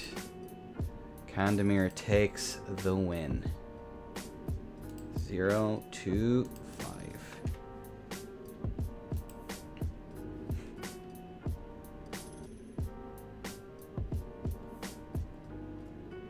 All right. But yeah, again, I'd like to, first and foremost, I think it goes without saying, I'd really like to thank Dash for setting up this entire event. Genuinely. Genuinely. Dash has pulled a blinder with all of this. There would be no prize pool, for starters, had Dash not done it. There would be no event. Like, he has pulled a blinder, and GG. And again, like, if someone could shout out in chat the Dashing Saint, I would be so appreciative of it. It's not working for some reason. Sorry, man. No worries, Candemir. I will figure out how to give you the money at some point. How do I join? Just pop into general and I'll drag you up, Laugh. If you pop into the general on the tourney server, we'll drag you right back up. We'll drag you into the casting corner. Alright, there he is. Laugh. Darling, congrats on getting second place, man. Hi, I'm Noob. What happened? Talk about the fight then, dude. What did you reckon went on there? What went on was I got stomped. You know, at least Grim sucks. So... And he's... Oh my word. Bad talking Grim. Would you want me to drag him up here and... Do you want me to drag him up? And, I don't think that's necessary. Okay. He doesn't have to talk back. Well, listen, congratulations, Laugh. I'll slide into those DMs and we'll have and I'll have that sent over to you. Same goes for Kime. I'll send that over hopefully by the end of the evening. Unfortunately, my guest has bailed on me. Bailed. Bad. I won't be naming them. So. Oh no. Oh no. Unfortunately, we'll just have to wait and see. Oh no, Grim's in. Hang on a second. We have to grab him in here. All right, Grim. Grim. Now's buddy, your opportunity. what's going on? TOS. Okay, continue. Okay, please go for it. Oh no, Alright, so I could have beaten Laugh if I knew he was actually good enough, or... Okay, scratch that. Decent enough to beat Kime when he can't crutch on NA to EU lat. Interesting. My word. Strong words. I reckon... How do you lose to that? How do you lose to that? I was Well, even I mean, watching... to be frank, you're also one that should be able to answer that question. Oh. Well, here's the thing. I thought he was like some random, so I just started to go easy on him. Like, Okay. What kind of adult goes all out against children? I thought he was just some random Silver 90, like, random Silver 90 random.